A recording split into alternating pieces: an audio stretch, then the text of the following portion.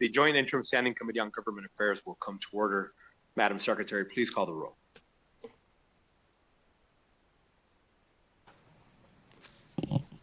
Senator Neal, Here. Senator Steinbeck, Here. Assemblymember Cole, Assemblymember Considine, Present. Assemblymember Flanagan, Assemblymember Gurr, Here. Assemblymember Nguyen, and Chair Flores. Present. Please let the record reflect 6 members are present. We do have a quorum. Please mark Assemblymember Nguyen and Assemblymember Flanagan as absent excused.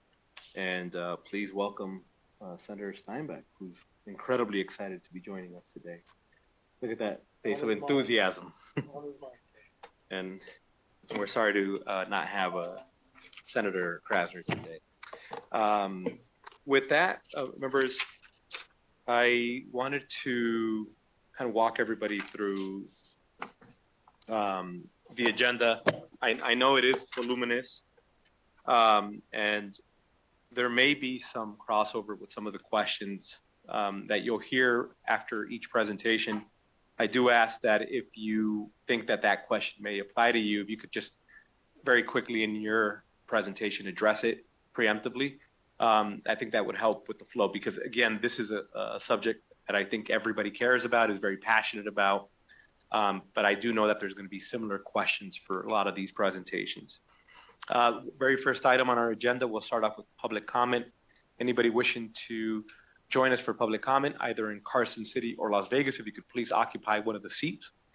I want to remind you to please limit your remarks to 2 minutes. And should you have remarks that go beyond the 2 minutes, please feel free to submit those in writing to our committee, and we will make sure that they get uploaded so that everybody can see them. With that, good afternoon. Welcome.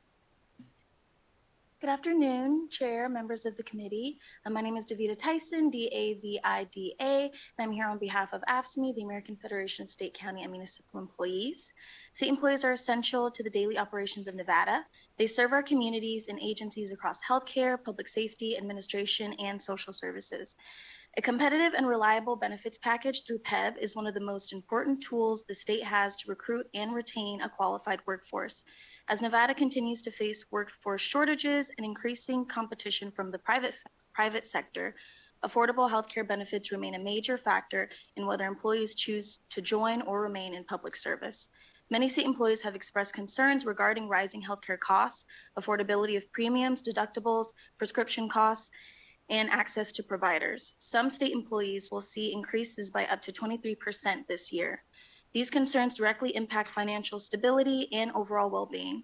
When employees struggle to afford health care, it not only affects them and their families, but also contributes to higher turnover and staffing challenges across agencies. Many of our members are struggling to get by, afford bills, and have a healthy family. Investing in healthcare for state workers and investment in Nevada's public services.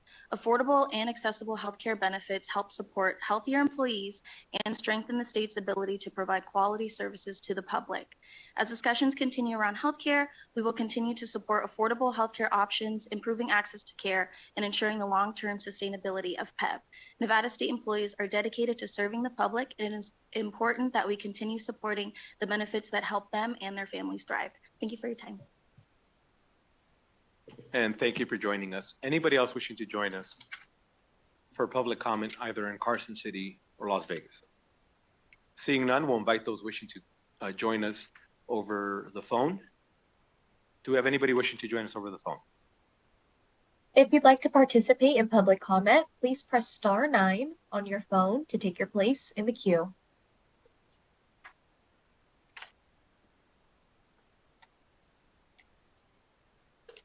Chair, the public line is open and working. However, there are no callers at this time. Thank you. And I want to remind those of you who may have been wanting or attempting to join us for public comment that we will have a second round of public comment at the very end of our agenda for today. You can do that over the phone or join us in person. With that, we'll go ahead and move on to the next item on the agenda, which is a presentation on attainable housing from the Housing Division, Department of B&I.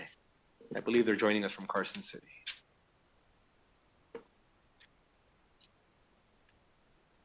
Good afternoon, welcome. Good afternoon, Chair Flores, members of the committee. Christine Hess with the Nevada Housing Division. Give me 1 second. I think I'm pulling everything up for you.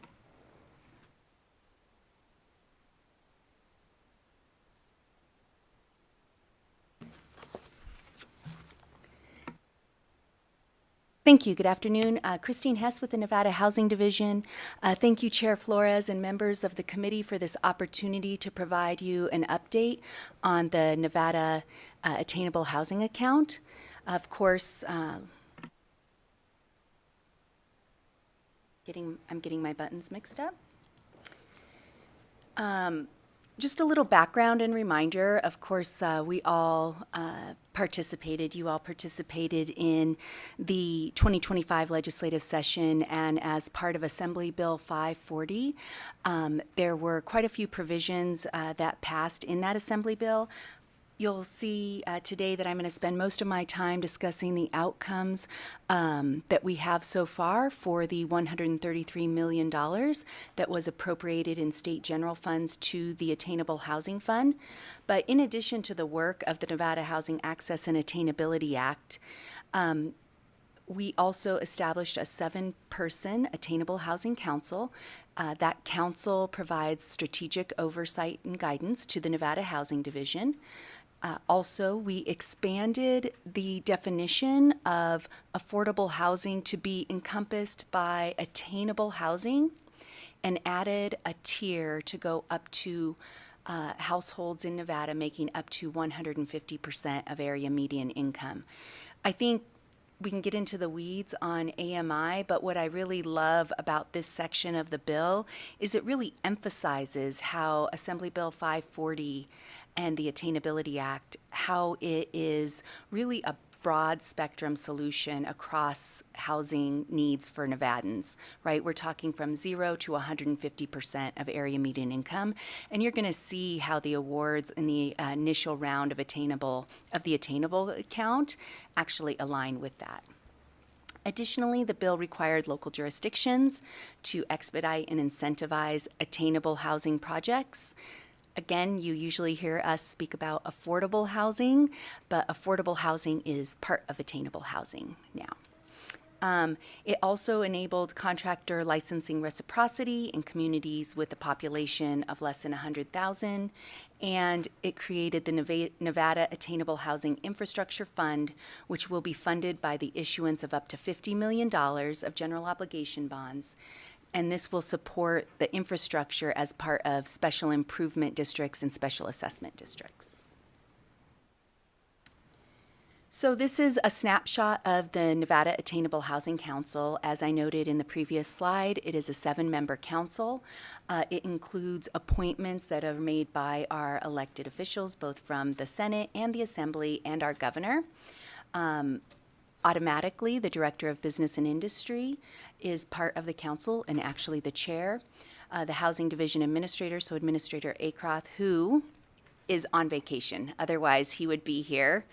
I would be running the slides and he would be leading this presentation at this point. And then it also includes members with various levels of expertise. And you can see there in the expertise, banking and financing, builders and developers, multifamily, low income, and representation of the general public. We've had a few meetings already of the Attainable Council, and their input and guidance truly is helpful. And as we launch this, I think one of the things I would speak about is this Nevada Attainable Housing Fund and the $133 million. This really is new space and new territory for the Nevada Housing Division. Not all of it, but certainly components of it. So to be able to have that guidance from a council with varied expertise has been extremely helpful. As part of Assembly Bill 540, the $133 million did not require the promulgation of regulations. However, it did require a system that the Housing Division utilizes as a requirement of the federal process for low-income housing tax credits, and that is the release of an allocation plan. Many of you have heard us speak about low-income housing tax credits, and when we speak of that, we're not speaking about regulations, we speak about the annual qualified allocation plan. In the case of the Nevada Attainable Housing Fund and the $133 million, the Housing Division put forward a 2025 allocation plan in the fall. It had a public workshop, so certainly we welcome always public input, but it did have the opportunity for public input and it was noticed accordingly. And then we also took that feedback, the original, and came to the Attainable Housing Council, incorporated their feedback and guidance, and developed the 2025 allocation plan. The allocation, the distribution of the $133 million was actually designated in statute as part of AB 540. So here on this slide, you'll see that there's $83 million for the development opportunities, $25 million for home ownership opportunities, and $25 million for local government matching fund. That was actually designated in statute in those proportions. And then what we did further was make sure that the testimony that we shared and provided throughout the legislative session, the information we gleaned from the public workshops, the Housing Division's internal staff, and our understanding of industry best practices was reflected in the 2025 allocation plan to provide essentially program guidance. And that was released, adopted, and that helps set the framework for an application process. And that's what we're going to talk mostly about today, and then I'm happy, of course, to talk about other things, whatever the committee would like. Before I launch into the application process, for those of you that will recall from session, the Attainable Fund has $25 million for home ownership. The Housing Division, and this was part of the allocation plan, had $18 million that we carved out for our own program because we have existing infrastructure in place and we knew that we could help Nevada homeowners to get into home ownership quickly. We also had $4 million that was set aside and went to Nevada Rural Housing for the exact same reason. So $22 million was actually opened up, and we all launched our programs on December 1st of 2025. So that was pretty awesome. That happened really immediately after the adoption of the allocation plan. Both the Nevada Housing Division and Nevada Rural Housing teams working together launched their programs and opened on December 1st. So this slide that you have in front of you here is really just some early results, actually midway results at this point, of the $18 million and $4 million. What's incredible right now, we have in the house, and I'll speak specifically to the Housing Division program, and then we can also address some of the rural housing statistics as the committee would like. But what's incredible is we have over 338 loans funded. I can tell you though, in our queue, we have another about 330 that are reserved. Because for our lenders and our lending community right now, we are communicating that we only have 300 loans left. So we are 2/3 through the project. But with the loans that are funded, 98% are going to first-time homebuyers. So that's exciting. And usually what we all want to see. Also, as part, the average purchase price is $377,000, $763. And I do have a breakdown of Clark County. Should anybody want some Clark County numbers, we can discuss those. And I can talk a little about the area median income levels as well. Also, what's really important to note, and again, as part of Assembly Bill 540, in the initial allocation, the requirement of this homeownership program was that it serve essential workers. And essential workers are defined in Section 7 of Assembly Bill 540 as construction labor, healthcare, education, and public safety. So here we just wanted to give this committee an overview kind of where the loans are going by professional sectors at this point. What I do want to assure the committee is the Nevada Housing Division does have other programs available if you're not an essential worker, and those programs are going like crazy right now too. The other thing I wanted to share was a little bit more of the details of the division's program. So this program allowed us to do some unique things that we currently aren't doing with our other programs. And this program has $20,000 that's available to homeowners that are essential workers, home buyers that are essential workers. And that $20,000 can be used for interest rate buydowns, can be used also for down payment assistance, closing cost, or some combination thereof.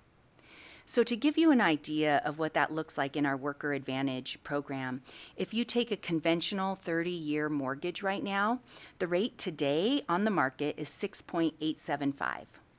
In our Worker Advantage program, our rate for a conventional 30-year mortgage is 5.75%.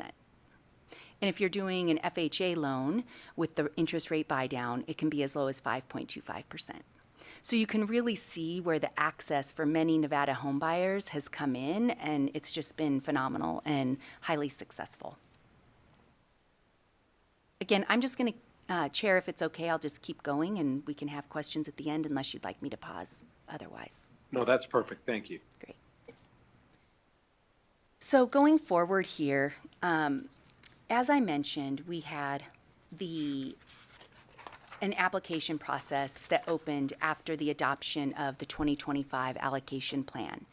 We opened applications for this program on October 30th, and then we also went through a review process and evaluation, which did also include some back and forth with applicants. Because this was a new program, although I would say certainly in the programs that I'm running, there's often an opportunity, right, for question and answer, some technical assistance. And ultimately, we made awards in February of 2026. As we went through there, the evaluation process included division internal team members with subject matter expertise, and we also brought in third-party expertise as it made sense.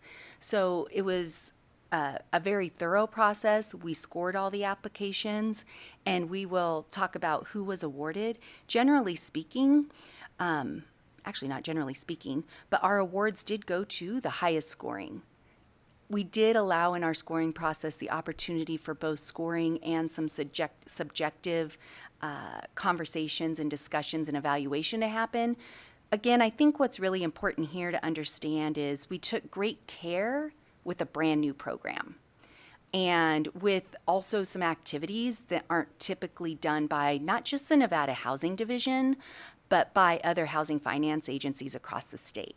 We're not the first one funding these types of things, but I can tell you we're in the first cohort of housing finance agencies doing this work across a broader income spectrum than just low-income housing.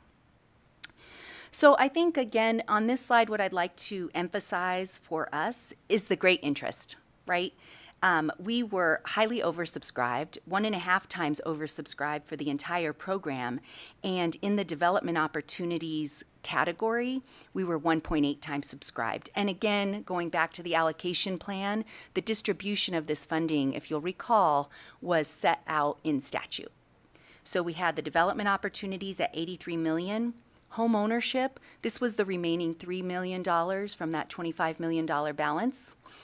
And then local government matching fund at $25 million. Also, I want to be clear, the local government is not competitive at this time. In our allocation plan, we allocated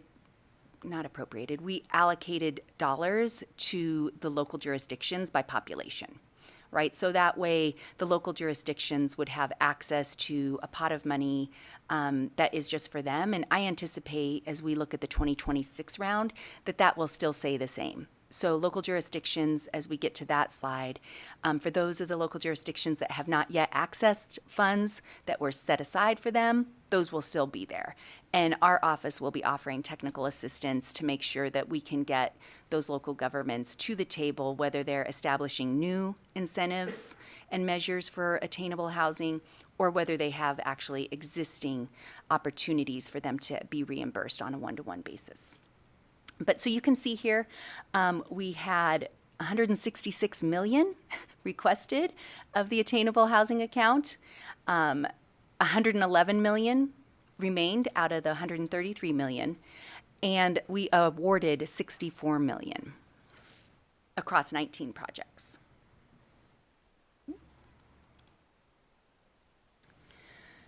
At this point, I'm just going to kind of break out the various categories and hit some highlights. Again, I'm happy to answer any questions at the end that you may have, but I'm going to hit some of the things that I think are most interesting, at least to me, in the housing division, and you'll see them also on the right-hand side of this slide.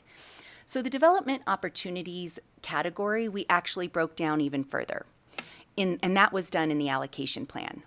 We set aside funds for land acquisition, multifamily rental, low-income housing tax credit projects, LIHTC projects, multifamily rentals that were below 100% of area median income. That was a policy decision made by the division to propose in the allocation plan and was accepted. If you'll recall, we could go up to 150% area median income, but in the division, we felt like any projects that came forward, we wanted to see what it looked like at 100% of AMI for rentals and below for multifamily. And then there was the for sale section of single family, duplex, tris, quads, townhomes, those single family development, for sale developments that really aren't getting built right now, right? The homes that we're all saying, you know, where's our 1,600 square foot starter home? So in the end, we recommended 12 awards here that includes 358 for sale attainable homes across those 5 projects. 1,208 multifamily rental apartments are included in here. One of the things I want to point out that I think is incredibly interesting in the multifamily rental category, we ended up only making 2 awards. Both of those awards are grants. These are the only 2 grants that are going out initially in this round. These grants are for 2 supportive housing projects, one in the south and one in the north. And again, I think it just shows how the Attainable Housing Act does cross the whole spectrum of Nevadans in need of housing. We're addressing the conversations of Nevadans above 60% of area median income, and then also those below, and especially our most vulnerable.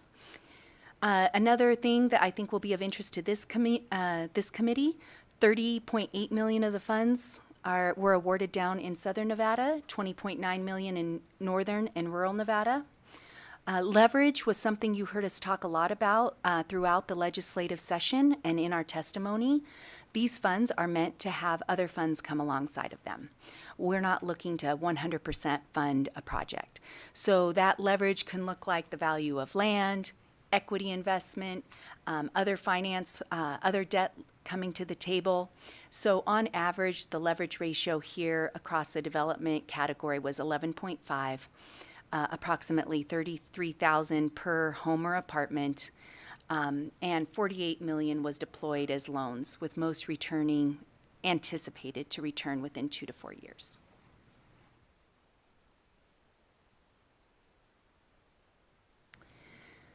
The next category we'll talk about is the homeownership category. And in this category here, we had 4 applicants. They were all great. With only $3 million, we decided to just divide it up at $750,000 each. I think what I find most notable about this category of applicants is that there was not one Northern Nevada, meaning Washoe County, applicant. So we had Rural Nevada Development Corp., that is a long and trusted partner of the Nevada Housing Division, apply. Neighborhood Housing Services of Southern Nevada, Clark County, and Las Vegas all applied, and so they were all awarded $750,000 each. And you can see there just kind of a broad brush of their programs, but these are their programs, not our programs, of course.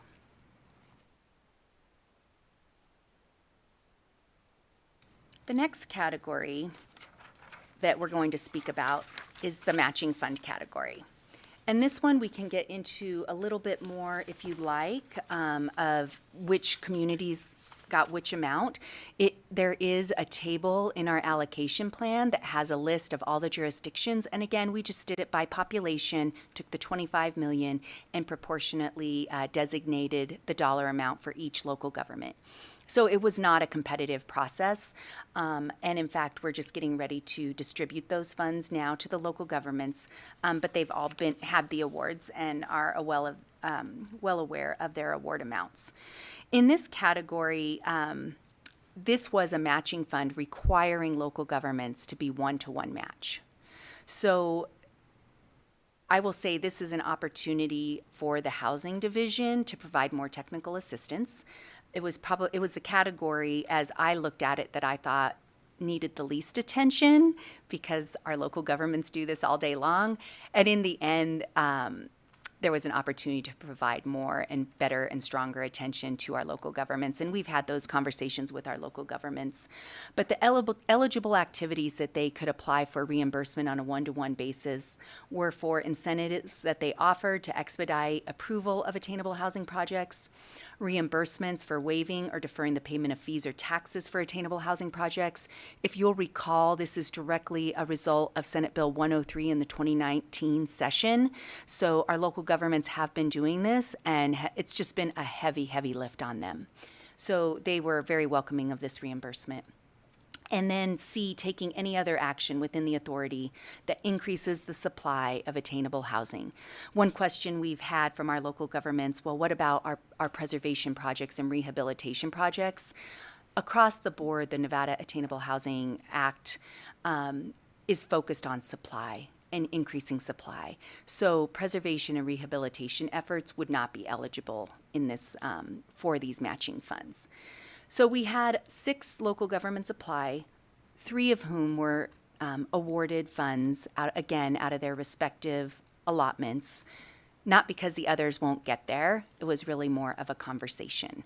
For example, our city council approved this waiver of fees for this project. It's a new construction LIHTC project. We'd like to submit that. That's great. The project hasn't started construction yet. So in my work that I've done, I've seen projects that are approved by various city councils that might get a fee waiver, but they never actually financially close and begin, right? So it was more of a conversation that I need to have with my local governments to be a strong partner so that I can help them understand at what point, and they can help me understand as well, at what point that expense is felt by the local government. So that's just one example of a learning opportunity. And I really went through, I could talk about the attainable account really as long as you'd like, Chair. I know you have a long agenda, but kind of just outlining next steps. So as I indicated, the awards that were made in February, we are in the process right now of executing agreements, dispersing funds. As you saw, we have down payment assistance programs already active. 2/3 of the way through their funding even. So that's the phase that we're in now. We are currently making revisions internally to our 2026 allocation plan.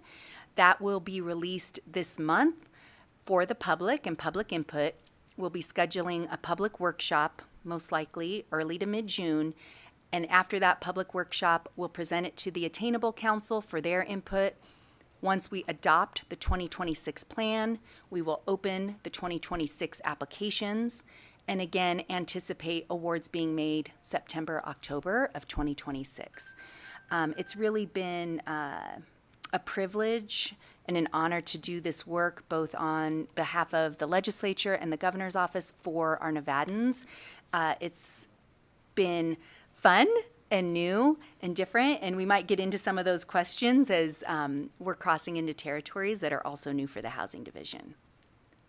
So with that, I am done, Chair. Thank you. And thank you for walking us through all that. Appreciate you. We will start off with Senator Neal.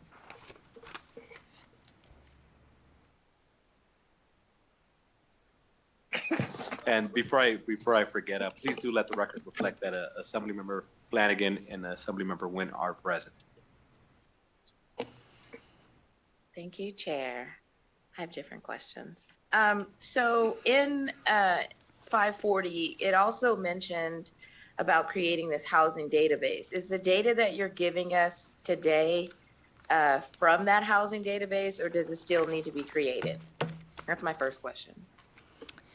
Yeah, thank you, Senator Neal, for the question. Chair, is it okay for me to go direct? Please go direct. Thank you. Okay, thank you. Thank you so much, Senator Neal, for that question. Assembly Bill 540 also had some cleanup language of NRS 319 for the Housing Division, of which included the database, Senator Neal.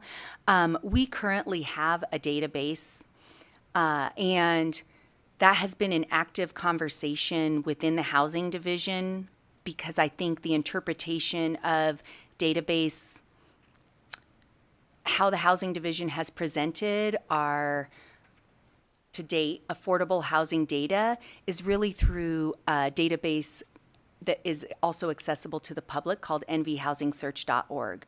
The opportunity to present this data that I presented today is actually, while in previous years the Housing Division hasn't considered it part of the database, I would include it part of the database, and that is actually being developed right now. So that is something, if I may, Senator, the Housing Division launched the application for the Nevada Attainable Housing Account on a brand new platform for the Housing Division. It's called Neighborly. Actually, we might have been the first applications for our entire division to go active on Neighborly. Neighborly is a software platform that we are launching all Nevada Housing Division programs on. So we currently have open a development application for our 9% round, and actually it includes 6 sources of funds for our subrecipients. The attainable account from 25 is there. We'll have the 26 there. And additionally, we have our multifamily bonds have been applying in calendar year 26 on Neighborly, and our recently closed homeless services applications went on Neighborly. One of the things that has interested Housing Division leadership most about utilizing Neighborly is the opportunity to produce dashboards and provide better data for you all and better transparency of our data, meaning outward facing to the public and for report purposes for you. So that's my very long answer, Senator, and hopefully it was helpful. Yeah, it was. Thank you for that. Can I follow? So in the database, are you also going to be tracking, or is this a conversation on the reimbursement payments to municipalities? So when they come and say, hey, you know, we waived X amount of, you know, taxes, I think it's important for us to know. Are we tracking that as well when they ask for payments? Is that going to be in the database, or is that going to be found somewhere else where we can have some transparency around, all right, they waived, you know, $1 million in taxes, and then they went to the state and then to this pot and then asked for reimbursement for $1 million in taxes? Thank you so much, Christine Hess, for the record. As always, Senator Neal, I love your great questions. Actually, if I could put you in my pocket and we could work on it together, it was what I was working on today. We are currently, as I mentioned, Neighborly is new, but I'm going to be asking our local governments to request their reimbursements twice from me, and I know they will because they're amazing partners, and it's also an easy ask because it's just going to be one draw. Like I said, they're currently submitting their draws to us in our usual fashion, which is old-fashioned. Too much manual, too many emails. It's not modernized. Neighborly for us has modernized even that process that is brand new. So yes, when they submit their draw requests, and if they don't want to do the extra step, that's okay. I'll do it on the back end. But I will be having the reimbursement requests come in per AB 540, right? I utilized and accessed and requesting reimbursement on fees that I waived. So that's letter B, fee waiver. I waived $1 million. I'm requesting $500,000. That will be tracked in Neighborly, and I will be able to easily show that. Awesome. So final 2 questions. So in section 19, I'm not sure if the Housing Division wanted this language or not, but it is one of the things that it was put under the Housing Division. This rental payment program associated with landlords. What's the status of that? When will that come online? Are you guys in the process of developing it? Christine Hess, for the record, we are not in the process of developing that at this time, Senator. Okay. And then final question, it's really section 40 and then section 46. This was the B&I provisions where they talked about the provisional licenses. Do we know how many provisional licenses were given because someone, there was missing, labor. And also in section 46, they had the ability to waive licensing even if it was a suspended license, and then renew it, and then also pay for their fees. Do we have any kind of, is that being documented in Neighborly? How can we find that information? Christine Hess, for the record. Thank you, Senator Neal. That will be maintained by the Contractors Board. So if I may, I can reach out to the Contractors Board and gather that information and get you a direct contact, and also inquire about those questions in particular, and also about how that may be tracked. Thank you. Thank you, Chair. Members, any additional questions? We'll start here in Las Vegas. Seeing none, do we have any questions up in Carson City?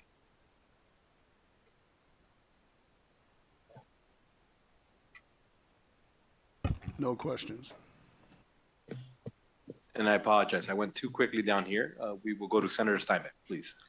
Thank you, Chair. Could you please just expand on when you talked about the access for the lower interest rate for some of the qualified applicants, how they were able to attain those? Is that covered within the home ownership opportunities awards, or how exactly is that accessed? Thank you so much for the question, Senator. Christine Hess, for the record. So those lower interest rates for Nevada homebuyers that's part of our Worker Advantage program. And that program, which is utilizing $20,000 per homebuyer, allows the homebuyer and the lender to work together to decide how they'd like to utilize that $20,000, of which many are utilizing that to buy down an interest rate. And that was the example I gave to you, for example, where right now a conventional mortgage, 30-year mortgage, is 6.875%. Through the Worker Advantage program, which Worker Advantages are named for the Attainable Housing Funded Down Payment Assistance Program, through the Worker Advantage program, home buyers can access that program if they, again, meet the 4 essential worker requirements: healthcare, construction, labor, education, and public safety. And that conventional loan, they could buy down the interest rate, and it could be 5.75%. So that program is accessed in partnership with the lenders. The Housing Division does not make its own loans. So public-private partnerships, that is actually our model of business across the board, and certainly when it comes to our homebuyer programs. So lenders across Nevada are approved lenders, which it's not difficult to become an approved lender of the Nevada Housing Division, just has to become one. But they can access that Worker Advantage program through a portal that we have, and make this program available to their homebuyer if they're an essential worker. The essential worker income limits we didn't talk about, but they must be a resident of Nevada for 6 months, right? So some of the things that we spoke about in session. And that $20,000 is actually going to come back to the state. It is a no interest, no payments for 30 years and is only due upon sale refinance. One quick follow-up, Chair. Please. Thank you. And so it is the number of applicants for that, are they limited each year, or and approximately how many have we had in the last year? Yeah, oh my gosh. I can get back to you on the number of actual applicants. What I can tell you is the number that... Or awards, rather. Yeah, awards as well. Oh, okay. So that $18 million, we really just said, okay, at $20,000 a piece, that's 900 loans. Again, Senator, I could have you in my office this morning because we were just talking about the fact that we will likely help those 900 Nevadan households by the end of June, maybe early July, and that $18 million will be exhausted. So the question for us internally is what's next? We, of course, have our Home is Possible program. That's the one where if you are not an essential worker, you're accessing now. That does not include $20,000, though, to buy down interest, the interest rates. So their interest rates are higher than this essential worker program. But really, the question will be for the Attainable Council, right? When we go to do the 2026 allocation plan, there's certainly an opportunity, or the public workshop, if someone says, we love this home ownership program, you have $30 million left for 2026, and I'm going to say of which 16 million goes to local governments, or I think we have 46 million. So 16 million goes to local governments, that's their set aside. So we have 30 million. Someone can come to that public workshop, or we might release it now and say this program has been so popular, we'd like to recommend extending the program and putting another $3 million, $5 million into the Worker Advantage program and down payment assistance program. That's my long answer to, in short, this program will expire after 900 households access it.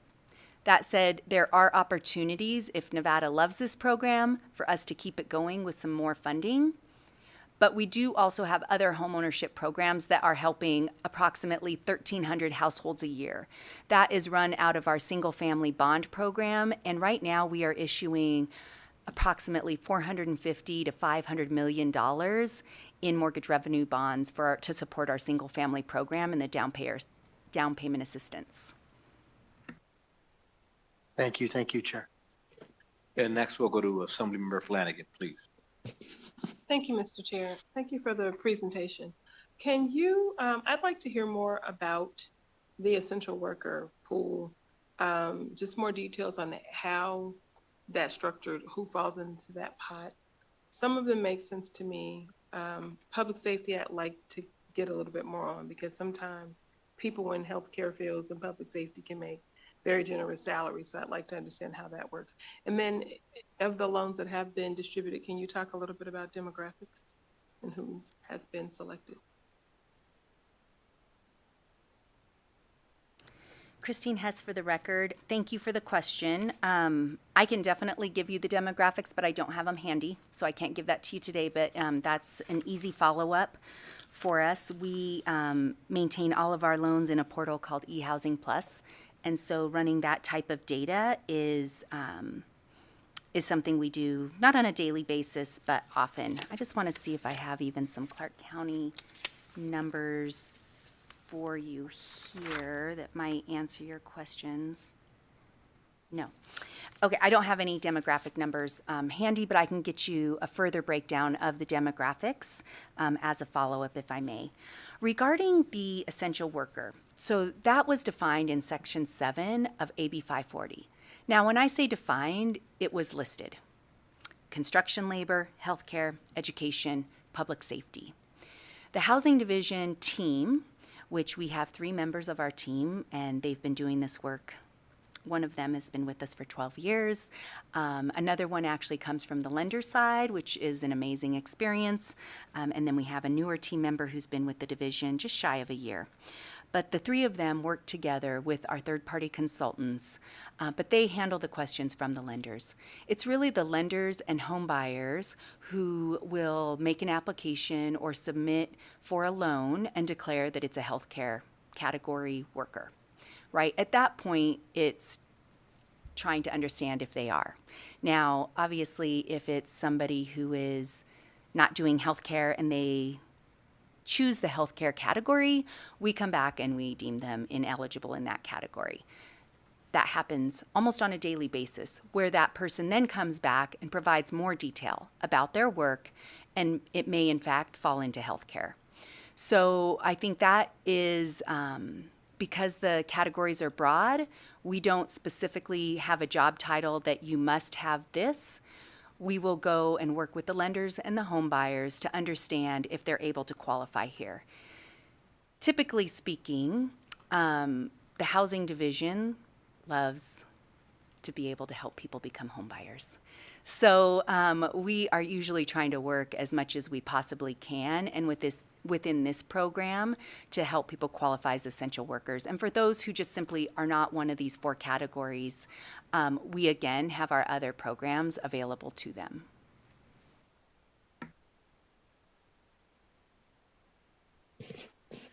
And the next, we'll go to Assemblymember Nguyen, please.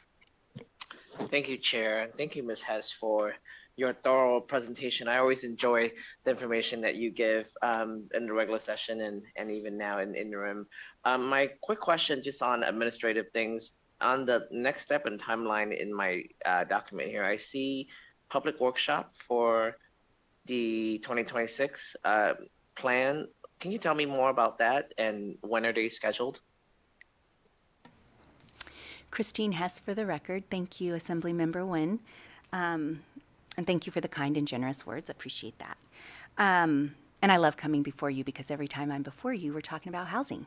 And I love housing for Nevadans. Regarding the public workshop, we have not yet advertised it. So per NRS, I think it's a 15-day notice, but we will be sending out a notice. Essentially, I anticipate the document to be out next week and provided to the public. And at that point, we'll advertise a public workshop that we haven't decided. 2 weeks would be a minimum notice. To me, we would likely give probably 3 weeks, but the allocation plan will also be available. At that time, too, I will schedule or request of the chair of the Attainable Council a meeting that will follow the public workshop, probably by a couple of weeks, so that we at the division can collect the feedback, whether we receive that feedback in writing or at the workshop, make changes or not to the original 2026 allocation plan that has been posted, and we'll present that to the Attainable Council. So the date hasn't been set. I would say the public workshop is going to happen either end of May, beginning of June. And at that point, we'll set an Attainable Council meeting for the end of June, most likely. And that will be the point that we adopt the plan. I have the neighborly already teed up.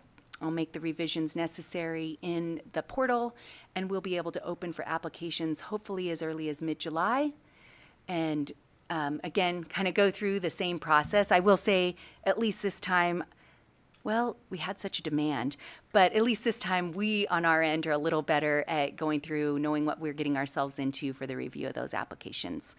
So again, our goal will be to make the recommendations of awards late September, early October latest.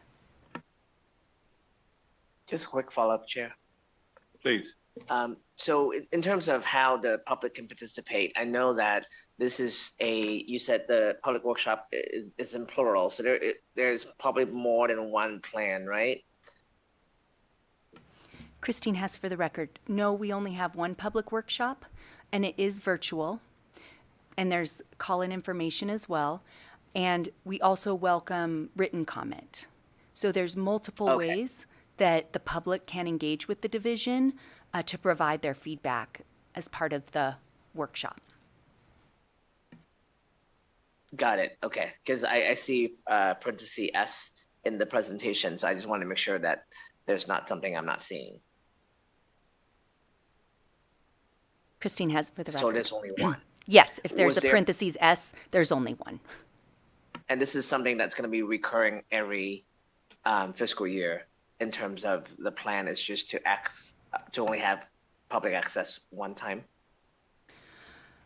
So the allocation plan will be adopted annually. Okay. And I would say this is, at this point, more of a calendar year type of allocation plan. And that's how modeled after the low-income housing tax credit qualified allocation plan, which is an annual plan on the calendar year. As you can see, we adopted at the end of 2025. The 2026 one, of course, it wouldn't make sense to adopt a 2026 plan in January since we were still scoring the 2025. So 2026 is a little later, but I would anticipate then the 2027 to fall a little more in line with the calendar year. Great. Thank you so much. Thank you, Chair. Members, any additional questions? Seeing none, and I'll go back to Carson City just as a courtesy to make sure we're not having any questions up there. Still no questions, sir. Perfect. Thank you. And with that, we'll go ahead and close out the presentation. And if we could just have you submit those answers to the entire committee on demographics, please. Thank you, Chair, for sure. Christine Hess for the record. Thank you so much for your time. Thank you. The next item on the agenda is the presentation on the study concerning housing issues with Hope Link of Southern Nevada. Good afternoon. Welcome.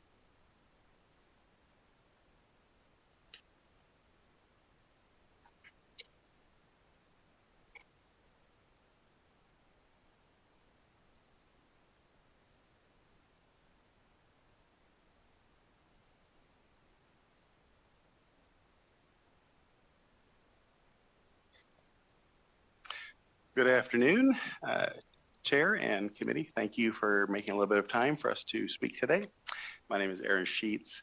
I am the Chief Executive Officer of Hope Link of Southern Nevada, and we're going to speak a little bit today about housing stabilization services. A little bit about Hope Link to start. We are in our 35th year. We started in 1991. Our mission is simple: prevent homelessness, preserve families, provide hope. Our programs are all designed around homelessness prevention, basically in three large areas: scattered site emergency shelter and rapid rehousing.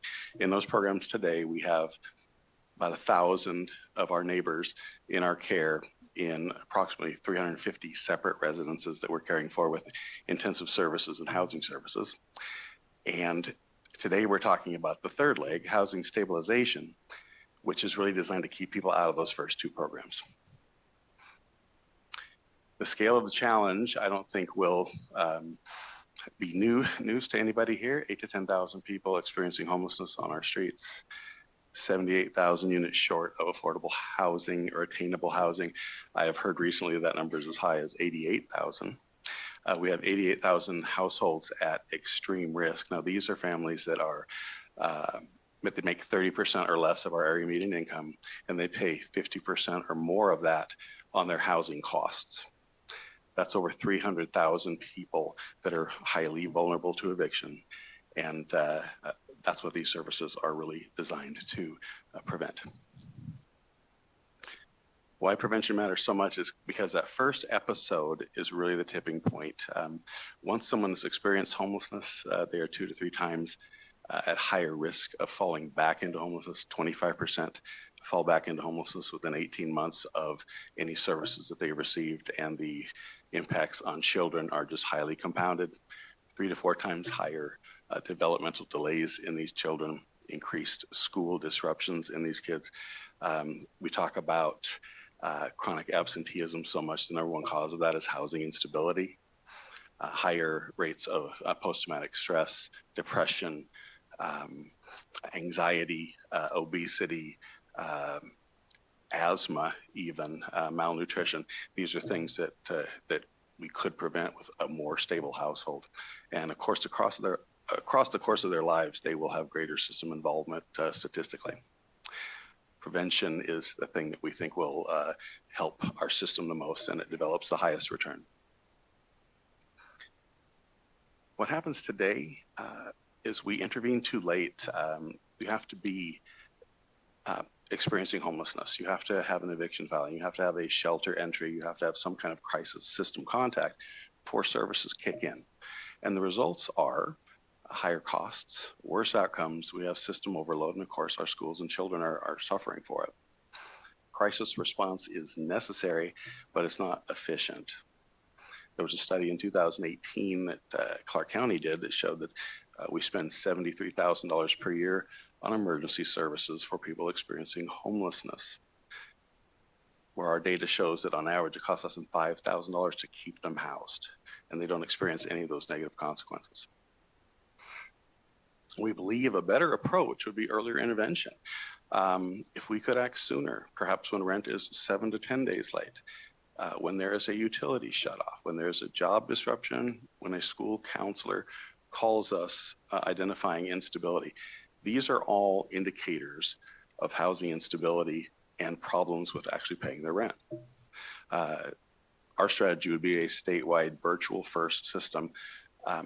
We provide our homeless or our housing stabilization services virtually 98% of the time today. The system already existed in this. We don't need additional brick and mortar to take this to other places and to the rurals. We need to respond rapidly, and we would like to just deliver these through a public-private partnership led by an agency that has a proven track record of providing these services well, like HopeLink. Our goal here is to meet people before that crisis escalates. So a Nevada Housing Stabilization Fund, what that would look like, we believe it's a smarter investment. It's flexible funding for earlier interventions, short-term support to prevent long-term crises. It would cover things such as rents and utilities and auto repairs, childcare copays, employment services, case management services, and a variety of stabilization services. We do not believe this is welfare or charity. We believe this is community infrastructure that's necessary for the health of everyone. Obviously, the question is always, where does the funding come from? We understand the budget constraints that we are under here in the state of Nevada, but what we believe is we're already paying for these things. We've contracted with the Corporation for Supportive Housing to quantify what the costs of instability are over these 5 main sectors: healthcare, the justice system, education, economic mobility, and emergency services and homelessness prevention. We believe that these costs are already being incurred. They're just not integrated well, and they're not aligned well.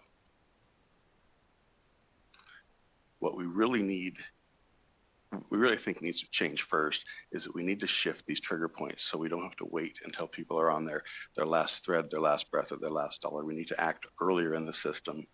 We believe that earlier response will have better outcomes, serve more households, resolve issues faster, and lower our ultimate system costs. The timing of these services drives the outcomes. Everything we do really is under the banner of keeping Nevadans housed. We support every effort to build more affordable and attainable housing, but we believe we have to have a parallel strategy that actually goes alongside that to keep people housed until that housing is available for them. We believe it protects our families, our children, our communities, and our ongoing commitment to you is as we get more data in, as we get this research more completed, we will share it with you to show you that a system that prevents this in the first place is a system that works best for our community. I thank you all for your time, and I'm available for any questions. Thank you for your presentation. Members, we'll open it up for questions. Senator Neal, please. Thank you, Chair. So, how can I ask this? All right, so this past legislative session, we did AB 475, which was the 23 million in rental and eviction assistance. 15 million went to the county, a certain amount went up north. However, the question is, were you able to benefit from any of the 15 million that went to the county? Were you able to apply for it? For the record, Aaron Sheets, no, ma'am, we were not. We were involved in helping to inform on that legislation, and we thought we would be, but no, we have not. That's been kept in the eviction diversion system in the court system, from my understanding, but it has not gotten out to any of us. Okay, so all 15 million that went to Clark County is in the court eviction diversion system, not for actual rental payment assistance. I believe they can do rental assistance in that program.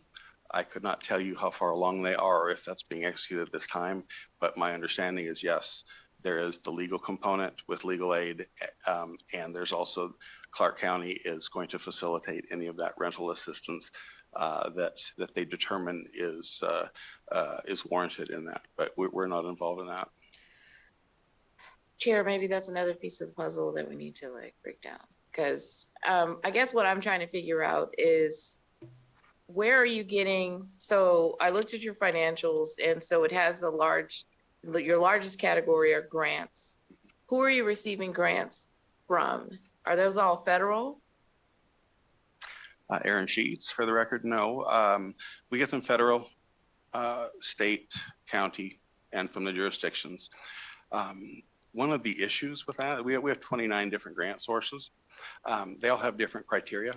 We can apply them only to certain demographic areas, certain income areas. It's very inefficient, which is why we're talking about it would be great if we had a fund that had the same criteria statewide that could be applied for. It would be so much faster to get that money out to the people that need it. Follow?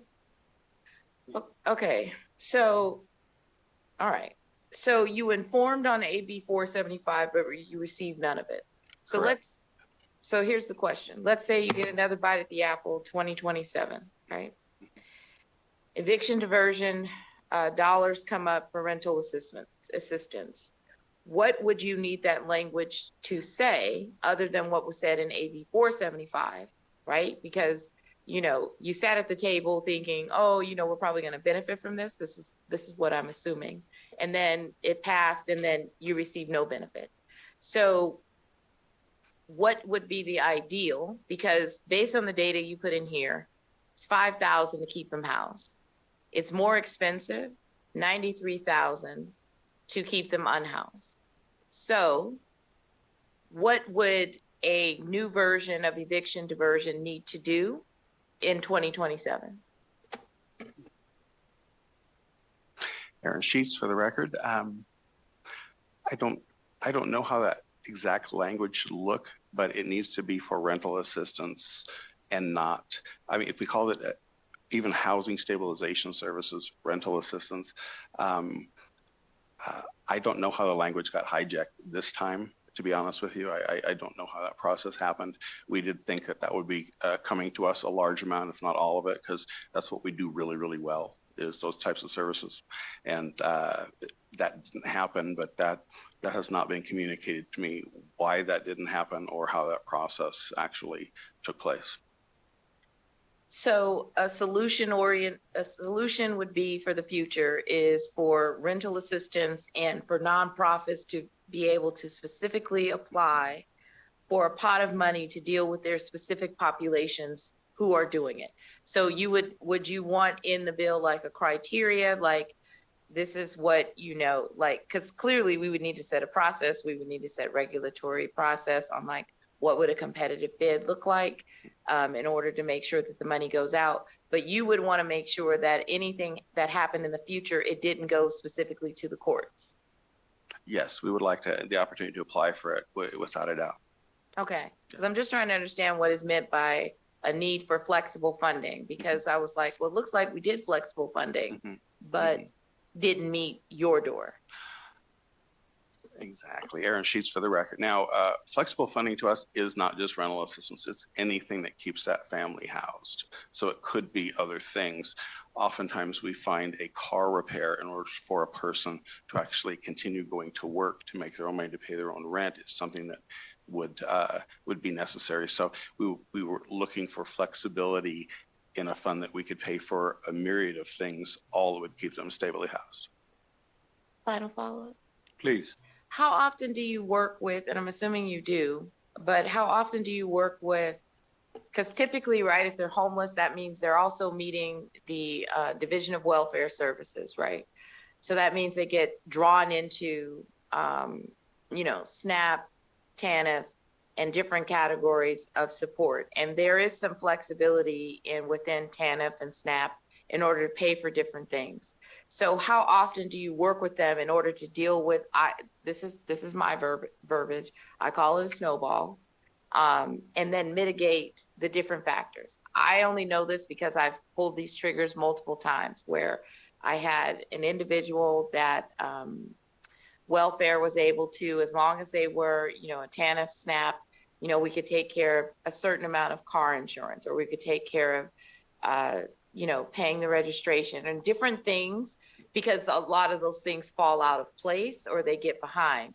And so I'm wondering, how have you kind of layer these pieces of support? And when you answer that question, how do you also layer the DEETR workforce support and other dollars that may be at play that can assist? Sure, Aaron Sheets for the record. We actually privately fundraise for what we call diversion funds. We have a pot of money that we use ourselves for those creative solutions that we can greenlight internally. It's just so much faster than having to go to another agency to get that done. So if it's something that makes sense in that case to keep someone going, we raise money for that ourselves. It's not a huge amount of money, but they're little pieces that actually add up for a client. It makes a big difference. And we actually have a program internally. It's called Career Link that we work directly with over 50 employment partners, including DEETR, to actually get people that are in our programs enhanced employment or initial employment. If they don't have that, all of our partners pay living wage jobs pay living wages so people can eventually get stable with that job under our care. So we have that layered in already, and we're always looking to expand that partnership. Next, we'll go to Vice Chair Considine, please. Thank you, Chair. Thank you for the presentation. It's very thorough and succinct. It's very clear. My question is about eviction as well. Because by the time they're in the court system, there's already a lot of fees piling up. I'm seeing a lot of leases that they're putting into lease. If they have to put a document on your door, they're charging you another $200 and $350 on top of anything. So that's piling up. Have you thought about a way, or should we start brainstorming ways to help people before they're in that system to avoid all those extra fees? That's Aaron Sheets for the record. That is exactly what this presentation is about. We need to move those triggers earlier so we don't get there. That's exactly what we're talking about. And we need to be more creative with that because we wait too long. And just another point to you, when we went back and analyzed all the COVID assistance, HopeLink prosecuted tens of millions of dollars over the years for rental assistance during that time. And we found that the fraud rates were extremely low, 1.5% to 2%. They were not what we thought they would be. And that was largely on the landlord side. It wasn't on the tenant side. So when we design these programs, we also want to design it to where we have easier access and all the things that we were asking for them up front. Maybe we could relook at that again and actually make it easier for people to apply for this, because with our HMIS system, we can document, and a lease and an ID, we can document a lot of things without needing obsessive documents up front, okay? But yes, earlier intervention is everything I was just talking about. If you have a referral from a school counselor, if you have if you're getting TANF, if you're getting food stamps, you're already income qualified. We can move with assistance really, really quickly, and we can get a check out, an e-check in 24 to 72 hours. Think about what that would do for our community. This is what we're talking about wanting to do. Thank you. And next we'll go to Assemblymember Flanagan, please. Thank you, Mr. Chair. Thank you for the presentation. I noticed in the report you have rapid rehousing, scattered site emergency shelters, and other stabilization resources. Can you talk a little bit? I'm curious, like if there are partners who you work with that have certain housing units set aside to place people like this, who those partners are, and what the number of resources or units look like. Mm-hmm. Curious. Aaron Sheets for the record. Yes, we have well over 40 landlord partners that deal with us. We're well known in this industry because we work with them and we try to make sure that they're kept whole through all of the craziness that goes on with our clients. But yes, we have partners, both of them rapid rehousing. We have 275 units right now, and so there's always a need. We're always talking to new landlords about gaining more inventory. We have 3 people full-time. They're our housing navigation team. That's what they do. They go out and they work on those relationships with the landlords in town. We actually have an event at the end of the year where we award a landlord of the year, and we bring them in and we thank them. So we have a great relationship with that group, and we're always looking to increase that. Did that answer your question? Members, any additional questions? We'll go back to Senator Neal, please. So I just have one question. So when you mentioned the, you said you saw the fraud more so, even though it's 1 to 2% on the landlord side. Can you give more of an explanation? And I guess the thing that popped up in my mind was because, you know, maybe you watch the news and maybe you stay away from it, you know, for pure sanity. That the, you know, the landlords currently are trying to sue and get reimbursed for the COVID assistance, and which is wild, right? But talk to me about what you saw on the landlord side. Yeah, those are national statistics. I will be honest with you. The reason we have such great landlord partners because during COVID, not one of our landlords missed a payment. One was never late. They always had their money on the first. We came in and we made sure that they were taken care of, so our clients were taken care of. So they never experienced any of that. But what the national data was showing was landlords would sometimes accept payment from more than one agency because they weren't using HMIS effectively. If you use HMIS, you know that a person has already been assisted. And then, as was the Assembly member answered earlier, they were jacking up the fees. They were tacking on fees that were not necessary. Those are the things that were shown in that national report. It really was striking to me because we build these programs anticipating a certain percentage of fraud, but it was much less than we thought it would be. Can I ask another question? Please. Do you think it would be helpful within this apartment landscape conversation when we're talking about housing stability to also start potentially, because I'm assuming that when you step in as a nonprofit that's helping, you know, if they're hiking up the fees and they know it's a nonprofit helping a person that is unhoused, have you attempted to bring legislation or influence legislation to go after some of those fees? And also, you know, this 5 times cosigner, 3 times rent, because I'm assuming that still hits them squarely, right? And an agency is still saying, hey, we still have to come up with 3 times the rent in order to get this person housed, which is actually a large dollar amount, knowing that even within the affordable housing space, right? It's still a sizable amount when you do it per person. Thank you for that question, Aaron Sheets, for the record. Short answer is no, we have not been involved in legislation, and no, we don't deal with people that actually operate like that. Rapid rehousing, by statute, the lease has to be in the client's name. We can only pay 2 times deposit to put them in, and it has to be fair market rent, or we have to do a report that shows why it isn't fair market rent. It's called rent reasonableness, where you actually take other units. It has to be no more than other units that are in the area are charging for the same exact unit size, things like that. So we are able to ensure fairness in that way. And our landlords, they understand that this isn't guaranteed rent, but it's as guaranteed as they will get, because as long as the clients are engaging with us in services, they're going to get their money. And I will tell you, over 70% of our clients are domestic violence clients, fleeing domestic violence or sexual exploitation. And sometimes they get found, and sometimes we have to move them. And the way we work with the landlord is we guarantee we're going to move them out to another place, but we'll move somebody else in that unit. They will not lose any money in that unit. Again, it's a way we maintain our relationship and grow those relationships. Thank you for that.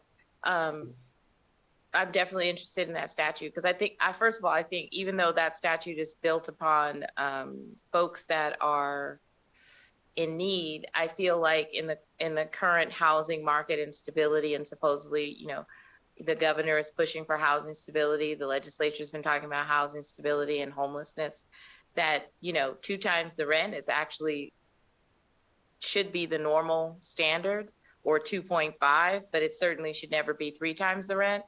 And I know that in the affordable market, that's a different, because there's an AMI, and those are different kinds of apartments that have an AMI criteria. But the reality is that when you put the 88,000 that are housing risk, that is everyone else who's potentially making 40K, right? That cannot afford $2,500 a month, nor can they afford 3 times that, and trying to put that up. And so I'm just interested in a larger, I guess, I won't say it's equity, but a larger reasonable rent factor that allows everyone to be housed from the rurals to the South.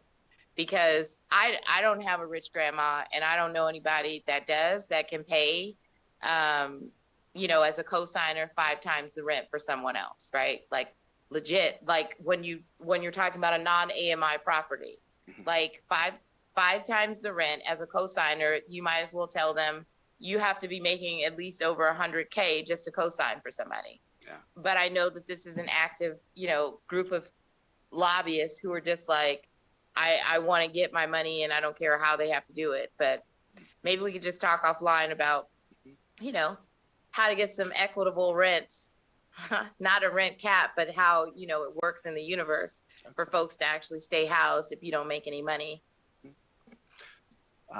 Aaron Sheets, the record, I do have one point to say. 2 different things we're talking about. Housing stability is keeping people that are housed, that are paying their rent, that are employed, housed, low-income folks. Rapid rehousing, the people we're talking about, our relationship with the landlords, those have often, they're coming from homelessness. They don't have any income, so they're not being qualified on that. The relationship with HopeLink that we have with the landlords is what gets them in. We work with them through our career link program to get them gainful employment. So within 6 to 9 months, they can actually take over that unit themselves. So that's how those 2 programs work.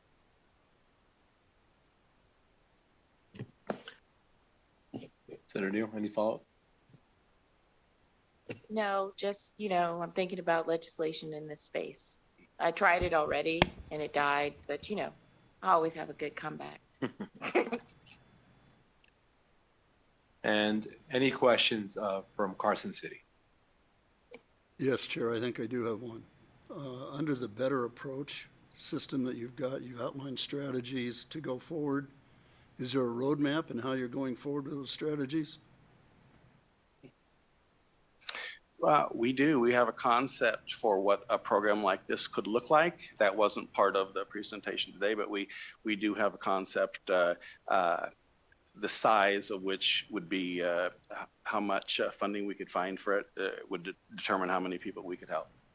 But yes, we do have a concept on how this could work from day one, starting off with an assistance application that would work for if you needed rental assistance and employment assistance and legal assistance to make sure that we're staving off an eviction all in the same application, so we don't have to refer you out. That would be step 1, and make it easy for them to be able to qualify, get that assistance out quickly. I think that sort of answers the question. How do you identify, and what does somebody in trouble and needs that assistance? How do they get a hold of you? How do they know about you? Is it through their landlords, or I would assume that an awful lot of tenants don't know about your issue in the north or your organization. So is there any other, how do you start the process with somebody in trouble? Aaron Sheets, for the record. We get a lot of calls daily. We're on 211. Welfare, social services, other agencies in town in Southern Nevada, which is where we're located and where we have dollars for services now. They all refer to us. We're well known, and people do not have a hard time finding us. The larger problem is having funds available to assist them. that's always the issue. We're always limited there. But people do not have a problem getting a hold of us. And if we were to do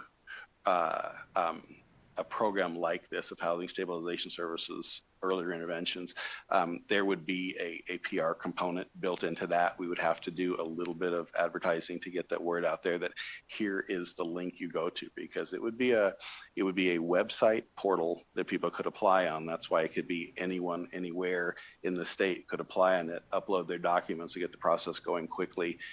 That's the vision.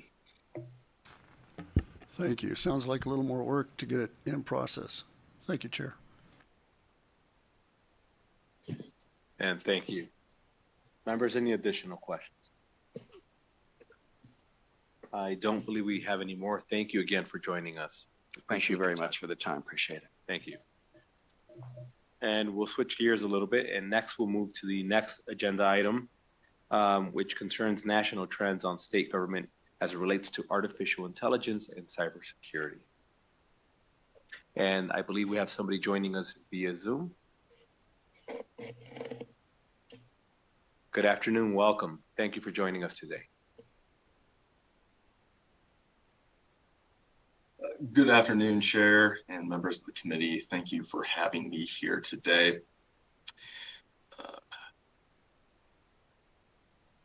So my name is Adam Cookhook, and I'm a policy associate with the National Conference of State Legislatures Elections and Redistricting Program. Now, very quickly, for those of you who are unfamiliar with NCSL, we are the nation's nonpartisan organization supporting the work of both legislators and legislative staff. We provide a variety of services, including our nonpartisan research.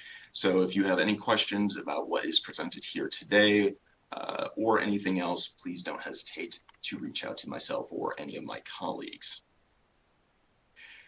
Now today I'm going to be very briefly going over recent trends in AI legislation across the states.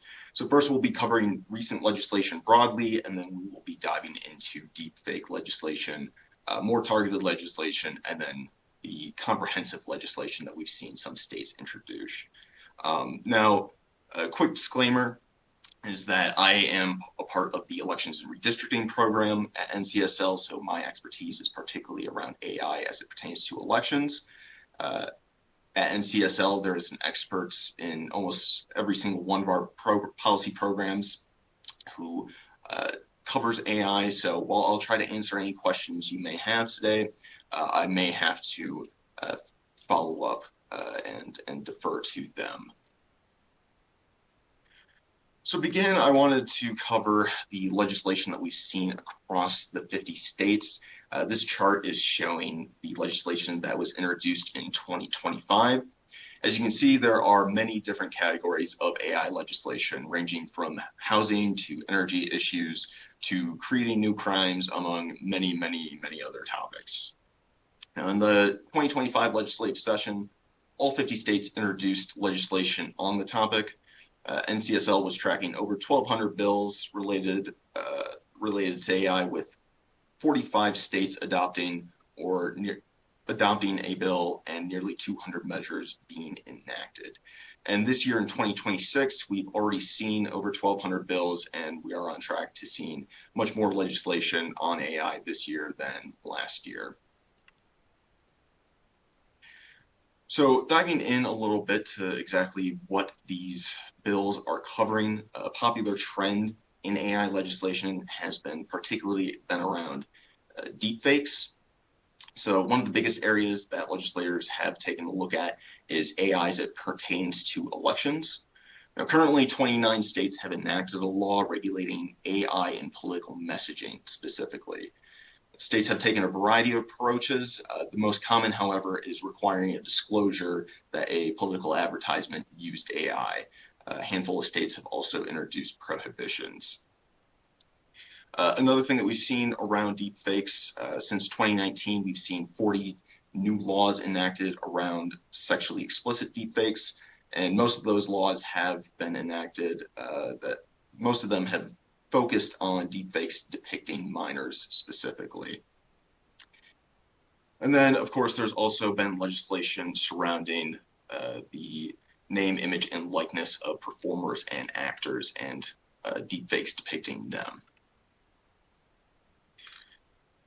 Now, looking at AI a little bit more broadly, outside of deepfakes, states have also been regulating other areas. At least 5 states have enacted legislation focused on AI chatbot applications specifically. Another area we've seen is AI in the healthcare sector. Over 10 states enacted laws in 2025. An example of this is Arizona, which enacted a law prohibiting the use of AI in denying medical claims. Another example is New Mexico, where they directed their board of nursing to create rules for the use of AI in nursing. And then also other states have focused on creating private-public partnerships and initiatives to foster AI innovation and deployment throughout their state. Now, in large part, states have been focusing on trying to create comprehensive AI regulations. And over the last couple of years, we've seen a handful of states do so. So Colorado was one of the first states to enact a comprehensive law, and their law applies to high-risk systems and requires developers to avoid algorithmic discrimination in consequential decision areas such as education, employment, and essential government services. The law adds requirements such as disclosing known inappropriate uses of the technology and also disclosing the data used to train the system. Developers are also required to implement a risk management policy and conduct an impact assessment. Utah is another example, a state that's recently enacted comprehensive legislation. They passed their Artificial Intelligence Policy Act, which imposes disclosure obligations on covered entities for their use of generative AI technologies. The law creates 2 new entities. It creates an AI regulatory body called the Office of Artificial Intelligence Policy, and it also creates the AI Learning Laboratory program, which is tasked with studying the impact of AI with companies deploying the technology in their state.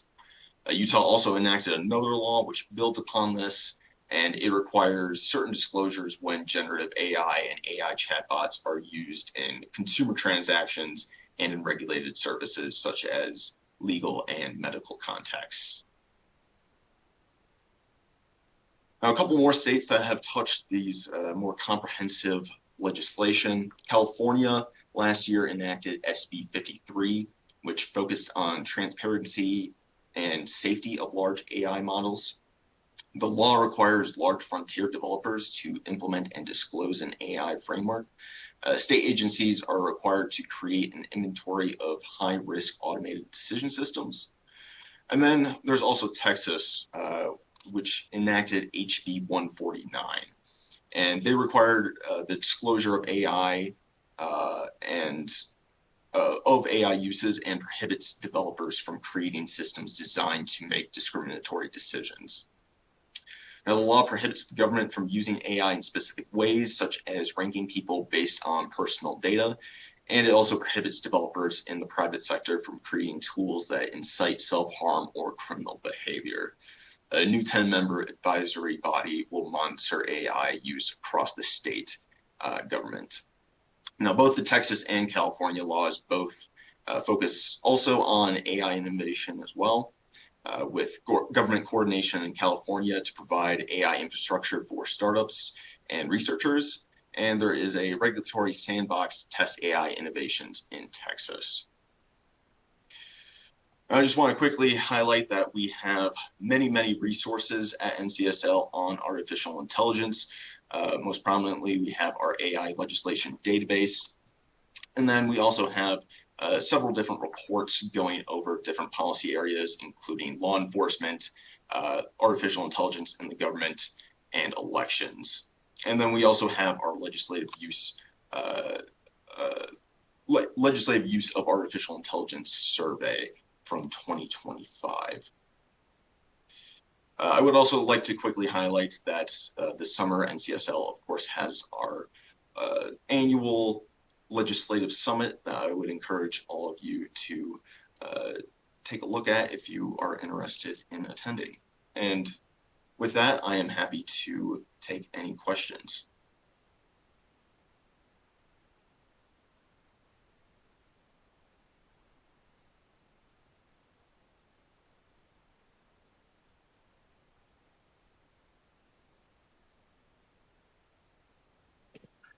And do we also have Jackson Littlewood, if I'm not mistaken, joining us via Zoom? Hi. Yes, Senator. I would just go. Adam, I think, was going first, but I just wanted to. Yeah, I can go as well. Sounds good. Members, do you have questions now, or would you like for both get the second portion of the presentation and we can do them all together? Let's do that. Mr. Littlewood, if you could please proceed with your portion of the presentation. Yes, let me go ahead and share the screen. Thank you. Good afternoon, and thank you to the committee chair for the invitation to speak today. My name is Jackson Littlewood, and I cover technology and communications issues for the National Conference of State Legislatures Center for Results-Driven Governing. I'm happy to provide you today with an overview on recent state legislative trends related to cybersecurity. So Adam, my colleague Adam already provided some context, but for those of you unfamiliar with NCSL, this slide here, which I believe you have, provides a little bit of an overview of what we do. So as a brief agenda for today, I'll start off by giving some background context to the issue of cybersecurity, and then I'll give some summary statistics for what we saw in 2025 legislation specifically. And then finally, I'll discuss 4 key trends in cybersecurity legislation with some example bills. So many aspects of our daily lives now, such as banking, healthcare, managing a business, etc., are now conducted online. And that means also an increase of the amount of our personal data that is stored online, which makes it more lucrative for bad actors to steal, disrupt, or hold that data for ransom. These incidents increase costs and shut down critical operations, both in the public and private sectors. So states are addressing these issues through various cybersecurity legislation. So in 2025, we saw 49 states and Puerto Rico introduce more than 800 bills or resolutions related to cybersecurity. And of those, we also saw 44 states enacting more than 200 bills or resolutions in 2025. So looking at the enacted legislation that we saw last year, 4 key trends emerged. First, legislators expanded state government's jurisdiction over cybersecurity by creating new agencies, as well as reorganizing the powers and duties of existing agencies. So as an example, Texas established Texas Cyber Command, which partners with the University of Texas San Antonio to concentrate the state's cybersecurity experts in one place so that they can coordinate with state and local governments on their cybersecurity planning. Another trend from 2025 that we saw was to require public or private sector entities to adopt minimum cybersecurity standards. So this could include quite a few things from multi-factor authentication, incident reporting standards and timelines for meeting those standards, encryption, as well as limits on information sharing outside of government departments. So in the public sector, this often focused on streamlining these different standards across agencies. So for example, New York required state-owned devices to meet the cybersecurity framework of NIST, the National Institute of Standards and Technology. And in the private sector, legislation focused on areas where cybersecurity is of the utmost importance. So North Dakota enacted a pair of bills, requiring minimum cybersecurity standards for financial service corporations, and then another one on insurance producers, respectively. A third trend that we saw was legislation to enact educational and workforce development initiatives around cybersecurity. So this can range from education developments targeting defense and cyber sectors to states forming their own civilian volunteer cyber corps. Hawaii adopted a resolution which directed the State Technology Development Corporation. That's an agency which distributes grants and for entrepreneurial developments in new technologies to increase its focus on both advanced manufacturing as well as cybersecurity specifically. The state also appropriated funds for student internship programs, certifications, and software to support defense sector jobs, including those related to cybersecurity. So finally, another trend was legislation addressing critical infrastructure protections due to the rise that we're seeing in threats to critical networks. Some states increased criminal penalties for damaging critical infrastructure through cyber attacks. West Virginia, for example, in new legislation specified that anyone who inflicts damage on critical infrastructure through a cyber attack is guilty of a felony punishable by a fine of up to $10,000 and up to 5 years in prison. And legislatures also limited procurement of technology made in foreign countries that might have cybersecurity concerns. So Oregon enacted legislation prohibiting any hardware, software, or service that uses artificial intelligence from being installed on state information technology assets if that AI is developed by certain foreign companies that it names. So on the NCSL website and linked here, you'll find state cybersecurity legislation from 2020 through 2025. And we'll be updating the website with the 2026 legislation soon as well. As Adam mentioned, just a quick plug for our upcoming legislative summit in Chicago, where we will be holding several technology-related sessions if you're interested in these topics. And yes, finally, my contact information is on this slide. Thanks very much for the opportunity to provide you with this information today, and I'm happy to answer any questions that you may have as well. And thank you both for joining us. As you're receiving questions, either one of you or both of you, please feel free to join the conversation. Members, questions? We'll start off with Assemblymember Nguyen. Thank you, Chair, and thank you for the information on the updates of what our colleagues are doing across the country. My question is, any of those legislation that you have seen have had a creation of a similar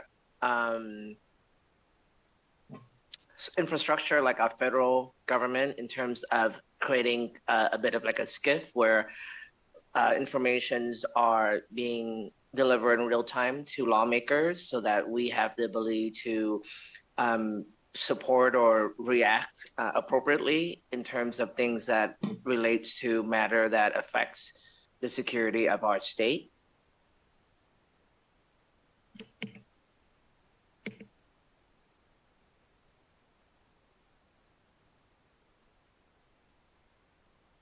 Adam, do you want to address that first and then?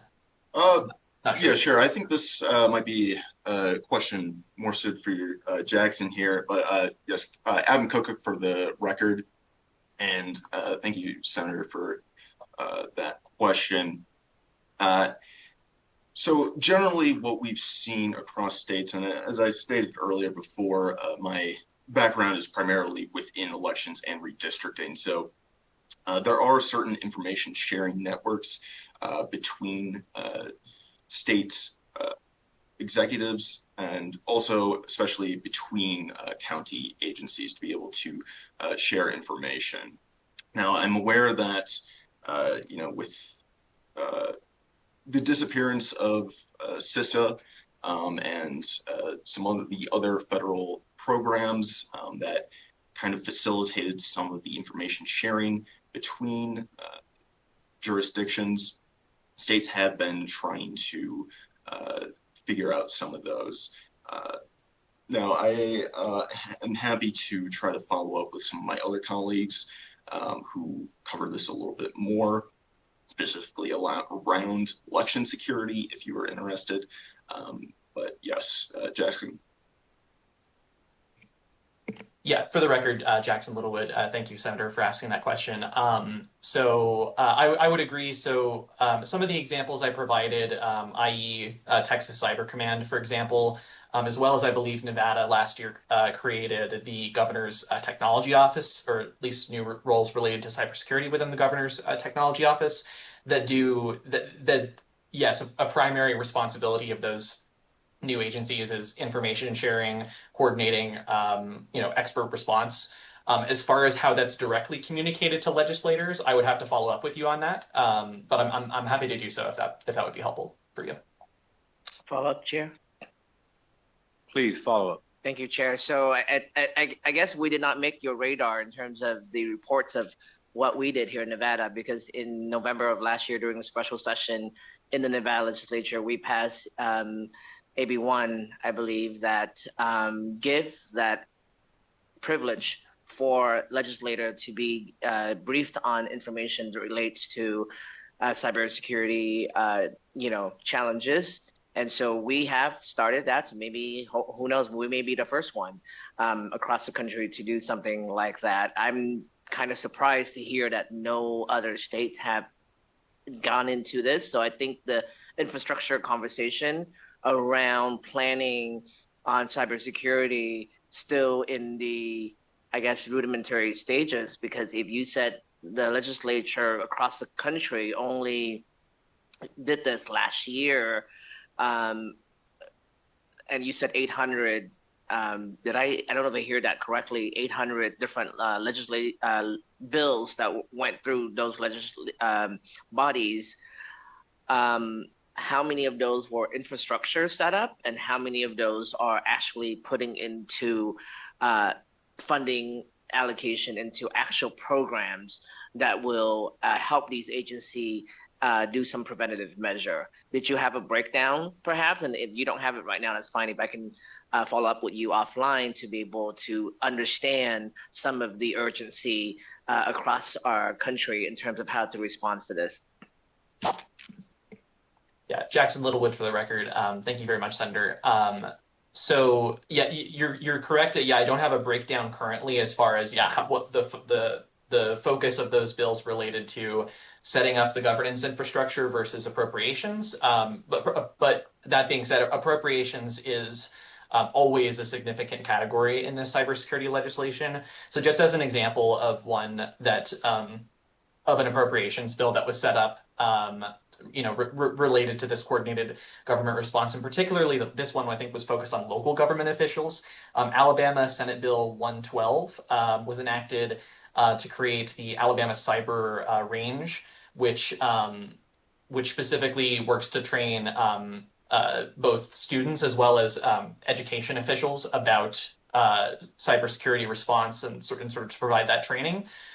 So that's an example of the you mentioned the top line number of the bills, the 800 bills, for example. So there are states that have enacted other both appropriations measures as well as governance structures prior to 2025. My presentation today was just focused on 2025 for the sake of clarity.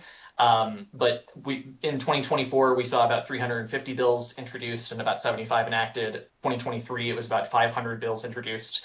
I believe 130 enacted. So we have been seeing legislation on this for quite some time. It just took off a little bit more last year.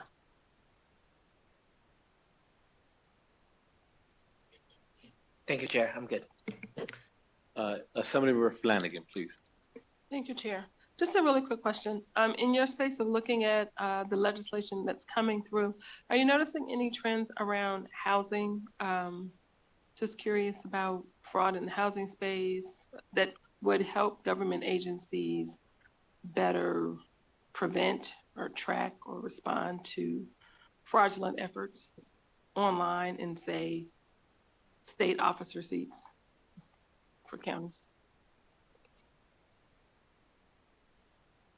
Yeah, so Adam Kokok, for the record, thank you for that question. And so, in terms of AI, we have seen a handful of initiatives from the states looking to try to address different types of fraud, particularly trying to look through my notes right now here.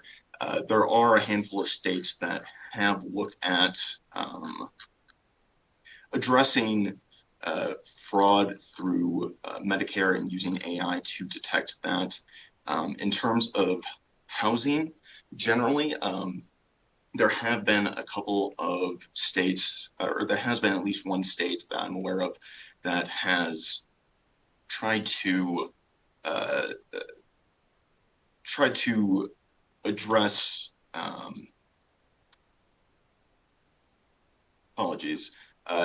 there has been one state that has looked into using AI to, or has prohibited using AI for algorithmic pricing discrimination.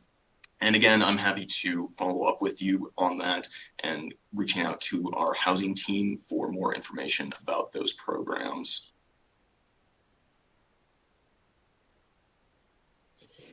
Thank you. Anybody else in Southern Nevada? We'll start with Senator Neal, please.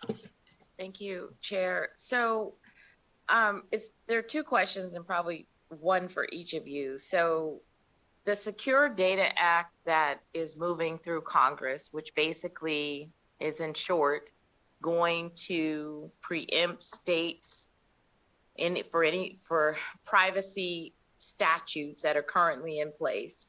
I know that there's some NCSL movement around this, but can you talk a little bit about, you know, why that preemption language that would prevent or kind of stop states from regulating within the privacy space, why that matters and why that's something that NCSL is watching? Yes, Jackson Littlewood for the record. Thank you very much for that question, Senator Neal. So as far as the Secure Data Act specifically, that is something that, we have at NCSL, we have the state policy focused staff, which is the category I fall into. And then we also have a team in DC that focuses a lot on our federal advocacy around mainly issues such as preemption, unfunded mandates, et cetera. So we have an adopted policy specifically on the Secure Data Act. I would have to take a look at some of our broader policy around the issue of privacy to come up with our advocacy stance on that. But in general, yes, we would oppose preemption. And generally we support states being able to regulate this in the way that they see fit. Does that answer your question? Yeah, it does, because I think what's super concerning, right? Like, I feel like it's I guess it's counterintuitive congressional behavior, because Google signing, well, I think it's Google and OpenAI signing that deal with the Department of Defense or Department of War to basically, I don't know if they're going to train AI models, but getting access to data. And this, I guess I'm trying to like understand how that, if you guys have any additional information on like how that's working. Did you guys get any, a better preview of the contract that was signed? Because according to like Reuters, yes, they're saying, you know, we're not going to do domestic surveillance. However, Google is already doing domestic surveillance, right? Like Google's on our phones, Google's everywhere, like our searches are cataloged. And now, you know, they're doing a massive contract with the Department of Defense to basically, quote unquote, we don't know, right? Because I haven't been able to find the details of what that contract is really about. But I was wondering if you guys know, because this falls directly in a cybersecurity risk and something that I feel like the state should at least be addressing or attempting to or fighting over. Yeah, Jackson Littlewood for the record. Thank you for that question again, Senator Neal. So as far as our, I would say on the issues of concern that you raised, the area where we would address that in the advocacy space is less to do with the actual privacy details. That's in our view, that's generally something that we wouldn't take a position on, that states would address themselves. But the preemption side of it, that's where it would come more within the realm of our advocacy. So if you'd like, I could follow up with, I could look at some of our policy directives and find the language that we've adopted, you know, related to states and privacy. Yeah, I'd be super interested if anybody is doing anything to regulate Google in their state. Jackson Littlewood for the record. I mean, certainly quite a few state privacy laws would apply to Google, and there have been recent lawsuits, such as I believe those in New Mexico that have, affected other of the, like a lot of these, tech companies around the issues of privacy. So there certainly is, room for states to regulate in that space, and they have been doing so. But as far as I mean, yeah, does that answer your question about states? I mean, so if New Mexico has done something, that would be worth a look. Yeah. I was just referring to their, for the record, Jackson Littlewood, just referring to their recent court cases around this. Actually, I think that was related to Meta rather than Google, but still, I believe, within the overall privacy space. Okay, thank you, Chair. Members, any additional questions? Seeing none in Southern Nevada, do we have any questions in Carson City? No, Chair.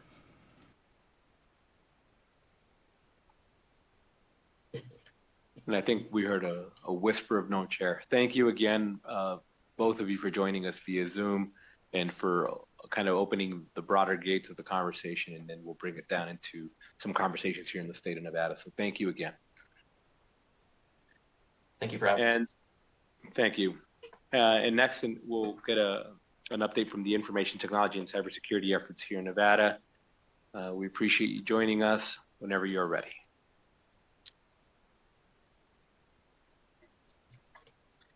Thank you, Chair. For the record, Timothy Galuzzi, your State Chief Information Officer and Executive Director of the Governor's Technology Office, where I'm responsible for the Central IT Organization, Enterprise Services, and Cybersecurity for the state of Nevada. So let me go ahead and pull this up real quick, and we'll get started.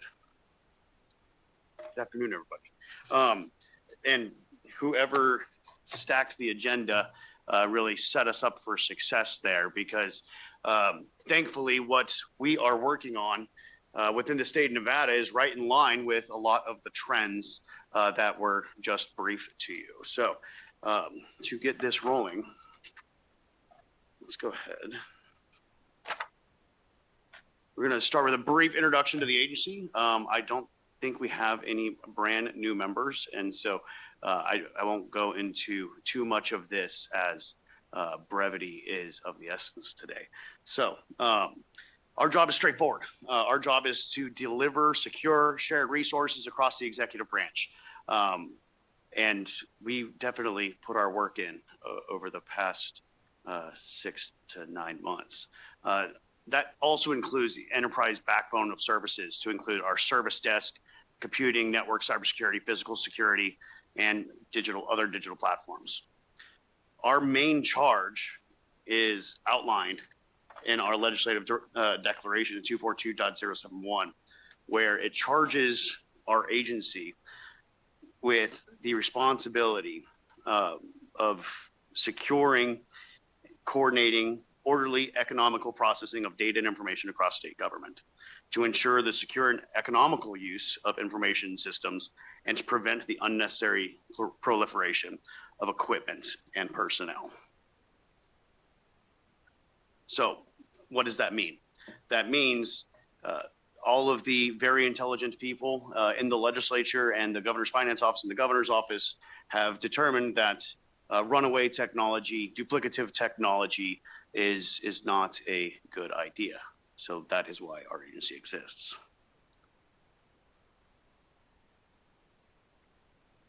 Now, I think we spent a significant portion of the special session talking about the cybersecurity event. So I'm not going to go into details on that, except for me taking some point of privilege to say thank you.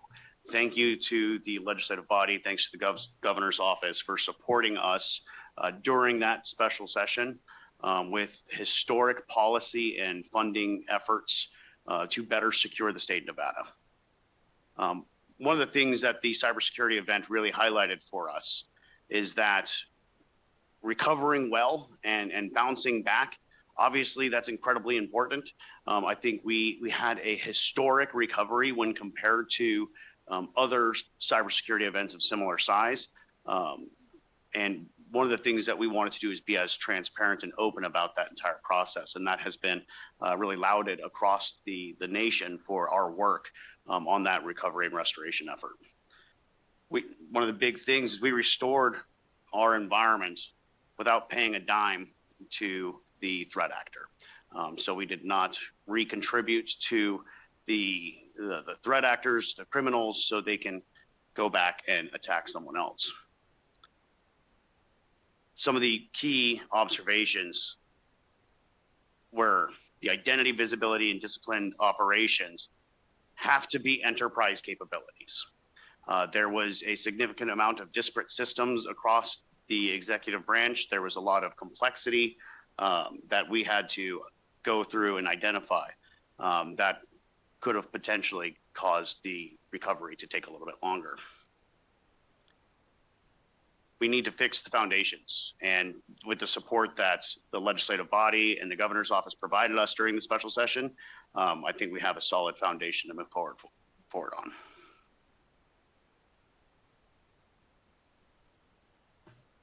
Once again, AB1 gave us the right structure. AB1 established the authority to launch the Security Operations Center for the whole of state cybersecurity maturity. It provided requirements for annual reporting to increase transparency on what is going on with cybersecurity across the executive branch. It reinforces expectations around policy. The legislature wants us to focus on policy and apply that equally across the executive branch, and we heard you. It moves forward coordinated efforts when it comes to cybersecurity. We're trying to break down the silos. We're trying to break down the haves and the have-nots across the executive branch and then across the state as a whole. And it provided critical cybersecurity investment funding.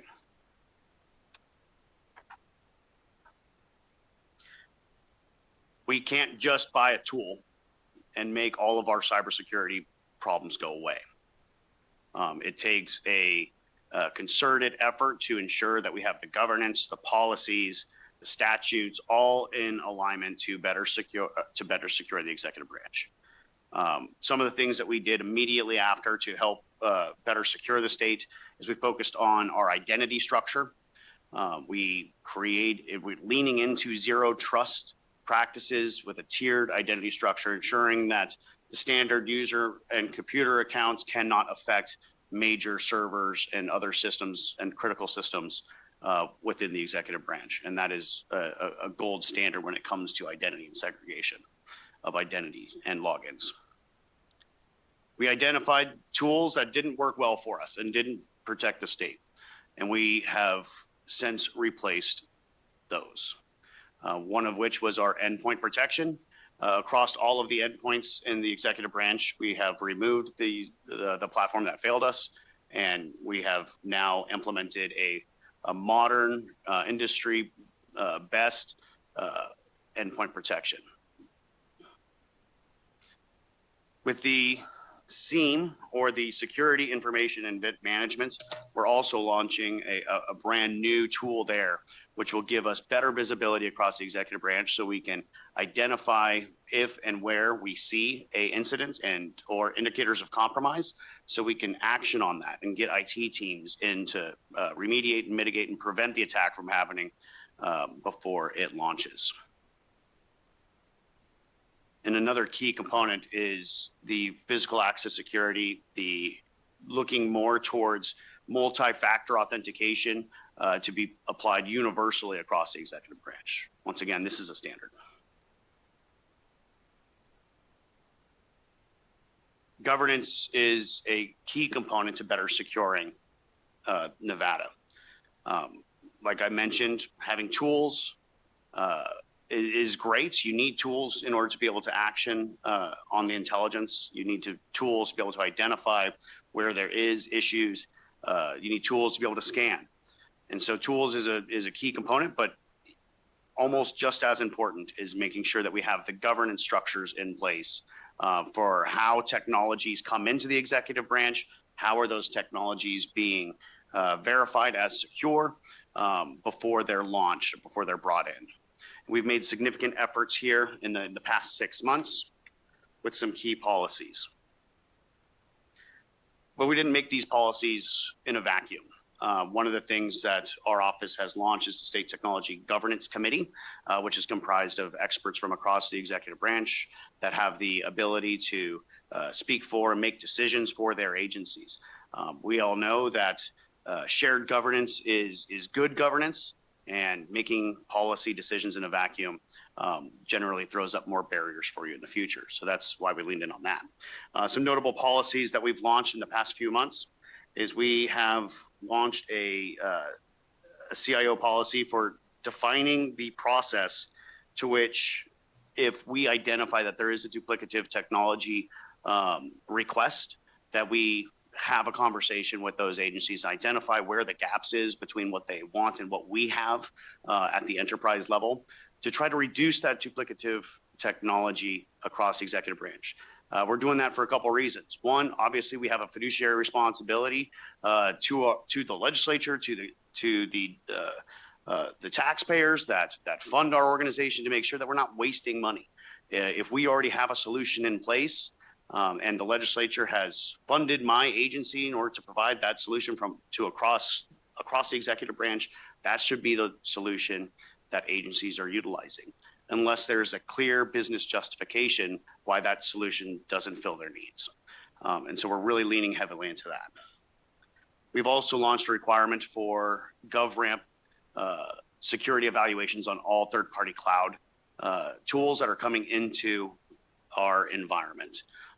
GovRamp is an organization that ensures that those products and services meet NIST 800.53 standards for security controls. And it's not just a point in time. They do ongoing assessments on those applications to ensure that they are still meeting those security standards. And it creates a conversation and some visibility between us and those third-party providers, because that is a significant area of risk for us. We're not in the third-party providers' IT shops. We don't see how they're managing their tools. This gives us visibility there. And another recent policy that we launched is a policy to work agencies off of non.gov websites. .gov is a very simple way to mitigate fraud across our constituency. We can communicate to residents that if they see a .gov website, that there is a very significant chance that that website's legit.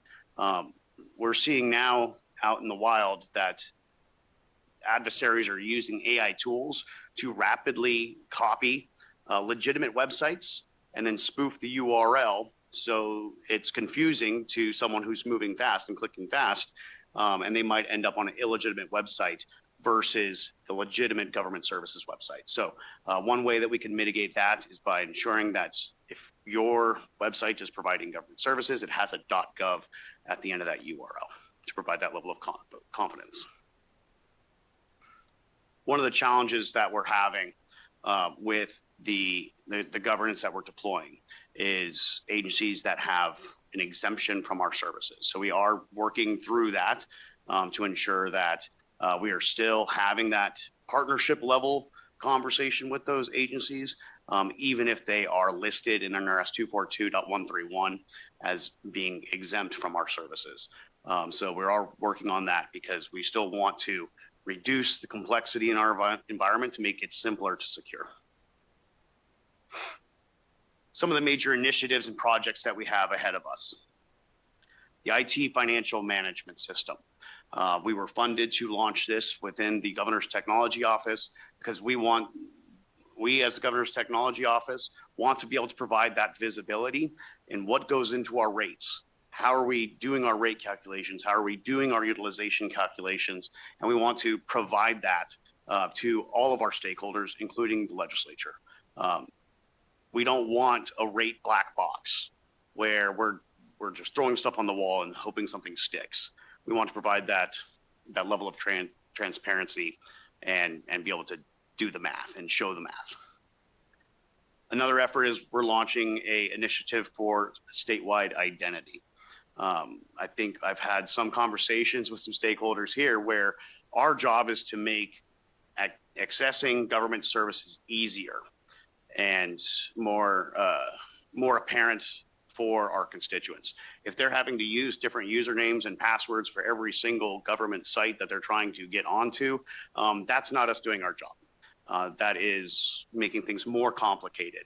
On the cybersecurity perspective, it also is less secure to do that, because if that one individual's email gets compromised, then we can't shut down all access all at once for that individual. We would have to figure out how many usernames and passwords they have across the entire state. So we're working on that right now. We've got a great stakeholder group that's charging forward on that. We want to treat identity as enterprise infrastructure. We want it to be provided as a service to agencies. We made significant progress in our content management system replacement. This is an ARPA-funded initiative that will continue on with operational funding moving forward. There was a significant amount of non-standard websites that were out there. We're trying to bring them into a singular platform to help us not only make it easier to secure it and make sure that those web platforms are getting the patches, the updates, the other security tools applied to it. But we also want to reduce the duplicative spend of other websites, other web platforms, web hosting platforms that we're seeing across the executive branch.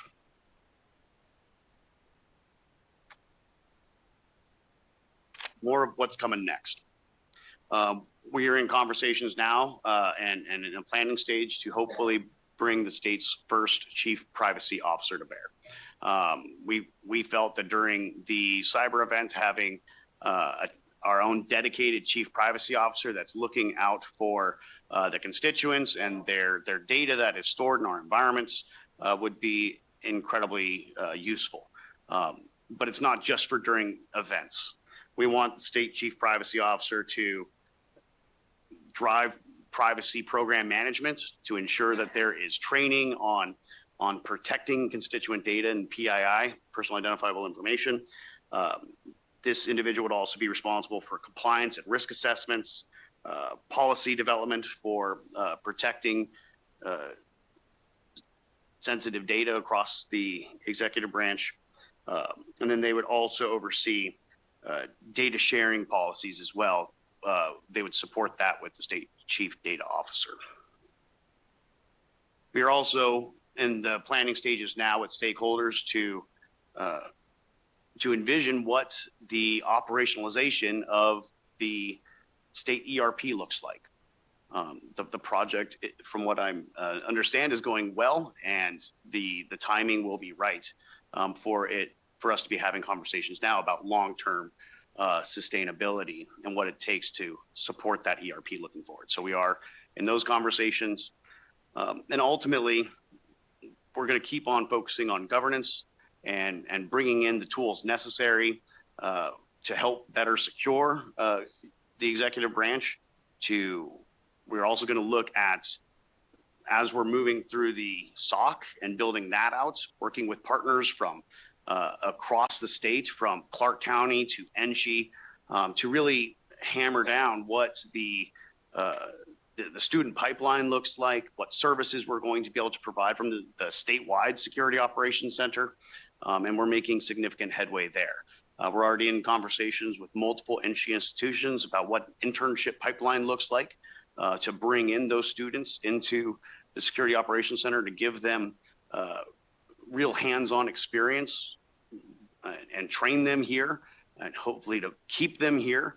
And then we're also looking at launching a threat intelligence platform in the very near future that we can provide out as a service to not just the executive branch agencies, but also to NSHE, municipals, and any other subdivisions of government.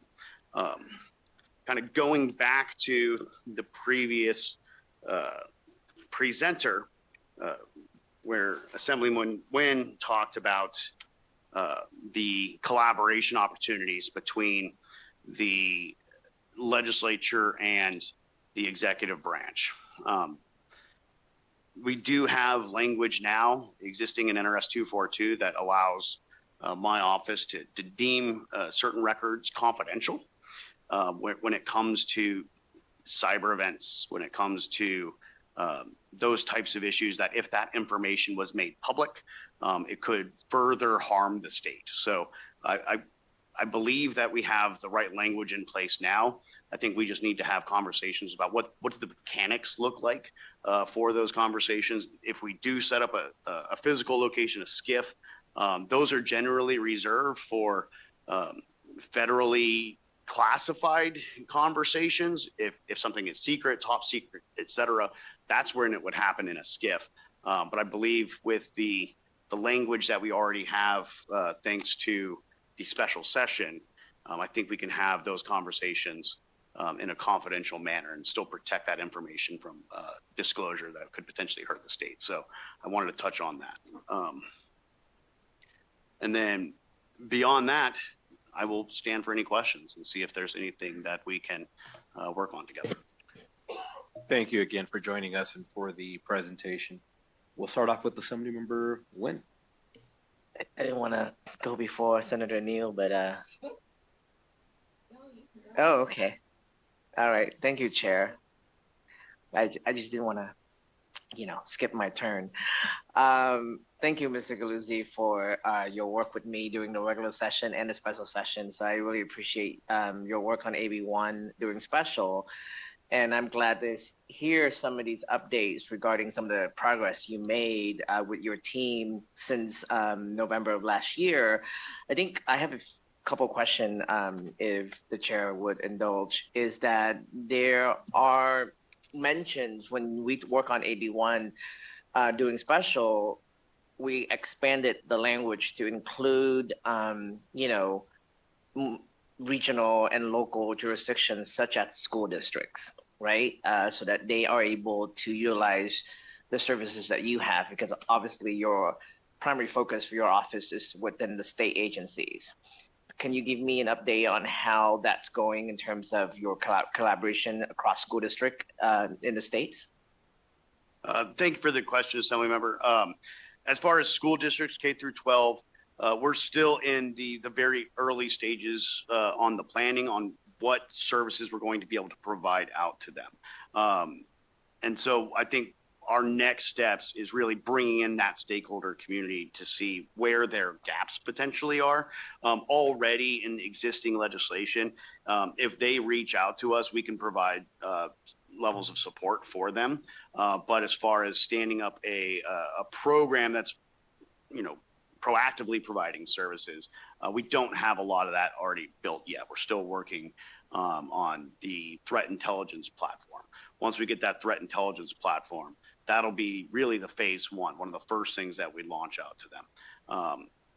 With cybersecurity, one of the biggest gaps that we have right now is it's really the sharing of intelligence.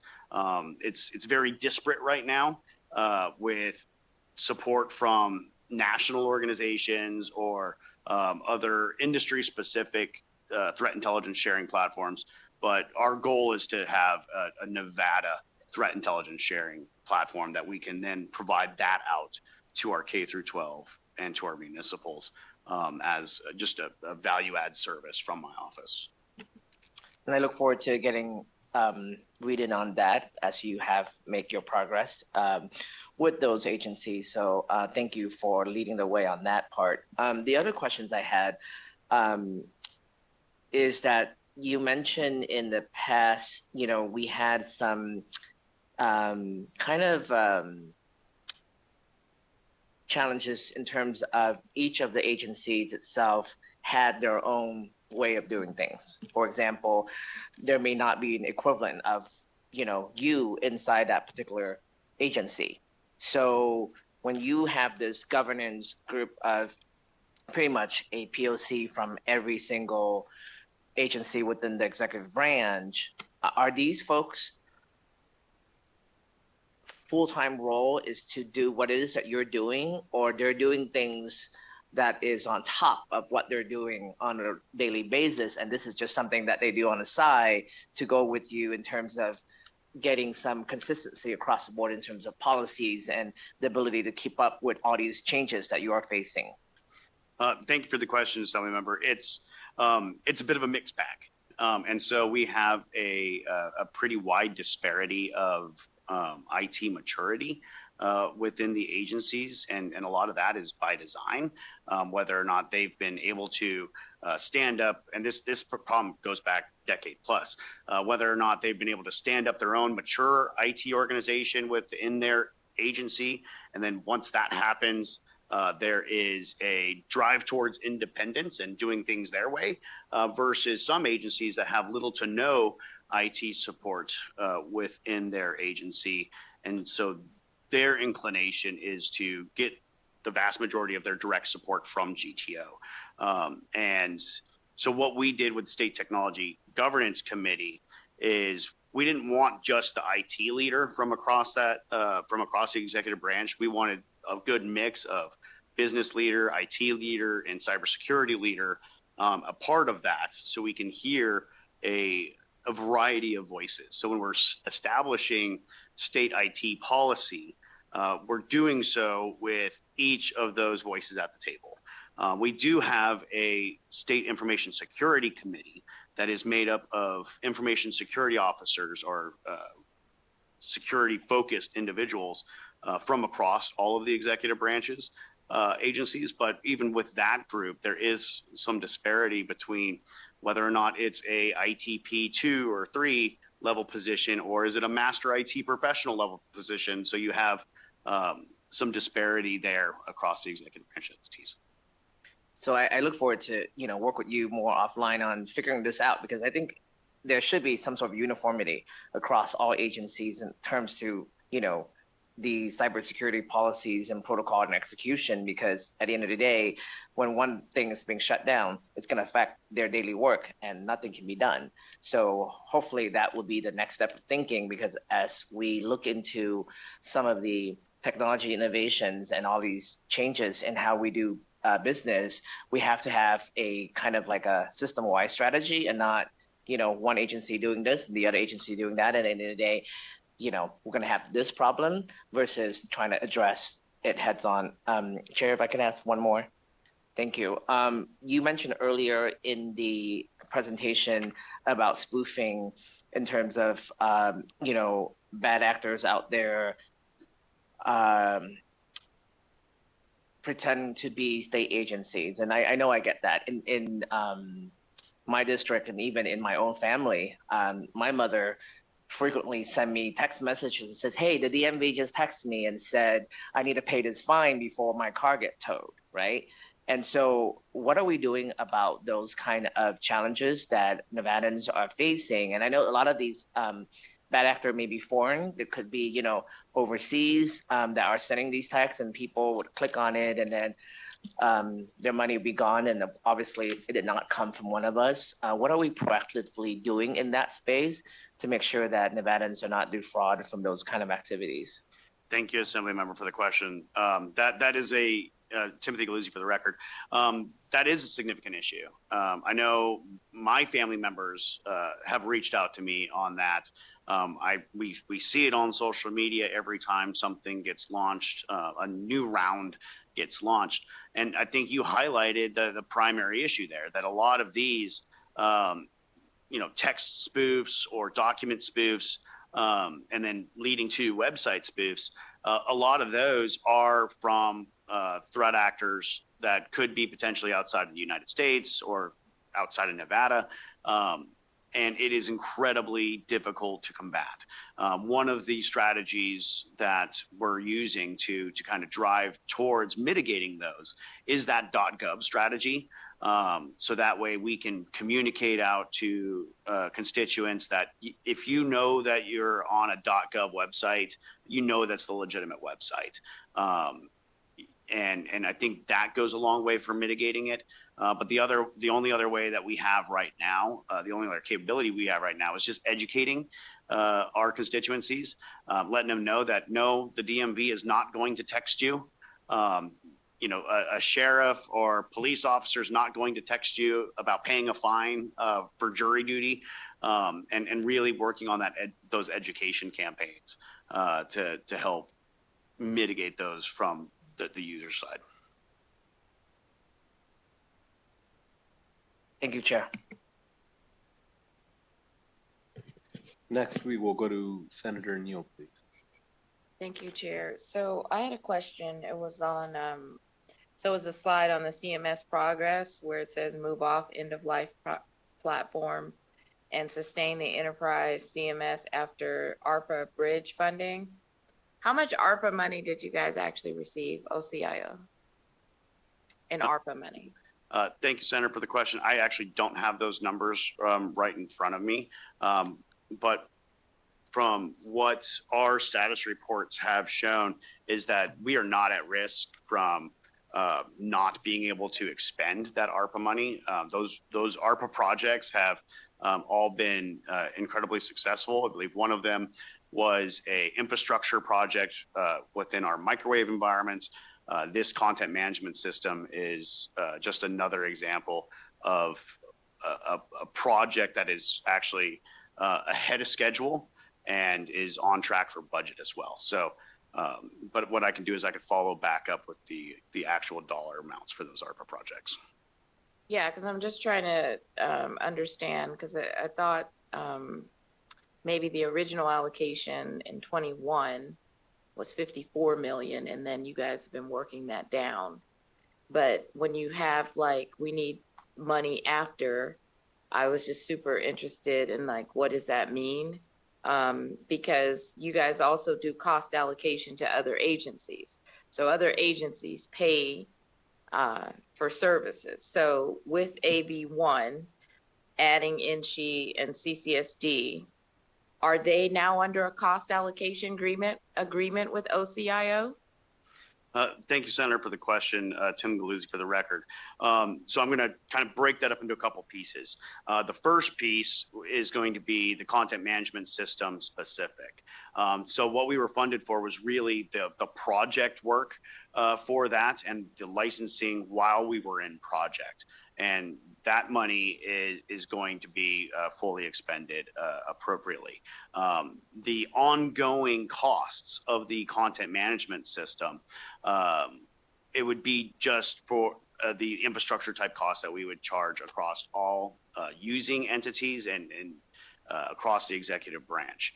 And so those are just hosting and licensing, which is pretty typical for cloud-based products. At this point, there's no plan to extend those costs out beyond the executive branch. I don't believe at this point we're planning on providing website hosting for non-executive branch entities, so we wouldn't extend that out via the Security Operations Center. Our primary vehicle for providing services out to non-executive branch entities, although we are authorized in statute to provide other services, would be through the Security Operations Center, and they'd be security services specifically, and not other hosting type services at this point. If I may, this is Darla So Dodge. there is no cost allocation to INCHI or CCSD or other school boards? Do they have to pay? Thank you for the question, Senator. Not at this point. We have not defined a rate structure or cost allocation or final funding structure for the Security Operations Center. When it was established via AB1, it was done through general fund with the idea that in the future, we would establish a cost sharing for other tools that would be provided through the Security Operations Center. I think one of your members up north had something to add. Thank you. This is Darla Dodge for the record, GTO.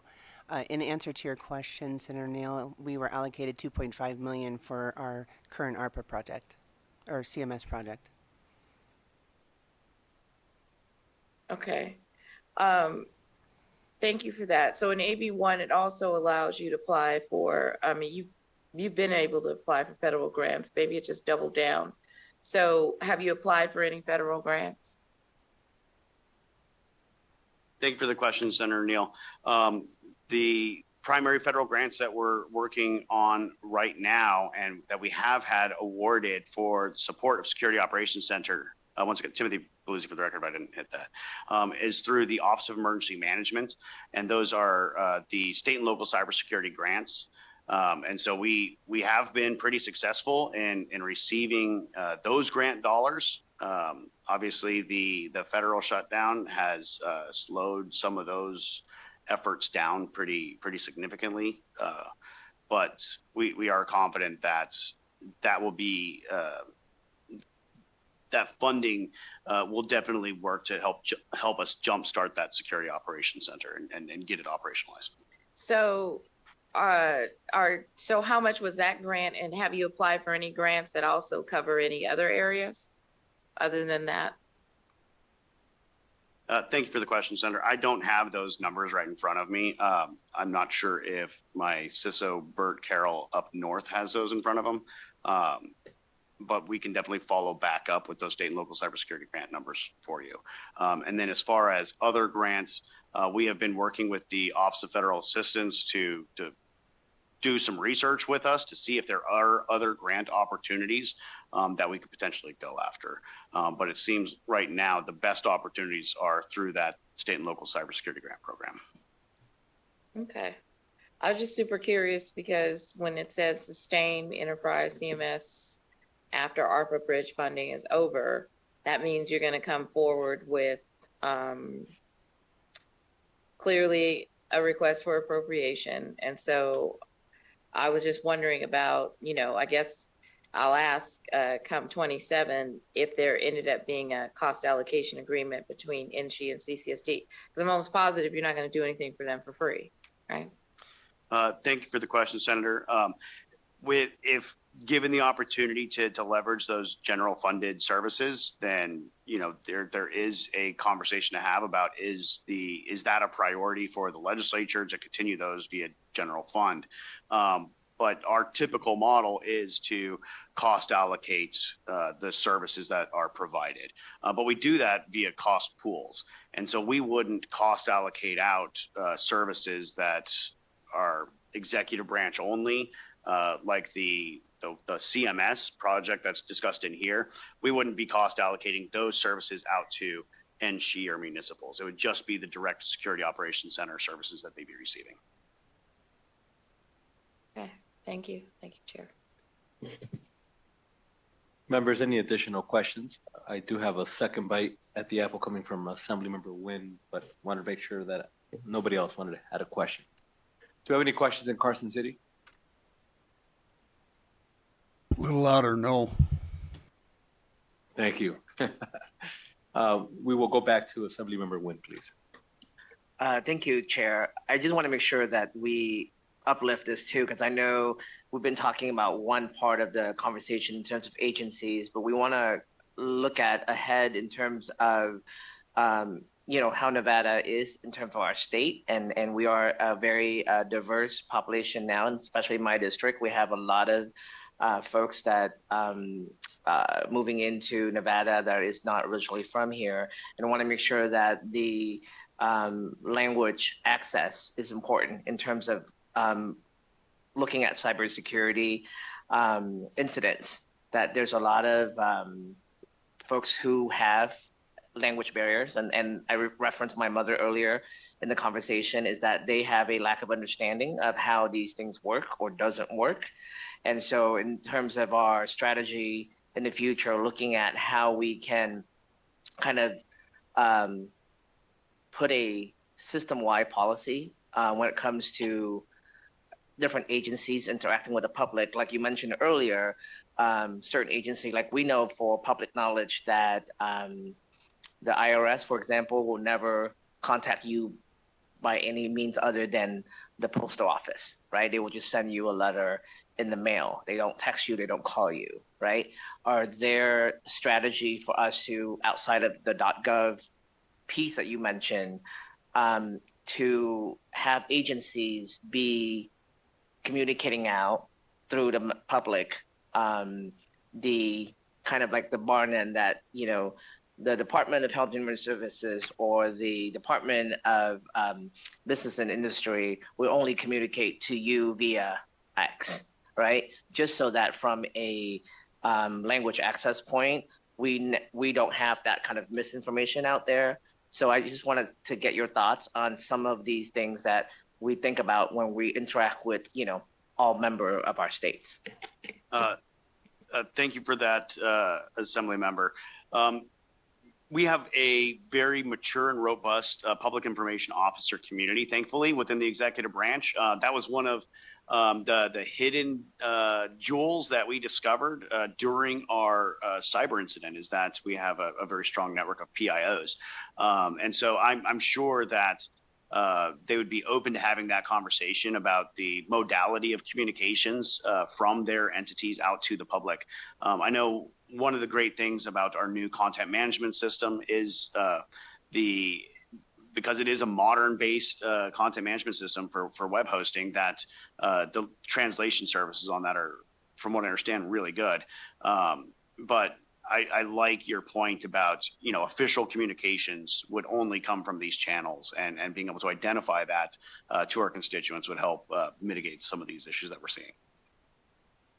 So I look forward to hearing, some of the best practices that you have, as well as some of the things that the agency already are doing that perhaps we just need to uplift.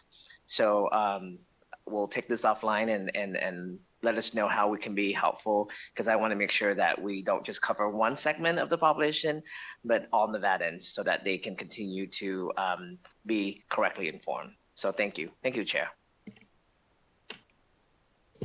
Thank you. Members, any additional questions? Seeing none, we will continue to work with you offline. I know definitively we want to ensure that from this interim work, we have language around AI to help you do your job, to help protect Nevadans, and that we're moving in, at least in what we can, in the right direction. So we will continue to reach out, and as ideas come up, please do reach out. Once again, Timothy Galuzzi for the record, thank you for that, Chair. And we've definitely appreciated all the support that the legislature has given us since November and moving forward. So thank you. Thank you again. And with that, we will go ahead and switch gears again. And I know, members, that today we've been kind of all over the place, but we needed to, because we don't have that many meetings. So we got to just kind of make it work as we can. So next, we'll move on to our presentation by PEB.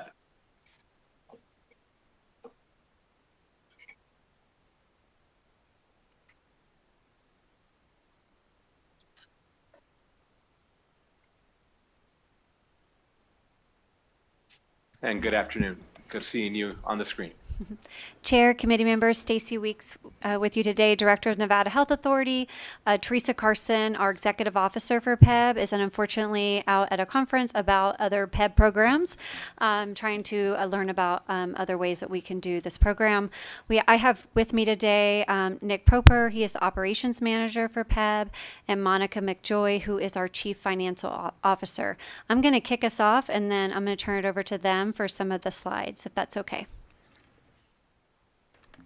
Perfect. Thank you. All right.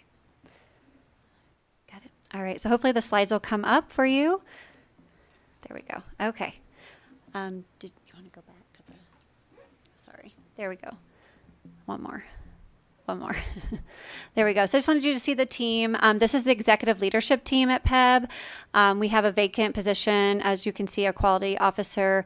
We have Brandy Moonahan, who is the attorney, Nick Proper, as I mentioned, and Monica here with me today, and Teresa is the executive officer. We wanted to make sure that you saw this team. It's a little bit different than what you've seen in the past. We have some new members, and we're excited to be here to talk to you about the program. All right, I'll kick it over to Nick. Thank you.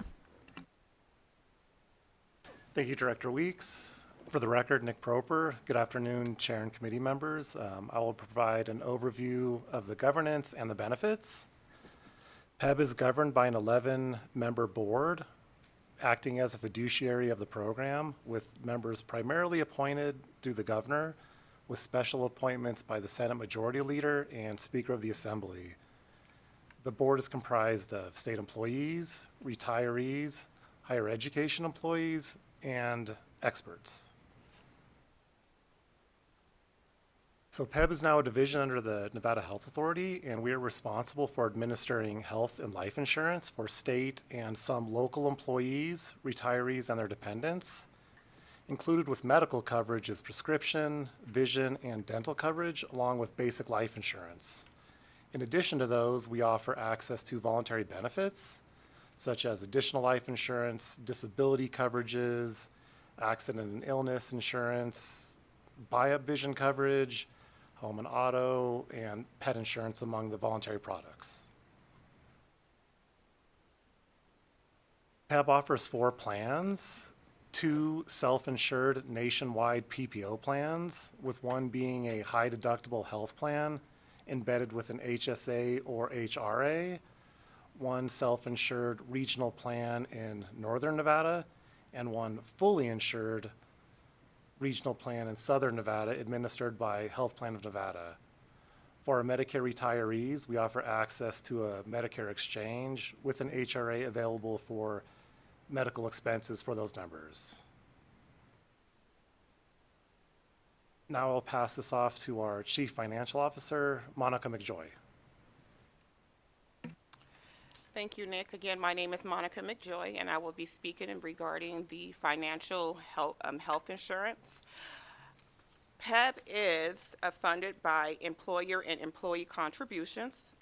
Therefore, PEB must collect enough in employee premiums that are set every March by our board, and our employer contributions that is allegedly set. Our operations account is, PEB oversees 3 accounts. We have 2. One specifically for ages. This is revenue that's collected from our employees. This is a set rate that is set by the legislator. That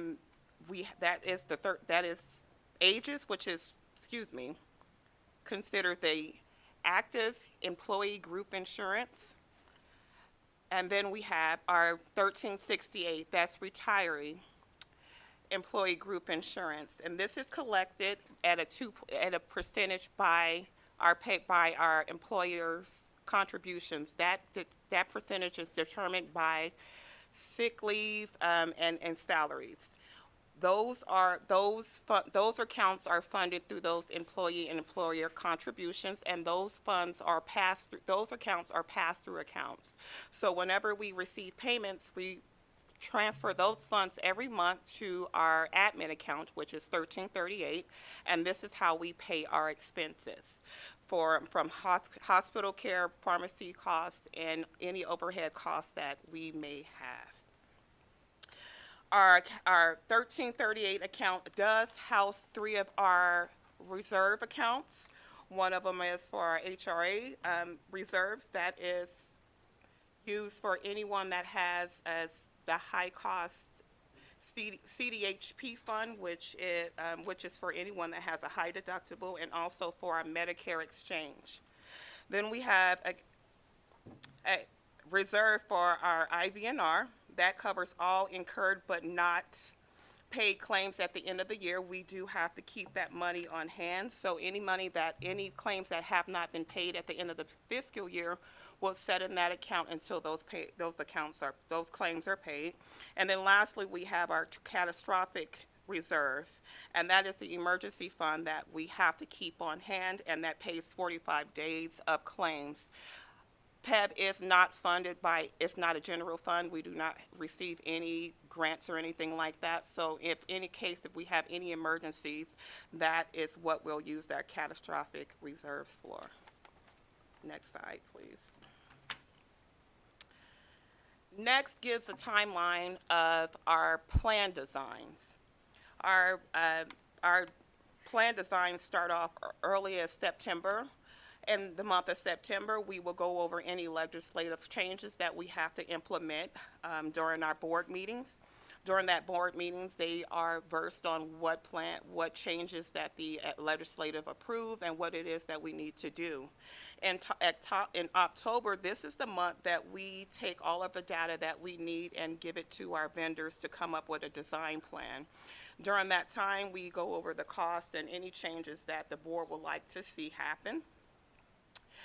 That gives them time to come up with plans on what they will actually present to the board in November, and that gives an analysis of what preliminary changes that they found that would be used to go into our design plan as well. In December, the board votes on what plans that they want to implement. So any deductibles, any co-pays, or any regulatory plans that need to be embedded into this new plan, that is decided in December. In January, this is the final plan documents, which gives updated approved plan designs, and this is when our actuary comes up with an actuary sound rate based on all of the costs and claims that we have collected throughout the year. They'll give us different scenarios that we need to take to the board in March as far as what the rate setting would look like. At that time in March, the rates are voted by our board members, and this will be shared with our members, letting them know that our rates have been approved, and these are going to take an effect in May. May 1st begins our open enrollment. This time, members are given 31 days to decide on what plan works best for their budget, and it closes on March 31st, and the new plan will start July the 1st. Next slide. At our approved board meeting for plan year 2027, we did do some plan changes. So we increased some of our out-of-pocket max for members that will have to pay out of pocket. Some of our rates did change for 2 of our plans, but our CDHP plan did stay at the same rate. The reason we had to increase costs was because of the growth of medical and pharmacy claims. Also, some of our rates in prior years were set too low, which was where the employers had to come more out of their pocket than the employees. So because of those issues that we had and some of the accounting issues and actuary issues that we had, rates were set too low for a couple years. So because of that, employers had to pay. We had a cost shifting, a differential of $30 million, so that was the rate increases. That's why we had to increase the rates, and if you're looking for any detailed rates, you can find that in the appendices, which was improved in our, like I stated, in our March board meeting, which will start July 1st of the plan year.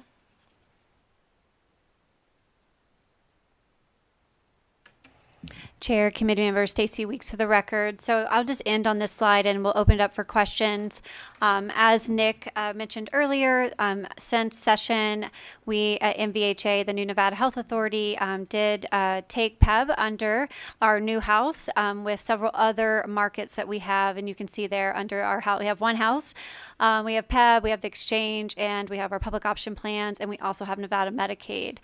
I just wanted to note that since coming on, I think, to be honest, there have been a lot of things that we didn't realize were going on with PEB and some of the financing.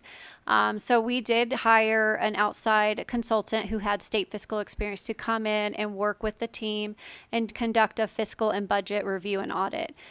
We did just recently send those findings over to LCB Fiscal as well as GFO and our PEB board chair. We will be sharing that with the PEB board in future meetings. We have really looked at some of the recommendations from those findings and working with Monica and her team and Teresa to implement that. I will say some of the accounting issues, some of the reconciling that should have been happening left PEB to not actually collect enough revenue over time. And so I think some of those challenges have really kind of built up over the last few years. So we are working to fix that. But as Monica mentioned, we had to make some adjustments this year to get through that time. And then going forward, we we just hired a national expert, consulting firm, and actuarial firm, Milliman, to support a review of the current program and to look at what are the new innovative options that we have to better contain costs in this program going forward.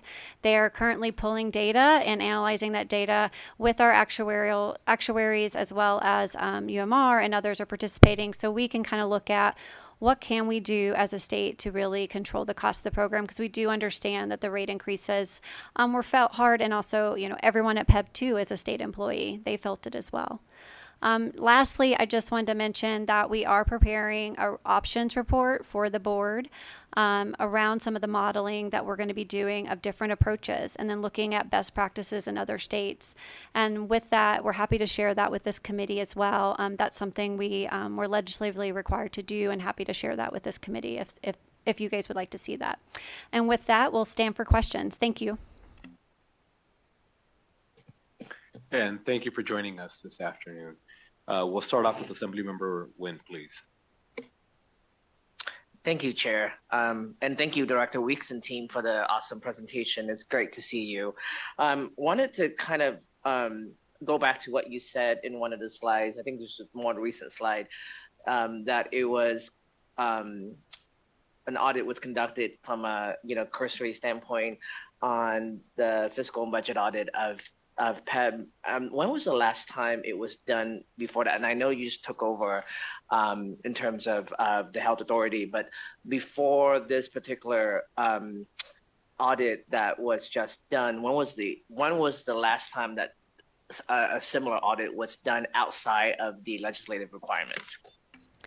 Mr. Chair, Committee Member Stacy Weeks, for the record, I am not sure. I'll have to get back to you on that. I think the audit that we did is probably a little different than most audits before. I mean, maybe before us, but I'm not sure how far back. We'd have to go back and look and see, but we can follow up on that if that's okay. Thank you. May I follow up, Chair? Please continue. And then you mentioned that there were some findings that were kind of submitted to LCB fiscals. Do you have an idea of those top line in terms of those initial findings? Yes, I can say that some of the accounting, tracking, and other reconciling that you would normally see in accounts, right? When you collect money from employers, the goal would be to follow procedures to reconcile to make sure the employer contributions, for example, were correct. That was not occurring consistently. And there were some issues too with employer groups that, state employer groups, agencies, not also giving PEB enough information to do that reconciling. So our recommendations back to GFO and LCB is to really make sure that when that occurs, that we have assistance from GFO and with their support to make sure we are getting the information we need to ensure PEB is actually collecting the right contributions from employers. The second issue, and I'm trying not to get too technical because some of it can even makes my eyes kind of get foggy here, is that, those two things I think kind of tied together, the first two recommendations. The other issue that really I think we found is that the workbook that the legislature used last session and that PEB shared with the legislature was incorrect. So some of the numbers that were approved and even just projections of what we would collect and spend was not accurate. And, and I think going forward, we're going to be working very differently and closely with our LCB partners and GFO to make sure that those numbers are correct. And that's something I think our team's already working on. The last thing I would just mention as we're still looking at this from an actuarial standpoint with our new firm that we've brought on, but it is very concerning from a market perspective to see that some rates were set super low, especially in our low deductible plan. So low that it was, most states were double the premium of what our low deductible is. And if you understand, we have to collect enough in premium to pay the cost of the product. And what happened is we had people flee the other plans and come to the low deductible, which was not collecting enough to pay the bills.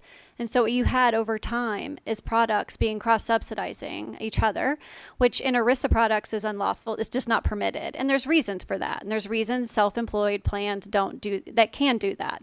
I would actually recommend that we don't do that going forward. What we've seen is a market spiral in some ways in PEB, and so our rates need to be adjusted to address that, and that is mentioned in our findings report as well. The other thing is after COVID, there was a surplus. And which was great for PEB. And I think we saw in Medicaid as well in a lot of markets where people weren't using healthcare services. And so there was a surplus in some of the plans. This profit, essentially, or surplus in the budget, was approved by the board to be put back into subsidies to basically offset the cost to the state employer groups and employees to help them out, right? So they gave the money back. What we found, though, and how that was implemented is that the first issue really is how they implemented it. But second of all, the way that that the system continued that implementation. So, for example, the rate should have been increased when that subsidy was spent, that surplus, and to reflect that, with the rate needed, the amount that we were collecting, for example, from employees and employers should have gone back to the way it should have been and not been subsidized down when the subsidy ended. And the subsidy ended and the rate in the system continued to be low. And so because that occurred, we were not collecting the amount that we thought we were collecting, right? And there was a gap there, and it could be just different people and time. And we know this in state government, things happen like this when people switch jobs and things change. But we're working now to make sure the system is correct. And going forward, if there is a case of a surplus, if we were to implement something like that, ensuring that there's policies and procedures so this doesn't happen ever again to the program. And then I think, I would just say that the team has really been working hard, and I know that for state employees, this is rough and tough for all of us, and our benefits really make a difference in how we can attract employees to the state. And so this is it's a big priority for us. We've actually put a lot of our purchasing strategy work to the side to really focus in on PEB going forward at MVHA and really trying to figure out what we're going to do to get the program back on track so it is affordable for not only for our employees, but also for our state employer groups, which, as you guys know, is funded by this budget. So with that, I'll stand for more questions. Sorry that was long-winded. Thank you. No, I appreciate that. I think that explanation truly kind of lead to my next question, if I may, Chair. And thank you again, Director Weeks. I know that we all have to kind of look at everything very closely, especially after COVID with all these changes and the subsidies that you mentioned. My concern is that I hear that you said there were levels of employer contribution that you need to look at, make sure that the employers are paying correctly into PEB. But I'm now a little bit more concerned when you say that, getting over to the employee side of the conversation, state employees, exactly to what you said, we need to focus on the retention of our state employees, and benefit is definitely part of that retention conversation. And my fear is that now that we're looking into all of this and with the subsidies being taken away, are we trending in a way where there's going to be a shock into the bills that our employees going to get? It's just because I look at some of these rates here on this presentation, and some of these premiums are even bigger than some people's mortgages. And so how do you ramp up, or how do we reconcile for an employee per se? For example, they've been paying for hypothetical reason $500 a month per person, not knowing the subsidy conversation, right? And then all of a sudden now everything is being reconciled, and all of a sudden their premium is going to jump up to like $1,000, double that, per month.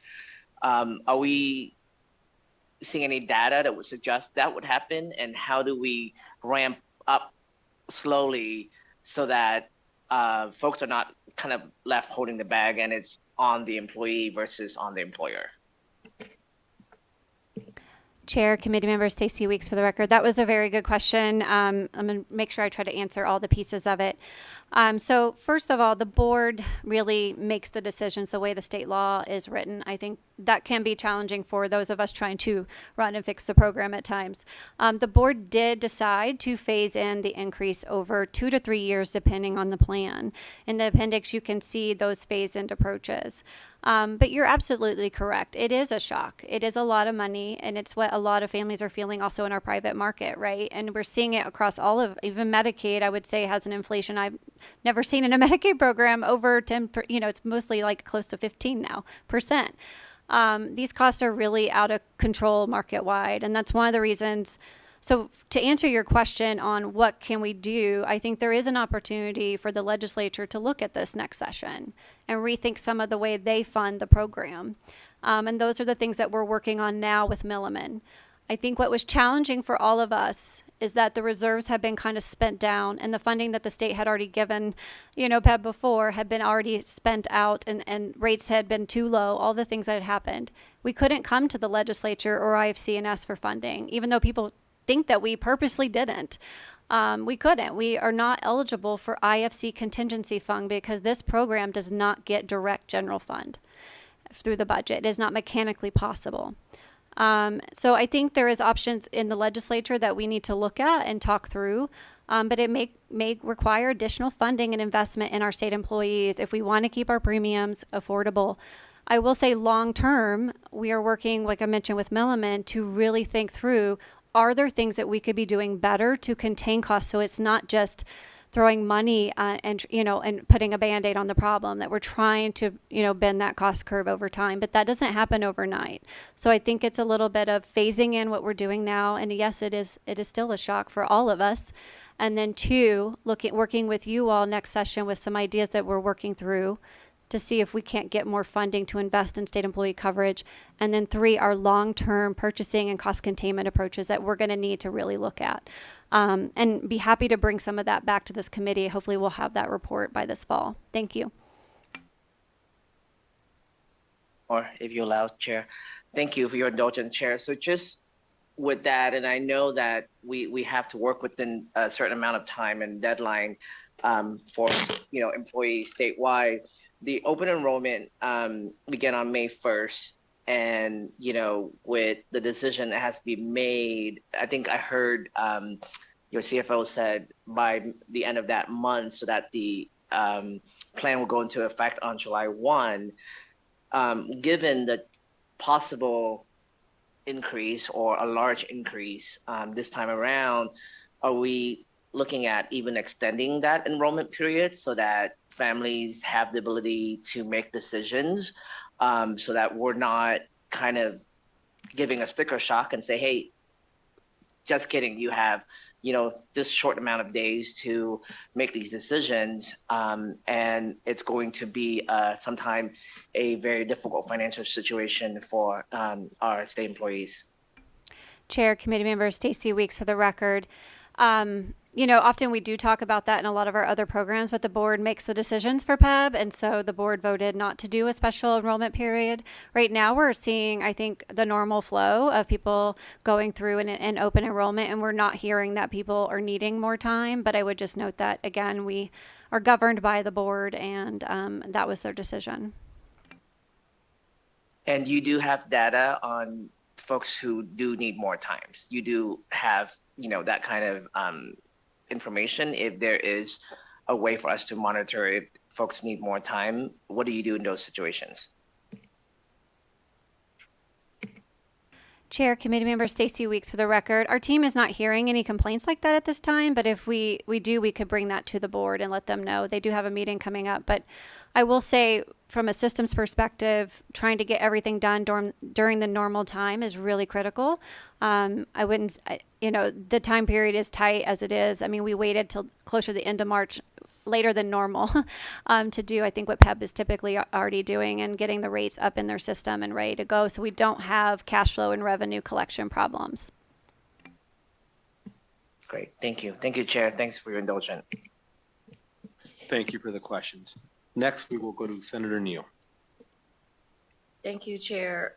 So I have 2 different questions. So in this audit and conversation for the future, are we also looking to change potentially the third-party administrator?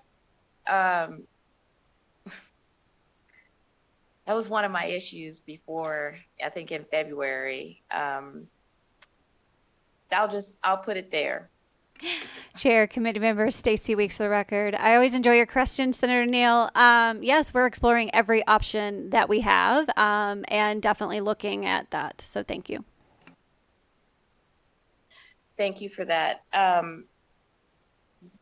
Yeah, so I'd love to know how that goes because I always felt that the third party administrator, which is UMR, which is then owned by United Health, which then says their wholly separate division is in the role of negotiating pharmacy benefits. And so I just thought it was odd when that's one of the higher costs within the plan to try to make it make sense. I don't believe that the coupon exchange is like the adequate answer for that, but just wondering if you're exploring it. I'll go to my second question. And United Health, don't call me because we already talked about it.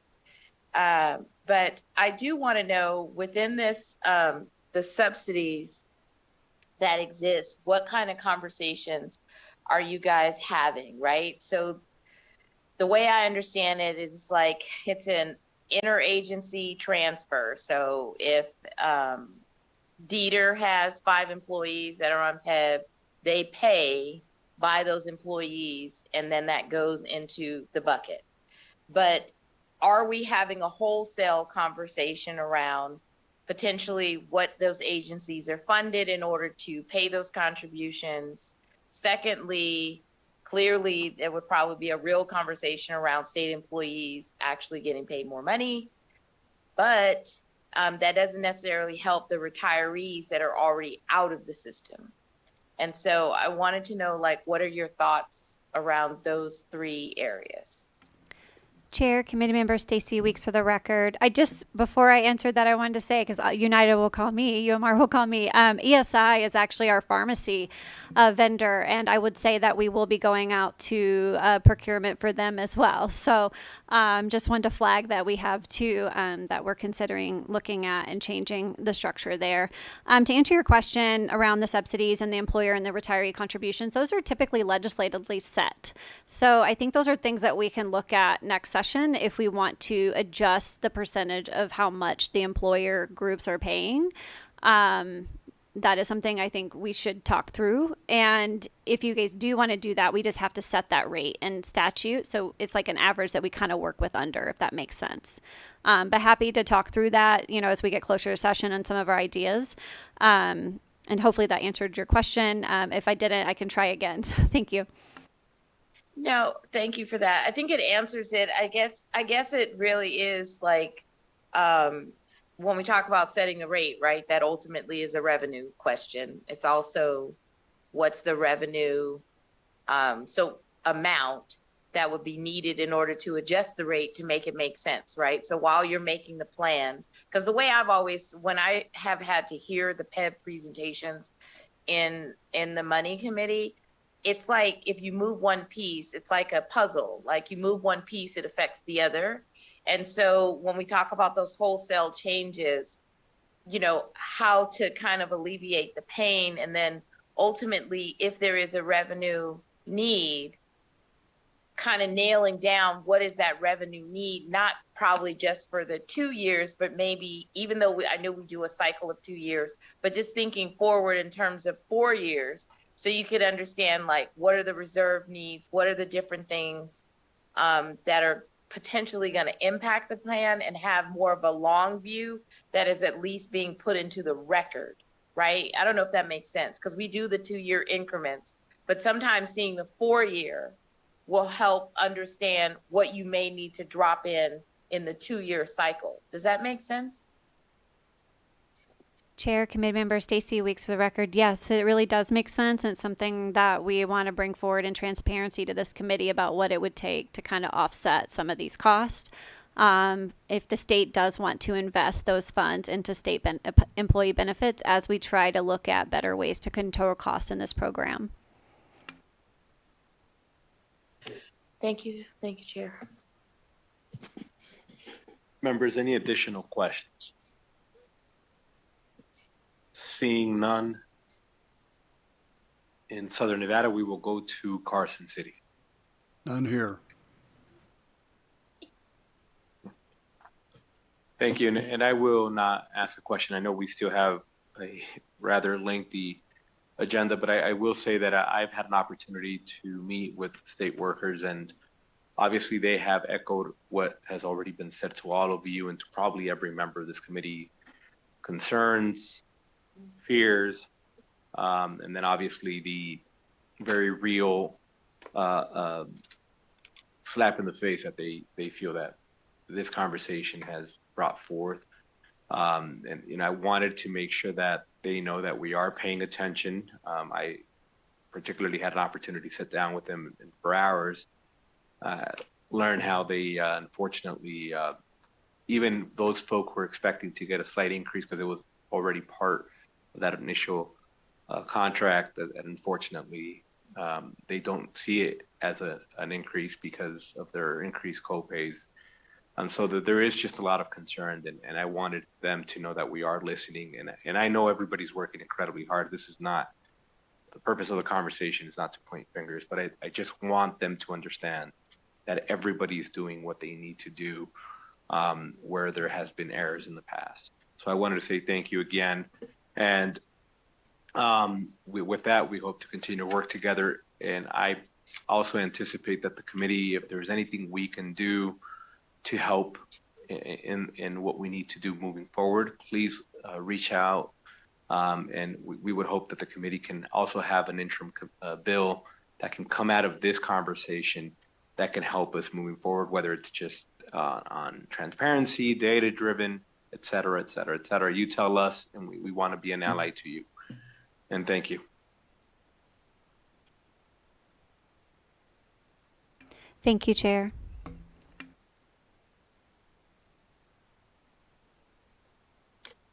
All right, and with that, we will go to, I believe, next item on our agenda was going to go to, what do we have, emergency management? If we could have our folk from emergency management, please join us. Good afternoon, welcome.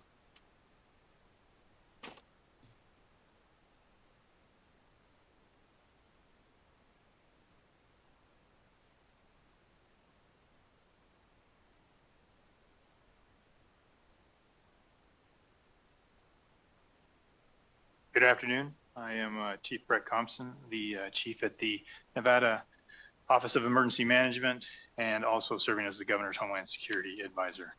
So today, I heard a lot of great discussion over the last several presentations about AI, secure information sharing, cyber, misinformation, Homeland Security grants.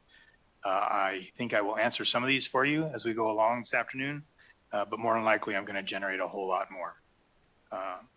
Over the next 20 minutes, I'm going to take you on a journey. It will most likely increase your anxiety and your blood pressure. And quite honestly, if you go home and sleep well tonight after I'm done talking to you, I have done you a disservice.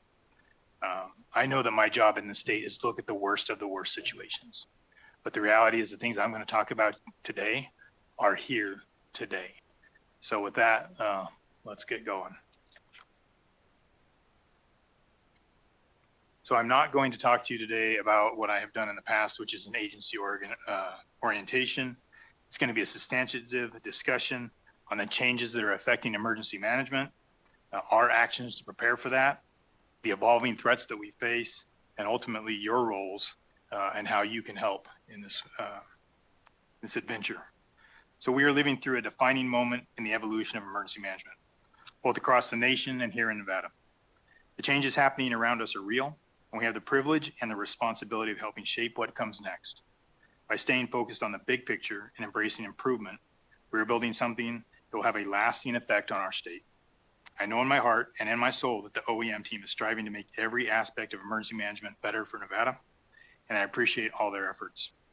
At the heart of every plan and every partnership and every improvement is a simple and powerful truth for us, and it's taking care of Nevadans. That's the purpose that unites us and reminds us that the work we do really matters. So you have to start every good brief with your mission statement and your vision. And I really want to put this up here because for us, it's all about helping Nevadans, and that will be evident as we go through this entire brief. So organizational priorities, I really have 5 big buckets that I'm focused on at the moment. And the first is the future of emergency management in the state. At the national level, emergency management is in the midst of change, and I will walk you through that. The second is OEM business practices. I've been in the job for about 1.5 years, and we have a host of organizational debt that we have accumulated. And when I mean debt, I do not mean the dollar debt. I mean the debt of not having the most effective processes or leadership or planning or budgeting or posturing for the future. And the intent is to make that better. And be quite honest with you, I'm probably 6 to 8 months before I have it in a place where we can be optimally functional. The next one is called Prepare Nevada. And really, this is the big one. This is about preparing Nevada for a Homeland Defense scenario. And I'll use Homeland Defense throughout the brief, but what I'm really talking about is preparing the state for the consequences that will occur, particularly to critical infrastructure, if we find ourselves in a nation-state conflict with China. I'm going to walk you through this later on in the brief. The fourth is critical infrastructure resilience. How do we keep the lights on, and how do we get them back on quickly when they go out? And the last is catastrophic regional disasters, and this is really focused on the Tahoe Basin fire scenario, the catastrophic earthquake in California, and the cascading effects we would experience here, and of course, Homeland Defense. So I titled this slide Emergency Management Turmoil, and I think turmoil is appropriate. Emergency management is changing every single day in this country at the moment. What we face is essentially a 9/1 or 9/11 equivalent to the changes that we will see happen in emergency management over the next several years. So this morning, the FEMA Review Council finally released their report. And so some of this, I'm going to go a little ad hoc from the slides. The slides are 2 weeks old, and I'm going to walk you through what I believe to be the truth of what we are experiencing and what we were experiencing and what we think will come in the future. So the president issued an executive order back in January of 25 to essentially assess FEMA, and it became a discussion about eliminating FEMA. This morning, that was changed to how do we refocus FEMA. In addition to that, the Review Council report we'll address in the next slide, and there is some pending legislation in Congress, the FEMA Act, it's HR 4669. I honestly don't believe that we're going to see significant congressional change in the near term. We're really close to elections, and I think that there's a lot of authorities that the president and whenever he appoints a FEMA administrator have that they can make changes on their own right now. Now, for the DHS shutdown, we experienced 118 days. We said again, 118 days in this federal fiscal year in which we did not have our FEMA partners at work. The consequences of that, our online training structures were turned off. More importantly, the ability to receive the federal funds that we owe, the grants that Tim Gluzzi was just talking about, was suspended. I had to stop paying our locals. And this is a very hard pain point to be in. We experienced reduced communications, no returned emails, no returned calls, no clarifications of questions. And that puts us in the state in a really tough position because we want to serve our customers. As far as the grants, last year in 2025, we typically go through the federal grant process in the March to May timeframe. It occurred in August. It's usually a 60-day process, and we had 13 days to execute last year. And as of today, I am still waiting for the release of the Homeland Security grants from last year. So I cannot pay people for the grants that we have awarded. We experienced changing requirements midstream. We were initially notified that our grants would be 3 years. When the grants were awarded, they were 1 year. And through litigation, they were changed back to 3 years. The terms and conditions were added. Terms and conditions were removed. We had population certifications. Population certifications were then terminated. The Building Resilient Infrastructure and Communities grant, which is a pre-disaster mitigation grant, was suspended and just re-announced several weeks ago. The FEMA response force has been significantly reduced. We do not expect to see nearly as many FEMA people on the ground during major disasters in this country in the near term. Now on congressional projects, because we did not have an actual appropriation last year and a continuing resolution, there were none. Luckily, with the passing of the 2026 appropriation that refunded DHS, the state will receive 7 congressional community funded projects, which is outstanding. It's about $3.2 million that'll come to the state to serve emergency management functions. And the last piece that I wanted to talk about is we are experiencing a revolving door of leadership at FEMA. We're on our third acting FEMA administrator, none of which had or have prior emergency management experience. So now we're going to talk about what I think will happen. And so this will be a mixture of what I already had on the slide. I didn't see any significant changes from what I had prepared to brief you today, but I will highlight some of the things that came out this morning in the FEMA Review Council's recommendations. Now, these are recommendations to the president. The president may or may not enact them, but I'm going to talk as if he is. So the most important part is this refocusing of FEMA. There is a massive effort. The position of the federal government is that state and locals will own disasters. We will own disasters in all of the ways: financially, response, responsibility, policy. So they're really encouraging states to be self-sufficient and to reduce the federal funding exposure. We should expect that FEMA will only come to the biggest of disasters: war, major earthquakes, major hurricanes. That probably leaves Nevada out in many of what we used to expect to receive FEMA support from. The other really big change is that there is a focus, and this came out this morning in the brief, from FEMA on emerging threats, national security supply chains, the continuity of government. And really that goes to this Homeland Defense thing that I'll talk to you about. A significant change from how we have seen grant funding used for the last 20 years. So we have used federal grant funding in emergency management and Homeland Security to sustain programs. That day is over. We will be expected to build capability and then absorb that capability into state continuity. We will not be allowed to continue to use federal funding to continue to pay for my office, to continue to pay for Homeland Security personnel. They will use it as seed money, and then we will have to figure out how to deal with it as a state.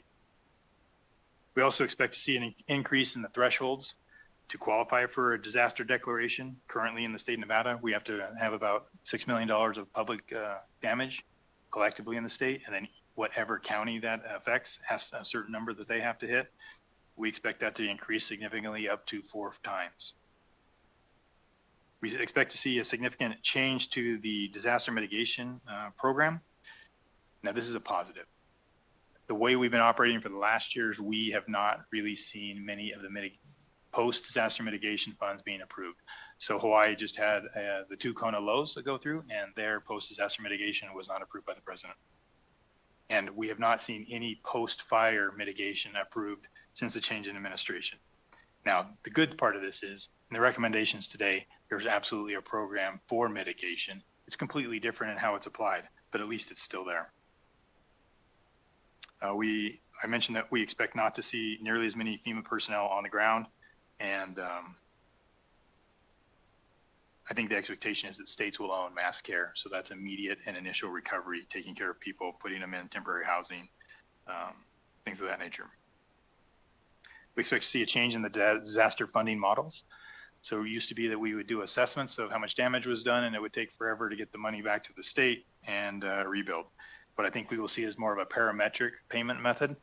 The method will be tied to if you have a certain type of disaster with a certain level of damage, you will receive payments in a relatively quick manner, which is a really good positive. It will put us in a unique position in the state because we will have to decide how to use those monies. The monies will not be able to pay for all the recovery that we would like. So we will have to be very judicious in how that money is applied. But it does provide a positive opportunity to get money into the system to take care of people quicker.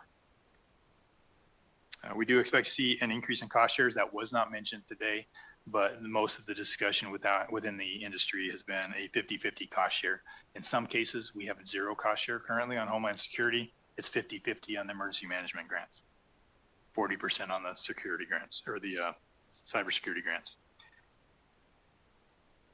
We do think that there will be some directed spends from the federal government on national capabilities, and I'll use the urban search and rescue teams as a model example. So we have a certain number of these throughout the country. They're federally funded, federally trained, And I think we will see more of those types of directed capabilities needed throughout the states to support more of a federal response. And again, this starts to go back to this Homeland Defense and continuity of government thing that I talked about. And another positive is there is some verbiage in the recommendations that came out today about individual assistance. I'm going to talk about how I envision individual assistance here in this state, but from the national level, they're looking at consolidating the processes, providing direct payments to survivors. However, it will most likely only apply to survivors that have uninhabitable houses. So if you have a partially inhabitable house, you're probably not going to get any money from the federal government in that process. Okay, so what is Nevada doing? Everything I possibly can. Everything I possibly can. We owe it to Nevada citizens to be ready for the next disaster, regardless of whether the federal government is there or partially there or not. So within my own organization, we have started doing these things. So we have changed from an incident command system model to an incident support system model. We at the state are not on the ground running the operation. We are providing the resources when it exceeds local and county capacity. We are building a reserve program for the Office of Emergency Management. We will start the process of building incident management assistant teams, and the goal is to build 2 of those. At the state-to-state level, we have agreements with the state of California and Arizona to share resources below the level of a governor-declared emergency. We have one with Utah that is in the Utah governor's office now, and the state of Oregon is going to route that through their legislature in their 27th session. The last one I have to work on is Idaho. We have re-engaged in a heavy way on taking care of people, mass care, in particular in relation to the Tahoe Basin fire scenario with California. And thanks to my partners at NDOT, we have created a 4-state consortium of California, Nevada, Arizona, and Utah related to transportation corridors, because disasters don't care where our borders are, but they do follow the highways in many ways. And so we have been working through that with the transporters on how do we communicate messaging, have unified messaging, planned routes and detours, support services that support that when we have to do detours. And we are going to add on to that in July and bring 18 states together from the Western United States in Las Vegas to talk along those lines. We've also recognized that government does not solve emergency problems. We help. But the solution comes from your volunteer organizations, it comes from community organizations, faith-based organizations, it comes from your public and private partnerships.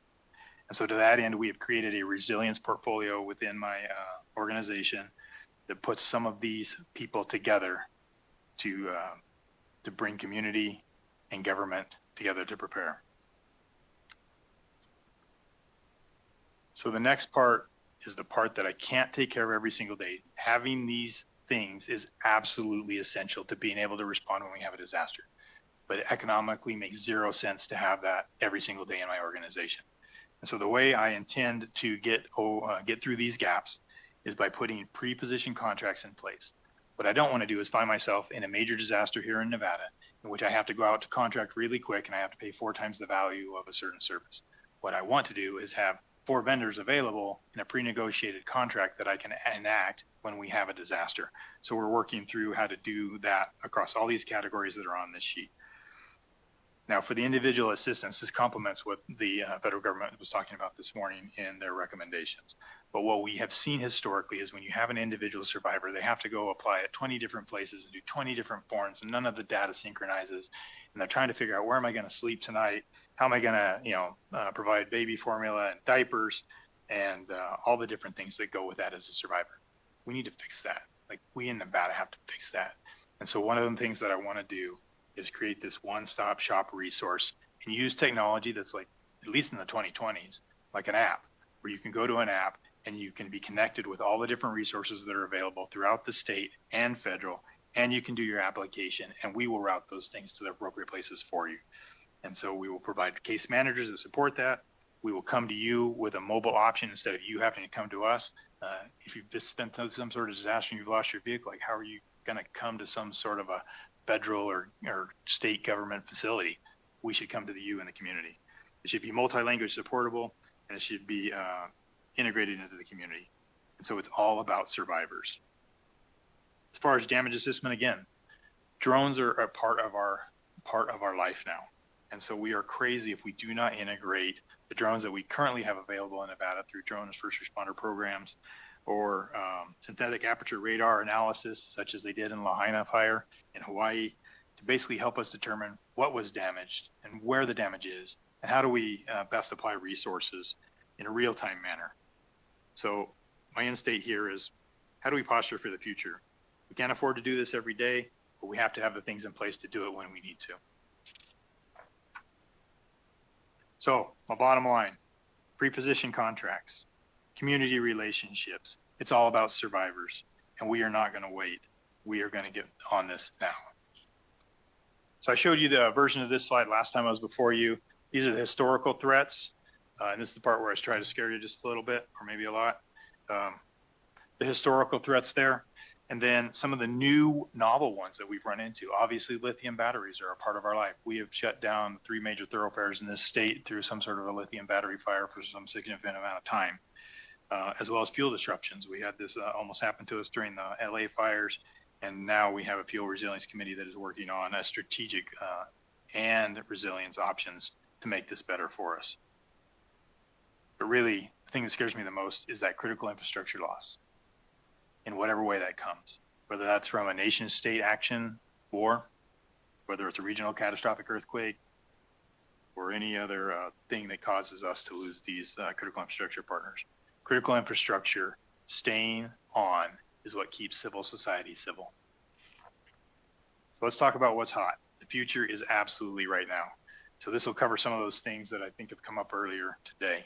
Cyber threats. So we lived through this in August of 25, and as Mr. Gluzzi spoke earlier, not very fun. We now have new AI models that identify vulnerabilities across technology sectors. And specifically, I'm talking about the Mythos model that just came out. But at whatever point that gets out and is used for nefarious reasons, that will be problematic for us. We know that there are pre-positioned cyber capabilities in infrastructure that can be enacted across this country. And we now are tracking AI-enabled individual targeting by specific nation states at people like us. And by us, I mean you and me and other cabinet members that have access and make policy decisions in government. And the way that works is a nation state will turn loose its AI on, I'm going to use myself as an example. I like to big game hunt. Somebody sends me a email that looks like it came from NDOW and it has to do with applying for hunting tags. I'm going to expect that email. I'm most likely going to click on the link on that. And the reality is that will then have compromised me in some way, shape, or form. And so those are real things that are happening right now. Drones, good and bad. Good damage assessments like I talked about. Situational awareness, so we have real-time assessments of what's going on. And Nevada is leading some of the most advanced drone as first responder technology integrations in the country. And that's awesome. I got to watch some of that happen when we did the biolab operation in Las Vegas back in February. On the bad side, because of the war in Ukraine, we have seen an exponential leap forward in how drones are used in nefarious ways. And it's only a matter of time before we see that happen here or be used here. And so it can be used for reconnaissance. It can be used for first-person view attack vectors. The reality is we are now at a point, I had a discussion with Director Tagliotti about this yesterday, that we have got to get into the counter-UAS business. We have to do that as a synergized way across the state. We have some efforts that are occurring across the state through working groups in Southern Nevada, both federal level and locals, but I think we, the state, need to help facilitate bringing that together. And the next part is the nation state threat, and I'll walk you through that. So critical infrastructure effects. In a nation state attack, we should expect long-term outages. The foreign malign influence and the cognitive warfare is happening now. We have a sister state that is adjacent to us that has had to remove nation state supported purchases of land adjacent to their federal facilities and DoD facilities. We know that there is attempts to influence public opinion, policy, elections, gain access to those of us that are sitting right here in this room that may be able to influence policy. We know that AI fakes exist. We know that false social media stories exist. And the intent is to generate discord in the American public. Now I'm gonna walk you through the HD scenario on the next slide. So, and the next part is I've shifted my messaging on how do we build a citizen culture of resilience. So it used to be that the chiefs before me probably came in here and talked about 2 days of supply, maybe 2 weeks of supply. We're going to talk about 30 days, 30 plus days from this point forward from my agency. And that's not just stockpiling goods in your home, but it's individual resilience. And so things like tinkerers, do you know how to apply first aid? Do you know how to find fresh food and water? Sounds kind of like the old days and a little archaic. But that would be the reality if we found ourselves without power for 30 plus days. And the last piece before I go on to Homeland Defense is fire season 26. So, well, sitting in the back here, I saw some reports that came out. In some cases, we sit at 0% of snow water equivalent from where we should be, or 19%. And the reality is we have had some historic winters that have allowed some great vegetation growth high in the mountains. And because there's no snow up high, we expect that stuff to cure and be available to burn early. So we expect that we will probably pay our dues this summer in regards to fire here in the state. So now let's talk about this Homeland Defense thing I've alluded to about 5 times. So in a specifically China makes a move on Taiwan scenario, there are 2 things that need to happen here in the United States for China to be successful. And the first is they have to slow the deployment of U.S. forces. So imagine a national mobilization in which we have U.S. forces moving from east to west, many of which would transition this state heading towards ports in California. Any slow on that helps them secure their victory in Taiwan. The second part is we should absolutely expect an attack on the American will to fight. And that comes through these disruptions to critical infrastructure that I've been alluding to. So the scenario is this. I've got this weird looking picture in front of you, but let's imagine that we are talking about the port of Long Beach in Los Angeles. And a ship with containers on it has several of these lids pop off of these containers and swarms of drones start to deploy, all of which have explosives. And they start to hit the cranes at the port, so we can't offload boats. They start to hit the terminals of fuel at the port. They start to hit transportation assets such as rail or truck. And this is not unrealistic. We saw this happen when Ukraine did this to Russia, and they drove trucks across the Russian state and did this exact same thing. We should also expect to see good old-fashioned sabotage, World War II style. Imagine attacks on railroad tracks, bridges, critical infrastructure facilities such as fuel tanks. Would not be improbable to see a ship sunk in the channel at this most narrow point coming into the Port of Long Beach. And we saw something similar to this when we saw the accidental crash of a ship in Maryland that dropped a bridge. We should expect to see cyber attacks that would compromise communications, power, water, medical, and financial. And I think we would also see fire as a weapon as part of the sabotage campaign. So to make this even more personal, think of this. So imagine one of your loved ones. I have 3 boys that are teenage to early 20s. All of them don't know how to read a map, need their phone to navigate, don't carry any cash. So let's imagine that those gentlemen are in Los Angeles when this goes down, and the power goes out and the commo goes out. And so now my boys don't know how to drive home because they don't have a map and they don't have a paper map, and Siri's not going to tell them. And then they need to get gas, but they can't stop to get gas because there's no power to pump the gas. And they can't buy the gas because there's no financial system to use their credit card to buy the gas. So it gets really ugly really, really fast. But imagine that for 30 to 60 days. 30 to 60 days. That's a challenge that we aren't ready for. So if I haven't scared you enough, let me tell you about what we're going to do about it. So the U.S. Northern Command, which is the Department of Defense, the command is responsible for, over here, sponsors an exercise series called Vigilant Guard. And it's really designed to train the National Guard. And it used to be based on disasters. They have changed that to now Homeland Defense. And they asked specifically the state of Nevada and the state of Hawaii to do this in the summer of 27. And so we, of course, said yes. And so the target audience is going to be the National Guard, but it's also the state government. And it's actually going to also help or integrate critical infrastructure partners and key counties that have DoD facilities located in their boundaries. And so we are going to move forward with this exercise. The governor approved our participation in this, and really our focus in Nevada is going to be on the non-guard side is what I'm speaking, the continuity of government in long-term critical infrastructure outages. What we're really going to focus on is how do we technically communicate? Like what is our primary way we will communicate? How do I brief you, the legislature? How do I talk to the governor when he's here in Las Vegas and I'm in Carson City and the phones don't work? And then beyond technical communication, what and how do we communicate to the public? And I did make a change to this when I originally briefed it out. We were going to focus on logistics and supply chain, and that problem is almost insurmountable for 27.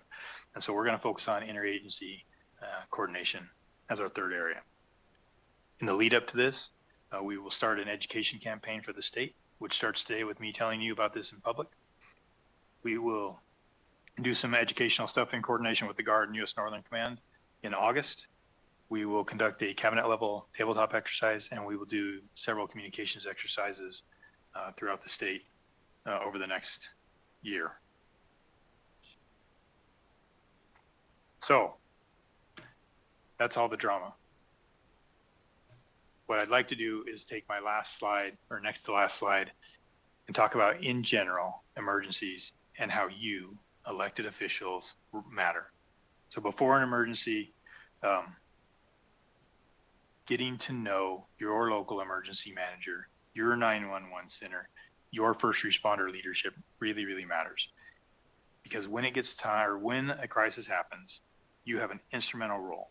And your instrumental role is to be there, to be the trusted voice, because nobody wants to hear from somebody they don't know in the middle of a crisis. Nobody wants to change the way we communicate in the middle of a crisis. We want to use established methods that we have known and have already been built in as trusted.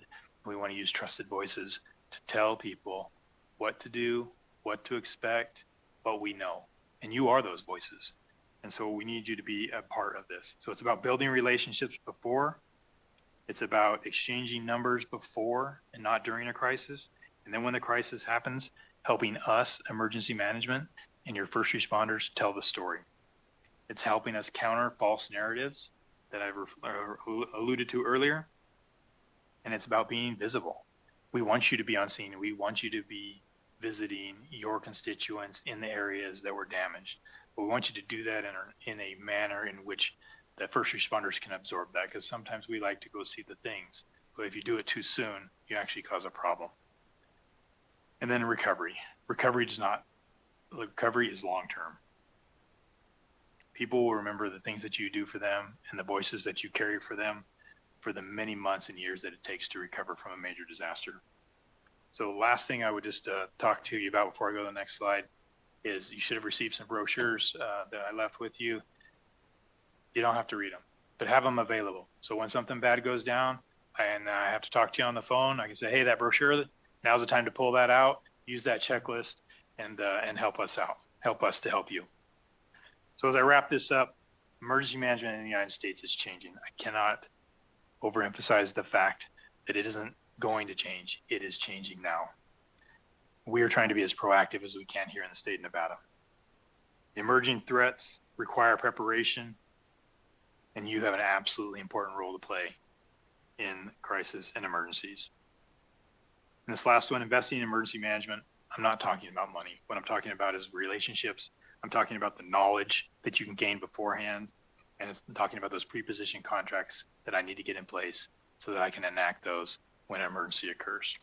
Happy to take your questions. Thank you for the presentation. And I will open it up for questions. Members, any questions? We'll start off with Senator Steinbeck, please. Great presentation, Chief. Really appreciate it. Great to have you at the helm there. I have 1,000 questions. The chair's not going to let me have them all, so I'll talk to you a bunch of them all offline. But when you're talking about that reduction in federal support, you're going to be faced with a deficit at your level, providing just your basic staffing, your basic staff at the emergency management level right now. Are you going to reflect that in your next budget request? I mean, there is going to be a gap there, and I don't want to see the loss of our current capabilities at the state level when we're not going to have the capabilities at the federal level. Yes, sir. So currently for 26, we are 81% federally funded in my agency, and 84% of the salaries are affected. And so that is absolutely part of the budget bill that we are working through with the governor's office now. Obviously, he'll have a say on what that looks like as it comes forward to you guys. But that is a significant portion of my budget. And when I talked about the sustainment, what the federal government is talking about, we are an example of. We have sustained my agency and many of the subordinate agencies throughout this state using those funds for a very long time. And I don't think the federal government's going to allow us to do that for much longer. Thank you. Follow up, sir? Please. Thank you very much. So when you're talking also about reduced capacity, though, are you hearing anything back on as far as federal deployments for wildfires, any FMAGs? I mean, everything was kind of Homeland Security side of it, but what about on the wildfire side of it? Brett Thompson for the record. So FMAGs I expect to continue as far as response support. That's absolutely instrumental in this country, especially in the Western United States. The post-fire is, I hope, anomalous to the period in time that we're in now, and that will return to us. But I think the way in which mitigation after a disaster, whichever version we talk about, is going to be different. There are going to be different expectations and requirements, and I think that we are going to be expected to run our projects like a business. You need to be shovel ready. It needs to be critical infrastructure oriented, and it's going to have to be really effective in how you do that. So some of the way we've done stuff in a bureaucratic manner over the last several years, I think that comes to a screeching halt. Okay. And final one, sir. When we're talking about sustainment, my number one concern would be the fusion centers. What are we looking at as far as fusion centers, both northern and southern? Brett Thompson for the record. That's a great question, Senator. I know that our current plan in the state of Nevada, in the last NRAC, which is Nevada Resilience Advisory Committee, we all agreed that when we received the Homeland Security grant NOFOs, we, the state of Nevada, are going to overlay whatever requirements the federal government puts in there on the capabilities that we determine Homeland Security specific, we want to ensure that we continue. And so we're right in the middle of the analysis of what over the last 10 years have we continually invested in the state of Nevada. Super simple ones that we know about. The fusion centers we invested very heavily in, bomb teams, hazmat teams, things of those nature. We have put a significant investment in, and we do not want to lose the return on that investment. And so I know that the state will continue to drive how we do that, how it gets implemented and dictated to us from the federal government. I don't know until I see that, sir. But I know that fusion center is a huge part of, if not maybe one of the most important things that we invest in Homeland Security. I said last one, but one more small one there. Election requirements on the current grant process. I understand they're going to be election security. They're going to be difficult to actually implement? Is that going to threaten the ability to utilize those grants in full? Brett Thompson for the record. So I believe, Senator, what you're talking about is the requirement so in the current Homeland Security grant for 25, there's a requirement that we spend 3% of that grant on elections. And we did that, or we allocated that. But within federal regulations, it is now requiring that the election system we use is a very specific one, which for reasons I don't completely understand, we in Nevada cannot implement. And so it is going to cost us 3% of that grant. We'll just lose that if we cannot find another way or another applicant to use that. But the 97% is not at risk for the 3. Correct, sir. All right, thank you, Chair. Members, any additional questions? Senator Neal, please. Thank you, Chair. So, very interesting. My child loves it. I think she's been preparing for Armageddon for about a year now. But have you seen the new report that they dropped out from this 12-person council. That's the revamp of FEMA and how Trump wants to basically shift things back to the states, reimagine the grants in a very unique way. Yes, ma'am. Brett Thompson for the record. So this morning, the FEMA Review Council at 8 released their briefing. And so many of the comments that I briefed you on just now were either things I expected or adjustments that I saw this morning. I actually only got the report while I was sitting back here behind in the audience. And so I haven't had the time to sit down and digest the report.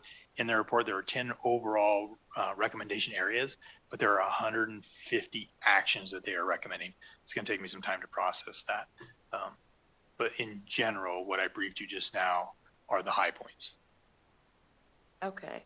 Because I guess as costs get shifted back to the states, I think as you read through that, I think that's what I'm trying to understand, because there's a lot of activity that's shifting costs back to the states, but then also then putting a minimums on the state for cost sharing, right? Which is ultimately confusing because it's like, hey, you can get this, but you have to give up.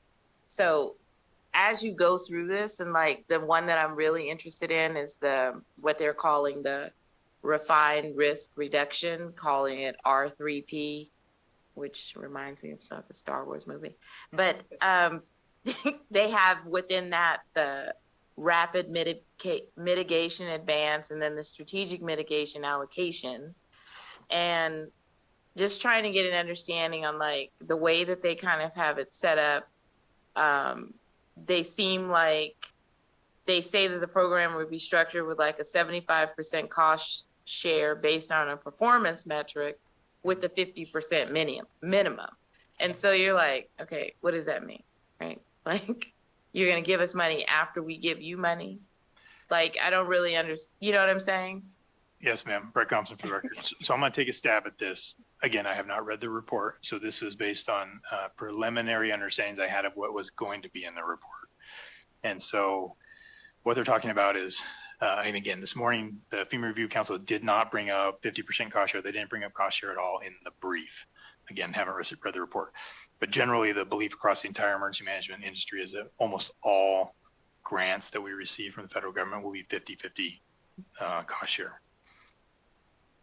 The way that is being portrayed, and it's really related to mitigation and preparedness grants. So things that we do before disaster. And you would get a 50% set. So we, the state, have to pay 50% of the bill. Federal government will give you 50% match. Now you could earn your way up to 75% if you do whatever laundry list of things the federal government gives us to do. And so probably a very aggressive mitigation, very aggressive policies, what I alluded to earlier about very business-like ways in which you operate, like a very short amount of time to issue an award and start the work and execute the work. So what we'd expect in business, time is money. The more effective and efficient you are, the better off oftentimes it is. But that's not necessarily how it works in a bureaucracy. And so I think that is what they are alluding to is you'll get 50%. You might be able to get more from the federal government if you're really good at what you do. Well, Please. so I guess what I'm wondering, so as you mentioned at the beginning, like there's going to be this multi-state, I guess, grouping. If all states, I mean, are there, let me preference the question with this. Is there any state that has less reliance on federal dollars than Nevada? Or are they all kind of around that 70-80% federally funded? Brett Thompson for the record. So NEMA, the National Emergency Management Association, does a biennial report which looks at all the different stats across the state. And that came out maybe 2 weeks ago, maybe a week ago. And Nevada is 47th in the nation as far as how much actual state money we put into my base operating budget compared to other agencies like me in other states. So to answer your question, compared to other states, we invest less in emergency management than most. But is their federal share is lower then? And when share across the board is the same. It's okay. Yeah. So, because the thought that I had was, all right, if all states are being hit, right, and everybody's coming together and there's a shift in terms of cost allocation, right? How does that work, right? It's like, is the theory that, you know, all states being in the same weakened position, we bind together for our strengths? I mean, because ultimately everyone's being hit the same way, right? I mean, not to throw politics in it, but there was a clear movement that if you were a blue state or if you were a red state, he treated them differently in terms of funding, right?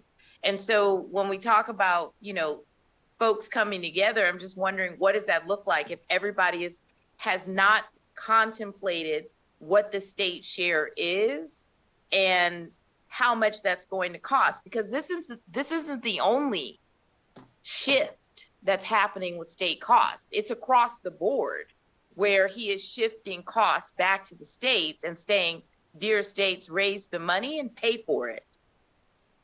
Yes, ma'am. Brett Thompson for the record. So I can't speak to like a regionalization concept of like how would we do this with California or Utah.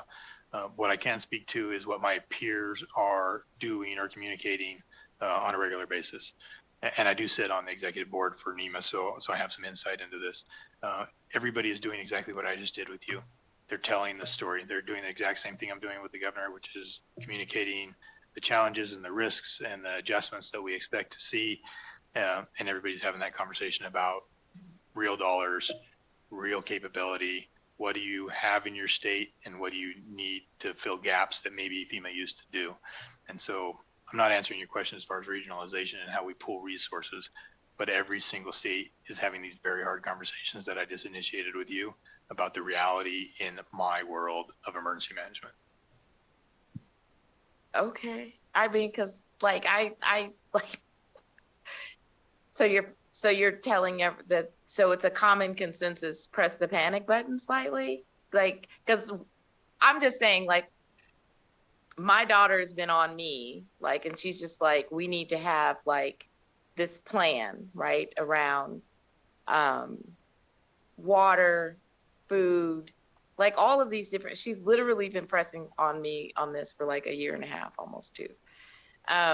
Because in her mind, because she constantly reads, like, and so like if a regular person listening to this, all I took away, and I mean, I'm being sarcastic, but I was like, should I have like 60 gallons of water sitting in my garage, like 20 gallons of gas?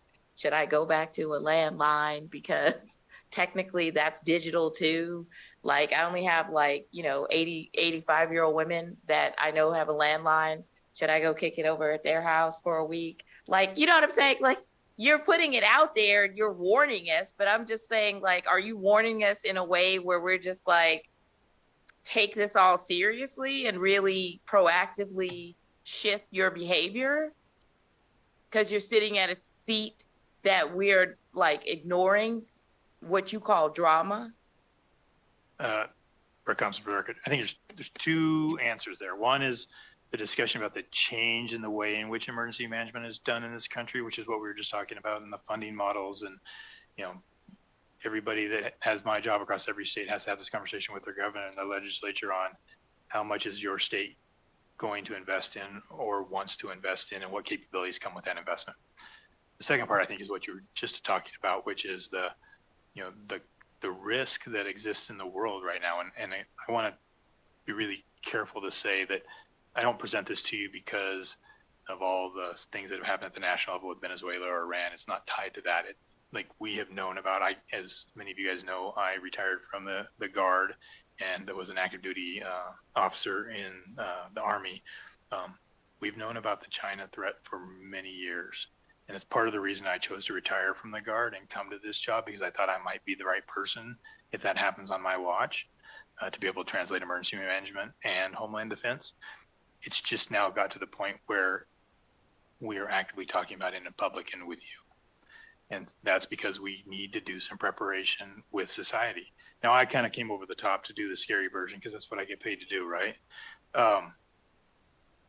But do I think that individual resilience and community resilience is part of what gets us through whatever challenge we find in the future? I think it's really probably the most important part. Like, we invest a lot of money in preparing our first responders. And so that's preparedness. So when you hear emergency manager talk about preparedness, we're talking about spending money and investments on people that get paid to take care of the rest of society. The resilience portion is, how do we as people, as citizens, take care of ourselves? It's the old community watch. It's the, like you talked about, going to somebody that has an analog phone. And I'm not going to make you feel better, but one of my contingencies is we are going to install an analog phone in the emergency operations center. So that probably doesn't help you.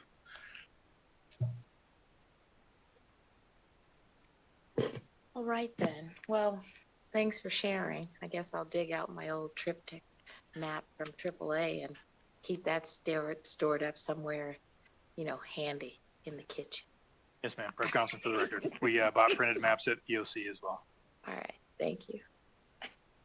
It's government affairs after dark, after 5 p.m. and anything's fair game after 5 p.m. Well, next we'll go to Assembly Member Nguyen, please. Wow, thank you. Hard to follow that. Thank you, Chair. I always try to go before Senator Neal, but not this time.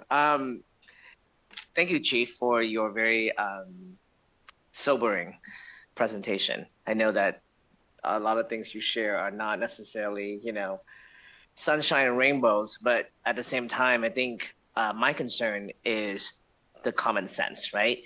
The common sense that you talked about with what Senator Neal said about paper maps and gasoline and things that I am very concerned that the generation, right now, the young people right now have no idea what we're talking about. They're looking at us like, what are you even saying, right? So I know that our colleagues here on this side are talking about, policies and funding and all of that very necessary conversation. But my question is more on the education level. And I know, Chief, that you have a small team, and I know you expected to do a lot.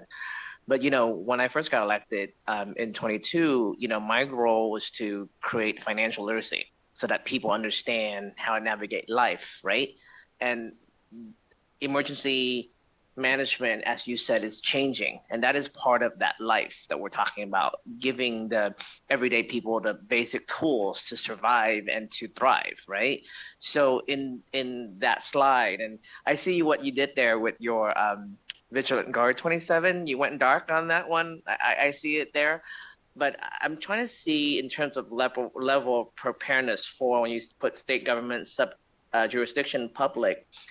I'm curious to learn about where you are in terms of education, right? Because our young people, K-12, higher ed, all of the educational outlet, I don't even know if this is part of the curriculum in terms of that basic. I'm not saying super fancy things like what we're dealing with, right? On your level and on what you see every day. But how can we, as a state, as, everyday Nevadan, learn about the basics? Because the basic 20 years ago in a different threat level and the basic now is completely different. So how do you suggest we educate? And I mean, I love these handbook, right? But I think when emergencies strike, no one's going to really go through the handbook. They need to know the basics of how to react and how to keep, their families safe and themselves safe in these scenarios. So I know this is a very loaded question, but I'm concerned about how can we educate. And I want to see how you, sitting on the national conversation with your peers across the country, how we're planning to educate our community about those basic preparations. Brett Council Record, thanks, sir, for the question. Probably one of the most difficult questions you could ask me, right? So through our public information, we do the standard campaigns of, 30 days of resilience. Do you have enough water? Do you have enough gas? All the things that we're talking about here, right? But the reality is, like, kids my son's age aren't looking at my social media posts to learn that, right? And so what you're really talking about is an entire generational shift in some of the things that become core competency that we teach in our schools. And I'll be quite frank, we're I am nowhere near even beginning to address that. Like that is a foundational shift in thought processes. What I just presented to you was really like kind of a short-term immediacy of the future is here now, and it might get here before we're ready, to be quite honest. What you're talking about is a long-term strategic investment in it's really basic skills, some like back to the basic type stuff. And that would have to be more holistic, like whole of government approach and policy approach, probably something that we collectively as the state of Nevada have to address. That's not one thing that I can do or my agency can do or you can do. Like we have to do that together, and we have to decide like what do we invest in or is important. You talked about the financial literacy. Like even are we doing that well enough? And I'm not going to get into the education space, but probably the toughest question you could ask me, because that's a fundamental shift in what we educate our kids about. If you think back to the cartoons that we used to see about like how's a bill get made, like the cartoons that you would watch on Saturday morning, like those things don't exist right now. I would tell you that the main competitor, nation state that I just talked about, actually is doing that very, very well through a program called Belt and Road. And they have a mix of cartoon type things that many of our kids see and don't know, and parents don't know, that are actually from a nation state to make them more receptive and pro that particular nation state. So other people do it better than us, and we aren't doing it at all right now. So just to be clear, and I just want to restate what you're saying, is that what I'm hearing you saying is that there is definitely a need, right, for us to look at the educational jurisdiction in our state and add this to the conversation. Brett Thompson for the record. Yes, sir. Okay. Yeah, and Chair, I think that's where I was going with that, is just because I want to make sure that we go back to the common sense and make sure that our people, our Nevadans, have the basic for them to be able to understand, just at the minimum level, how to kind of protect themselves in a situation like this, and have a bit of a, a basic one pager, right, on the minimum things that they need to be prepared for, on top of what we're doing as a state, as a government, to be able to put all this together. But I think we still need to update, as you said, because the landscape is changing. We need to update how we really educate our community about this. So thank you for your work on this, and I look forward to seeing more in terms of your work, and of course, Director Galluzzi behind you, on how we can do this together, because I think we still have a big gap in how we deliver this information. So thank you, Chair. And next we'll go to Assemblymember Flanagan, please. Thank you, Chair. If I may, I have two questions. And forgive me if I missed this, but what does it look like where the disaster or the incident occurs in a county? Getting an understanding of the shared responsibility between the county and the state. Like, for example, with the county, we had the 1 October shooting, which was huge, and we responded to that for a very long time. And Senator Steinbeck can speak to it as well. But the coordination that it took, and then the role that FEMA eventually played along with the locals. So now that you're looking at this globally, in a new space with new responses from the federal level, different support, less support, whatever, how does that compare where a county incident plays into a state? Or how does the state play in the county space when the disaster may really be a local problem? Yes, ma'am. Brett Thompson for the record. It's an excellent question. And the reality is disasters start and end locally. Like that's kind of a slogan that gets used, but it really isn't just a slogan, it's the truth. So the tactical operations happen at the place in which the incident happens. And so that's going to be your city, ultimately your county, that provide the first responders, the emergency medical personnel, the law enforcement, like those people deal with the problem right then and there. And when they run out of stuff or a capability, that's where the state steps in to assist, whether it's coordinating with surrounding counties that may have resources, or it's stuff deploying from the other side of the state, or if we don't have it in the state, we go get it from another state, or If another state doesn't have it, we go get it from the federal government. Obviously, in the scenario I talked about, in which we have less reliance on FEMA, or there's more expectation that the state carry the bag on some of that, that's really where those pre-position contracts come back that I talked about, where we have already negotiated to bring in contractors to kind of fill the gap, because it just doesn't make sense to have those capabilities every single day. Like we don't have big disasters very often in Nevada, and I probably just caused a huge problem by saying that out loud, but it's just not economical to do that. So having those pre-position contracts that we can then surge into a county, to a city to help, like, that will be our responsibility in the future that I just portrayed. Thank you. My second question has to do with the preemptive factor. So we're a tourist destination. We get 44 to 45 million people. We're always on the watch list, even if people don't realize we're always on the watch list. We're always on the watch list, and I'm aware of that. So in this space of this master plan around safety, how does that play into things like hosting the Super Bowl, hosting so many major events all the time, but something like the Super Bowl is like really exponentially huge and touches so many points. It's different than like a big concert. It's like. So Brett Thompson for the record. So to make you feel better for maybe the first time that I've been up here, those things are typically DHS security supported, and they're not really on the emergency management response portion unless something goes dramatically wrong, right? And Nevada, because we do these things all the time, especially in Southern Nevada, like we're some of the best in the country at this. Like the agencies here in Las Vegas to deal with Super Bowls, the Formula Ones, the New Year's Eve, like literally some of the best in the country at doing this. I can't even tell you the number of times I get asked, like, well, how do you guys do that in Las Vegas? And how do you do that every single Saturday? And it's really just through the great work that happens here. So to make you feel better is in those security events and the security support that we get from the federal government, no discussion whatsoever of cuts. It's just in the grants that we would apply in how we do business, mostly on the emergency management side. Okay, well, but I'm sorry, I do feel a little safe for that. We're as ready as I kind of sort of thought we were. Okay. Thanks, Chair. Senator Neal. I just thought about this. So since we kind of entered into paranoia,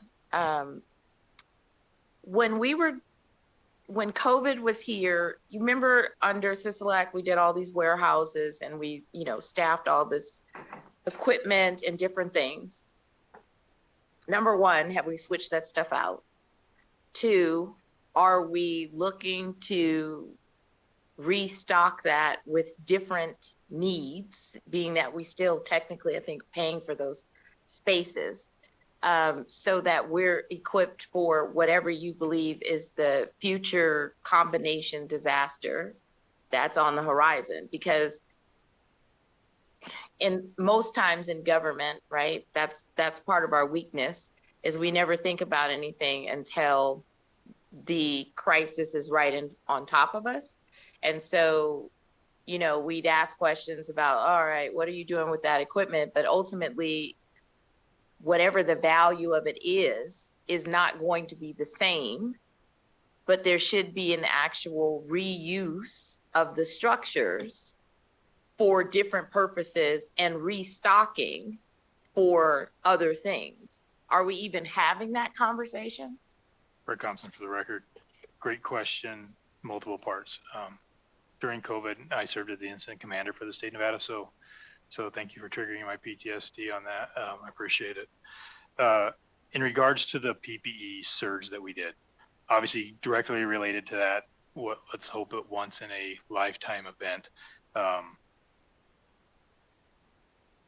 can't speak to the current status. Most of that stuff that has expired has been gotten rid of, sold, disposed of. There's still a stockage for a future pandemic. The pandemics happen about once every 100 years. So the reality is it's economically not realistic to keep a massive stockpile like we initially had in the out days of COVID.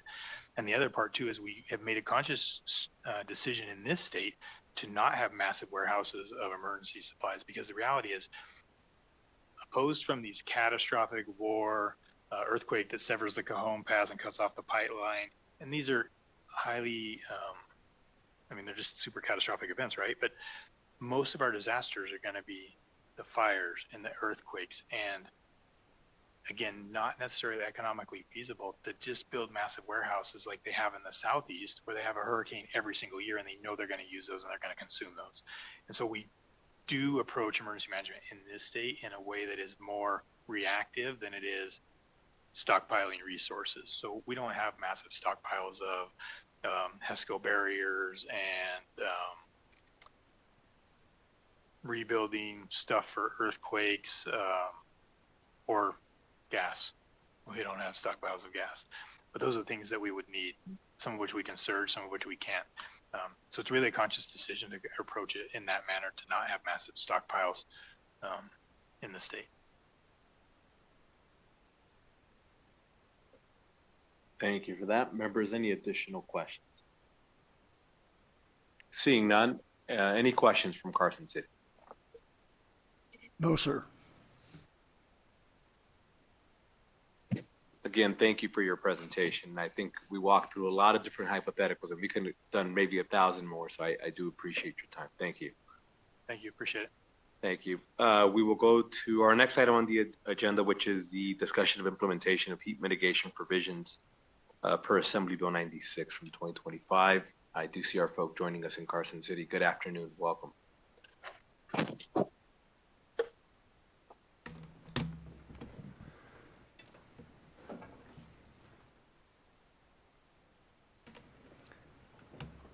Good afternoon. Waiting for the presentations here. Thank you. Perfect. Can I do that, or do I? Let's go to slideshow.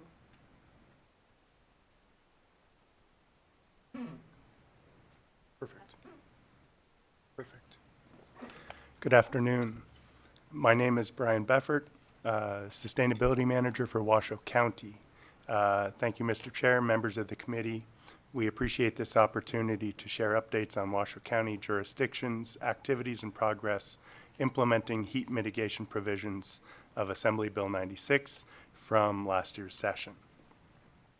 I will let my esteemed colleagues introduce themselves when we get to them. But first, I'd like to start off by describing a little bit of background. AB 96 was timely because it accelerated and focused our work that was already underway in the Truckee Meadows that informs our response to extreme heat. As an opening note, you'll see versions of these maps today throughout the presentation that show data collected during a community-wide heat mapping study in August of 2024. As you can see here, the project included numerous cooperating jurisdictions, partners, universities, DRI, NOAA, and more than 100 volunteers working together on a really excellent citizen science project to collect this data. The maps you see are readings from that day on August 10th in 2024. And although these maps are only a few snapshots in time, they provide confidence in forming our work meeting the requirements of AB 96 and designing tangible heat mitigation and adaptation strategies, which we will summarize throughout this presentation. Waiting. There it is. Additionally, different agencies in Washoe County are working from their various angles and jurisdictions to mitigate and manage impacts of extreme heat. One example is Northern Nevada Public Health District, who is working to address the impacts that heat can have on ozone. Their Ozone Advance Plan Forward is a voluntary plan to reduce ozone pollution, establish goals and strategies related to extreme heat, including minimizing vehicle miles traveled, increasing tree canopy, and more. The Ozone Advance program was discontinued by the EPA at the end of 2025, but it continues to inform the health district's work, which they are advancing through programs like the Supplemental Environmental Projects Program, which provides funding for projects to help reduce urban heat, reduce emissions, and other strategies. Extreme heat is also one of the natural hazards addressed in the 2025 Washoe County Regional Hazard Mitigation Plan. Washoe County's Climate Action Plan also includes numerous strategies to help mitigate and adapt to heat. There are also several projects such as community-based solar resources that Reno and Washoe County are pursuing in partnership with Nevada Energy. Now to dive into the details, I'll pass the microphone to my esteemed colleagues from Reno.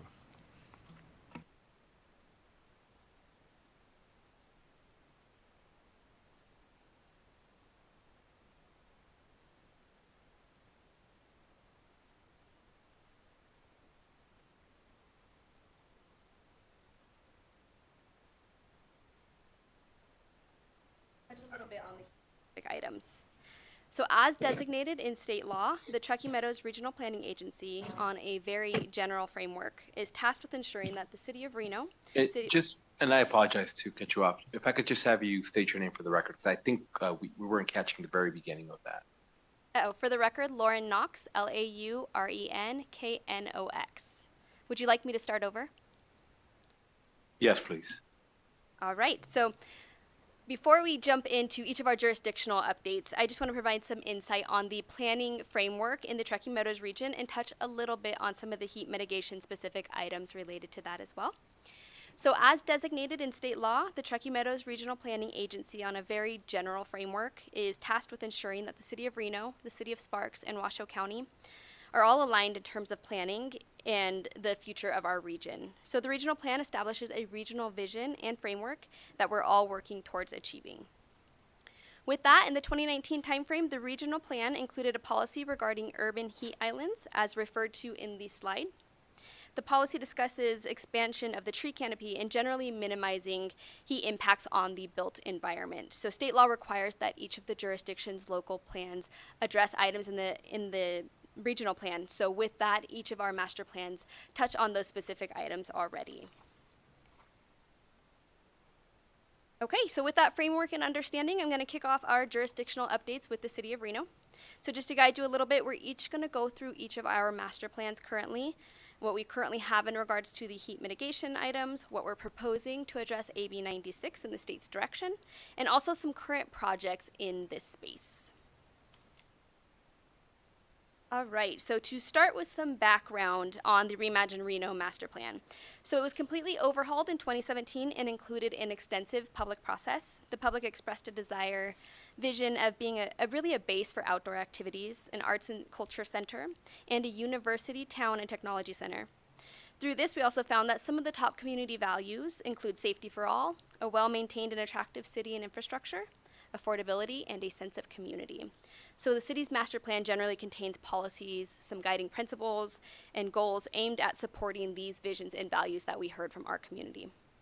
As you may be aware, AB 96 requires that the master plan address heat mitigation items, and they're specifically listed on that slide.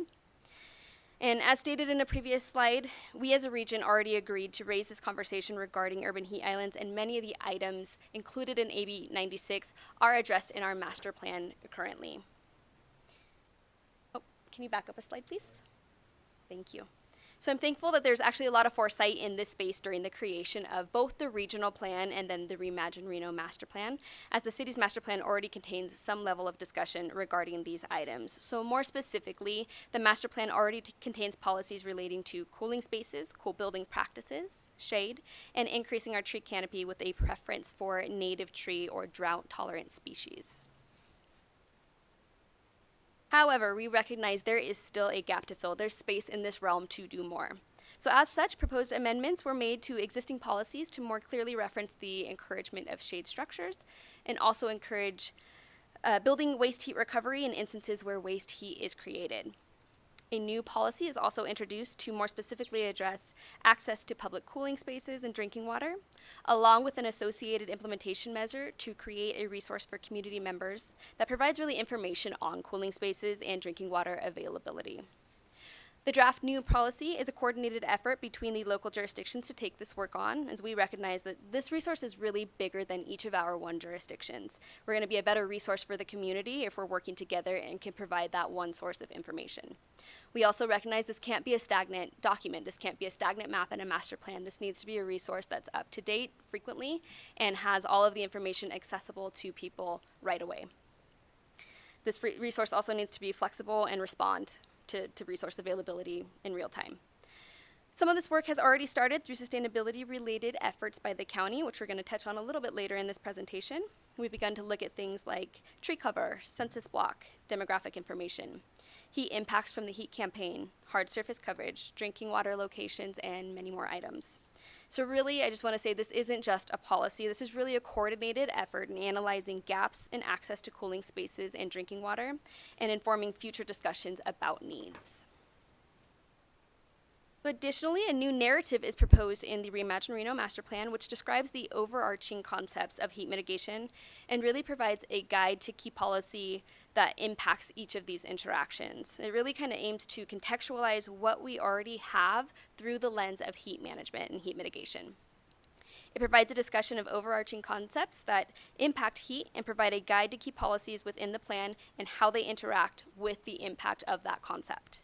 This is really intended to be both a resource and an educational piece, and it also aims to amplify the conversation of heat and its impacts, which was, I believe, an intention of the state. So for example, there's an element on the built environment and site design as one of those overarching concept elements. The narrative generally describes how the built environment can lead to increased heat accumulation and how reducing building heat-related heat gain will help us to mitigate heat-related impacts. A guide to specific policies that address this overarching concept element are referenced along with a summary of the policy aims, such as employing site features like shade and reflective material to mitigate urban heat island effects. This is one very specific example, but it's an incredibly nuanced conversation ranging from specific site design and considerations and construction in that realm, all the way to this larger conversation about the reduction of greenhouse gases, which can also impact heat. It's very overarching, and really it's critical to a key sustainability focus of the Reimagine Reno Master Plan. So with that, I'm going to turn it over to my colleague with the City of Reno to discuss our current efforts.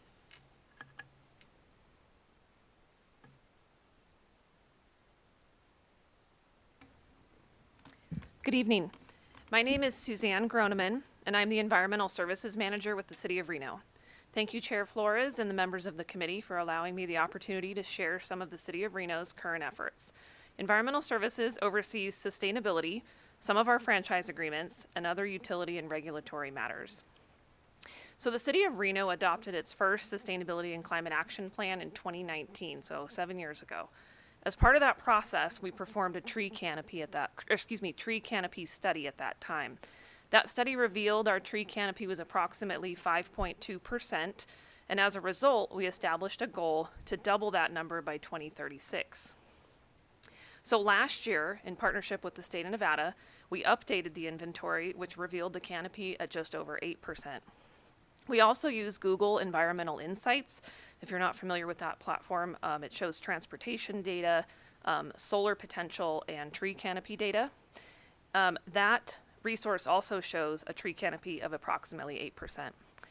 A city can authorize disclosure of that data, which we did. We believe in transparency, so we've made that available on our website, and you can find that at reno.gov. So the city was also awarded $500,000 from the U.S. Forest Service for a large public right-of-way tree planting project just west of our airport. This area is frequented by foot, by car, bike, yet lacks shade. If you've been in Reno and you've been near the airport, it's a very wide roadway that just unfortunately doesn't have much shade, and the trees that were planted there when that was put in unfortunately haven't grown to their maximum potential. There's also several homes adjacent to that area, and these trees, once grown, will create a really important buffer between the roadway and those homes. Our potential to grow our tree canopy is not on public property, however. Our greatest potential is on private property, and we continue to evaluate opportunities to grow canopy, seek funding to expand those efforts. And I mention this because private spaces are much harder to govern and manage when it comes to growing our tree canopy. One opportunity that we have seized is a partnership with our Parks and Rec Department and the Arbor Day Foundation to provide trees free or heavily subsidized cost to the public. We hold those events a couple times per year, and we've given out approximately 2,000 trees under that effort since we started. The city also has what's commonly known as a benchmarking policy, or a BPS, Building Performance Standard Policy. That went into effect in 2019. And the BPS policy goes into effect this year. And that governs energy and water use, but it certainly relates to this topic of heat mitigation, and that's something where we can use some of that data to expand some of our efforts.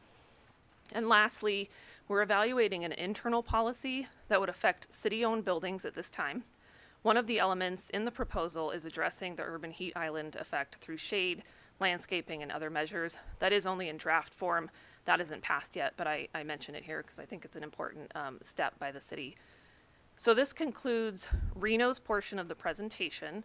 Lauren and I are happy to take any questions that you may have, or we can continue on to the City of Sparks. Please continue. What we'll do is we'll take questions at the end. Thank you.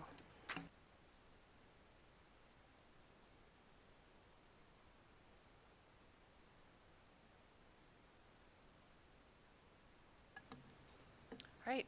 Good evening, Chair Flores, committee members. For the record, my name is Sienna Reed. That is SIENNA-REID. I am the city planner with the City of Sparks.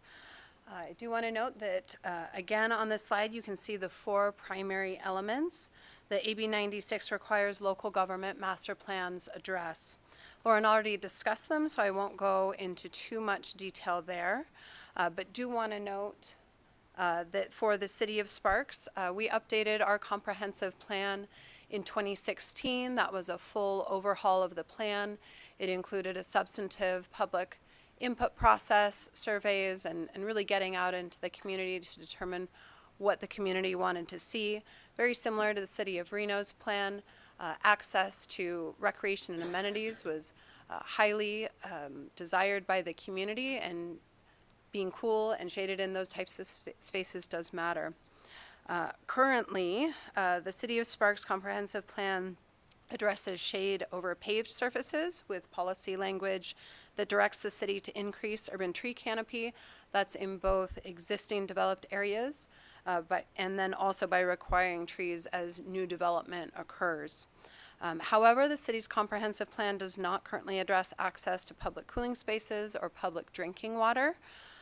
And in addition, while the city's comprehensive plan does promote reducing per capita energy use through amendments to building codes as well as updates to development standards that can make buildings more efficient, it does not directly address cool building practices.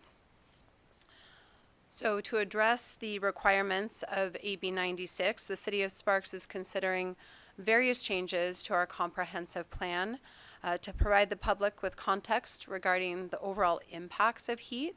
A new narrative would be added to our resiliency and conservation section of the plan.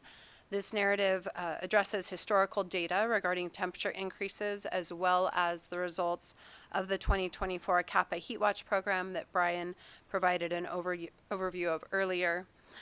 That program is really important because, as you can see on this map, it really identifies what heat looks like at a small scale geography and the areas of Sparks with the hottest temperatures. That helps us focus our efforts.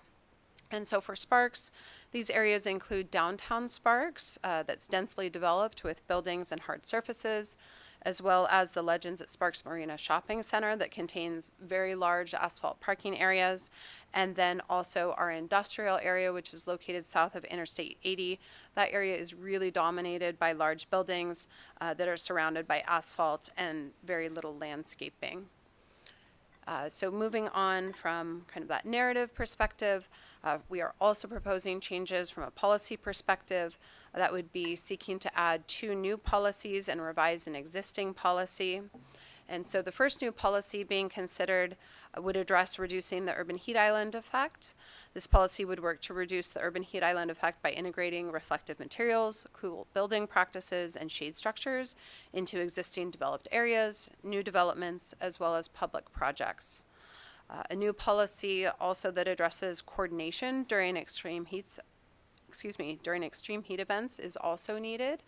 This policy directs the city to work with local government and regional partners to plan for and respond to extreme heat events, including access to cooling centers and public drinking water.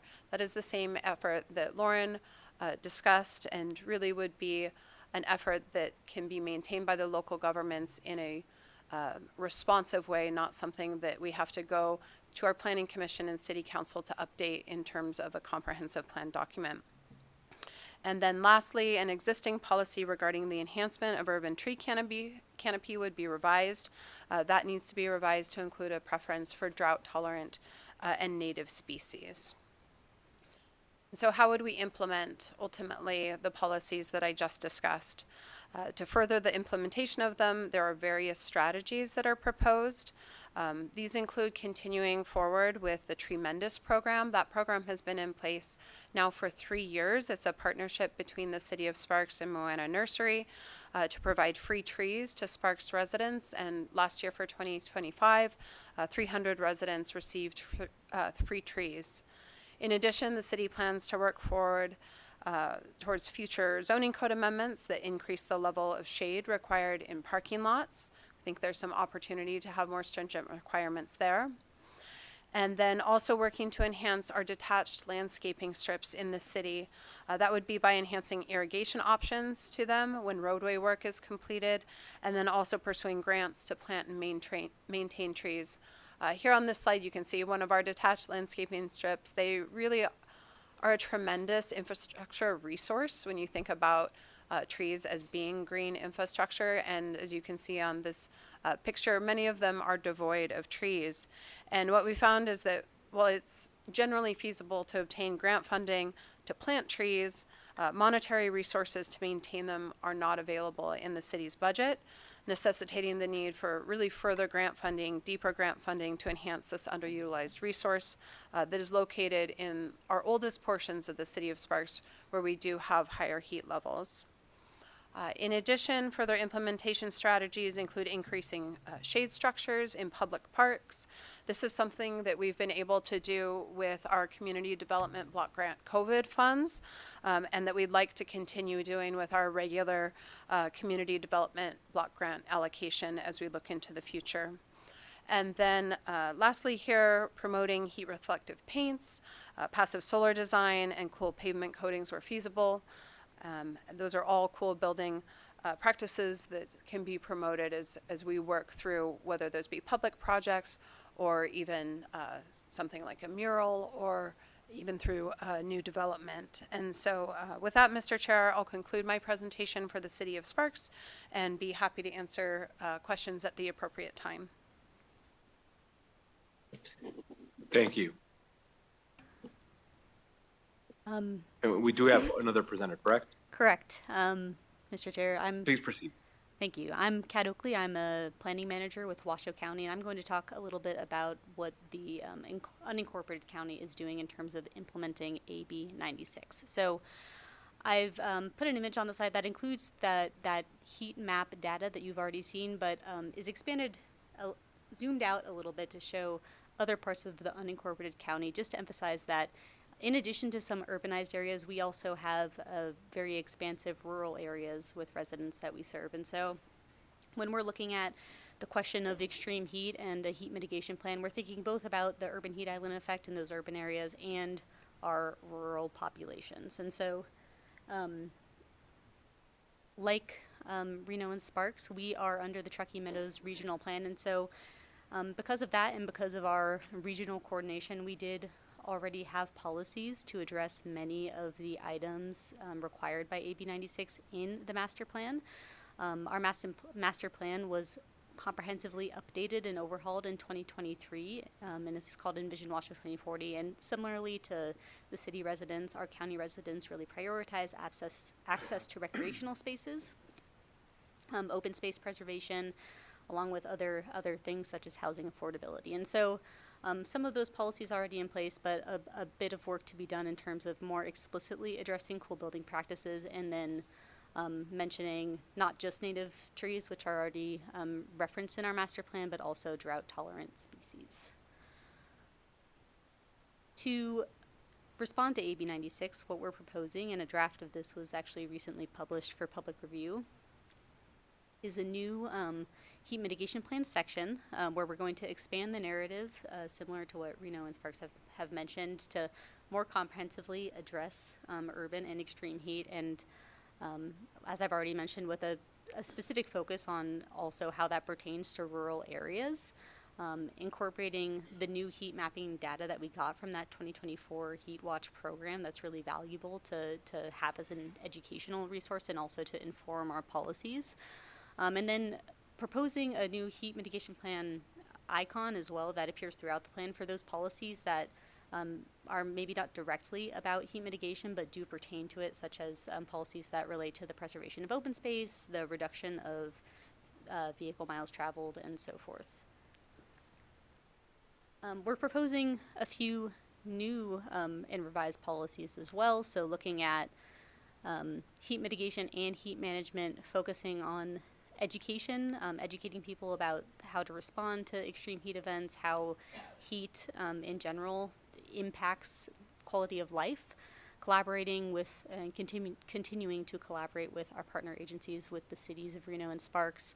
And then again, exploring more what are those rural specific challenges for those folks who don't have access to municipal services or might not be able to drive to a cooling center, those sorts of things. What can we do there?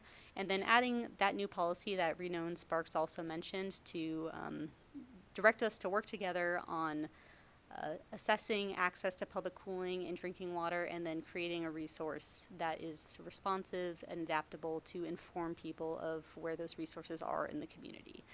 And so we've got those policy changes and then some new implementation actions as well related to those policies that will inform our work moving forward, implementing the master plan as we do things like update our zoning code to expand the tree canopy, require more shade, encourage cool building practices, those sorts of measures that support the reduction of urban heat and our adaptability to extreme heat events. Oh yes, thank you, Ryan. So the graph just shows it shows our ozone air quality over time and how the national attainment standard has changed over time. And this is just one of the many, many impacts of extreme heat. Heat, when combined with vehicle emissions, it creates ozone. And ozone is a criterion pollutant that we have to fall below certain standards that have, generally speaking, been strengthened over time. And so you can see there all those lines really close together. What that's saying is any strengthening of the national standard or an increase in heat or vehicle emissions could put us over the edge from attainment to non-attainment, which would have significant both public health implications and also economic implications for our region. And so that's just one of the many reasons why addressing heat is important for our region. Once again, Brian Beffert from Washoe County to talk about a tool that Washoe County GIS has built to guide some of our implementation. What you see here is a screenshot of our sustainability index, which helps us all better understand where, how, and why extreme heat and other factors are impacting our communities in northern Nevada. The title of this slide has a hot link to a live dynamic map. If for whatever reason that's not working for you folks, I'm happy to provide the link. This screenshot shows our heat study data combined with high-risk census tracts depicted by the EPA's Climate and Environmental Justice Screening Tool, which was removed from by the EPA last year. However, we knew that was coming. We downloaded the layers. And these populations still exist and are still being impacted by various factors, and so it's our mission to serve these populations. The dots on this map show schools to help us better understand how and where children in our community are being impacted. And on the bottom, the bullets on the bottom are some of the other layers on this map to help us better understand the compounding interplay of various factors, which in turn inform our actions in response. This screenshot, also from that map, shows the interplay of our urban canopy and heat in a portion of west central Reno. Over there on the right, you'll see our spaghetti bowl. Those three blue zones from left to right are Dick Taylor Memorial Park, the UNR agricultural fields, and Glen Duncan Elementary School, all of which show the cooling power of grass, trees, and unpaved open ground. The remainder of this map is mostly pavement. Finally, this screenshot displays our Built Environment tab.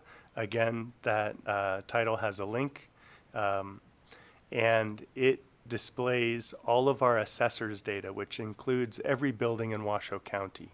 And each census block is ranked by the risks these blocks experience from an energy management perspective.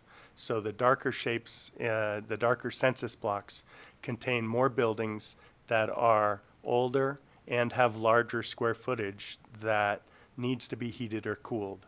These buildings are more likely to have poor insulation and older HVAC systems, and are more likely to be affected by heat, power outages, or expensive HVAC system upgrades.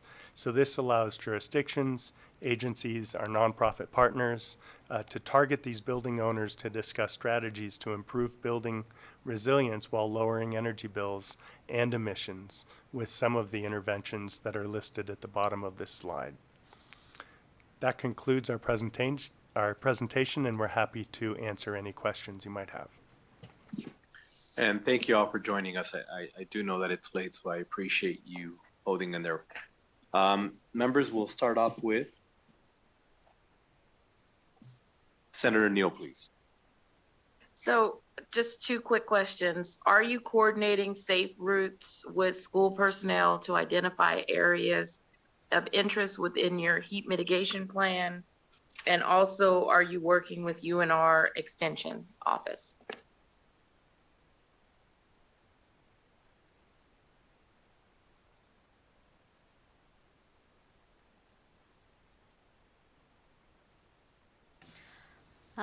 Kat Oakley, for the record, with Washoe County. We have not coordinated with Safe Routes to School as part of this effort, or with UNR Extension, but we have been working and communicating with DRI and their climate and heat related experts over there to help inform the development of our plan.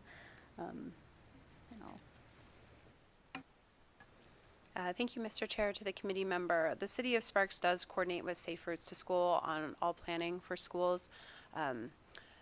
We don't have a lot of new schools being planned for in just generally the Truckee Meadows area, but what we do have is a pretty extensive modernization program that's being undertaken by the Washoe County School District, and so there's a lot of investment going into existing areas.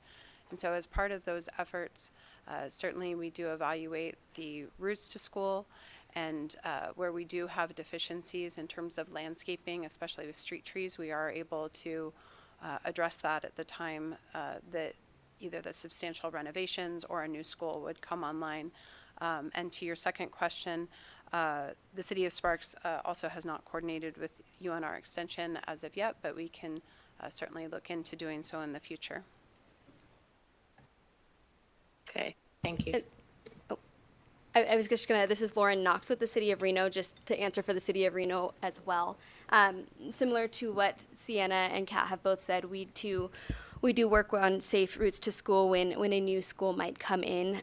New schools for us generally are going to go through what's called a conditional use permit process, where we can look at a lot of these very specific pieces.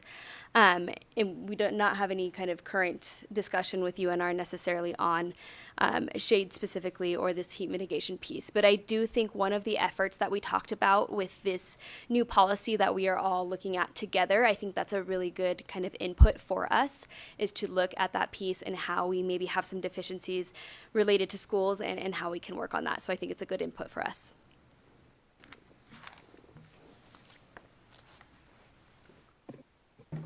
Members, any additional questions? The only thing that, if you could just, in a very concise manner, provide what is your next timeline? For whatever it is, and I know it's going to be a different answer because not everybody's working on the same exact issue, right? But I am just trying to get a better gauge on what is each kind of jurisdiction's timeline. By next month, we plan to be doing this. By 3 months, we plan to be doing that. Half a year from now. I'm just trying to understand so that when we have a conversation moving forward, we can come back and say, look, I know we have set these timelines in place. Where are we at with them? So for the record, Lauren Knox again with the City of Reno Development Services.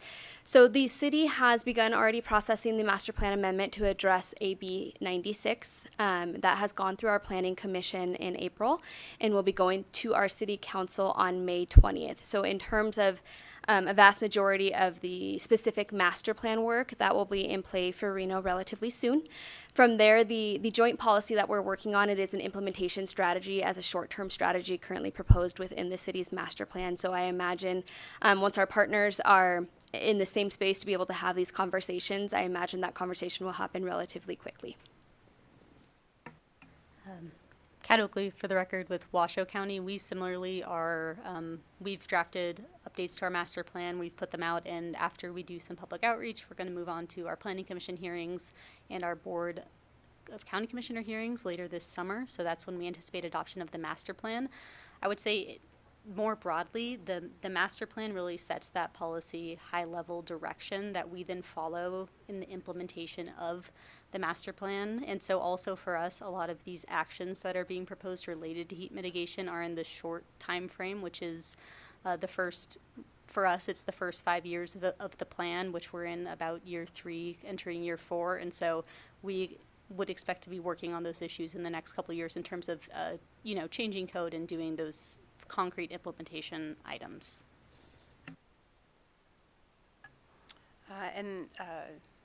To you, Mr. Chair, in terms of the City of Sparks' implementation, staff is working forward to bring forward the changes to our comprehensive plan amendment to our planning commission. We expect that that'll be coming up probably in late summer to the fall. And again, that's really just the first step in terms of those amendments to our comprehensive plan that we were discussing. Each of the implementation strategies will have a little bit of a different time frame. Some of them are already in process. Others are things that we are actively looking at in terms of grant funding.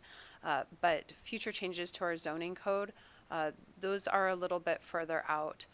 We have a host of zoning code amendments that we have been working to process for about the past 3 years and haven't necessarily been able to bring forward, but we do anticipate bringing those forward hopefully within the next couple of years, and we would be looking to group in any amendments to our zoning code related to heat mitigation and mainly, as I was discussing, changes to requiring more tree cover or tree shade cover in parking lots at that time.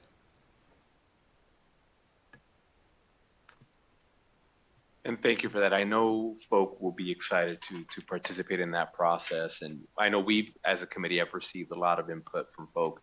And I'm sure they're going to be sharing that or have probably already shared a lot of that with you. So again, I thank you all for joining us today. We look forward to continuing this conversation. As we know, it's a long process and we do appreciate everybody's time. Thank you again, members. One last time, any additional questions? Seeing none, again, thank you again and have a wonderful evening.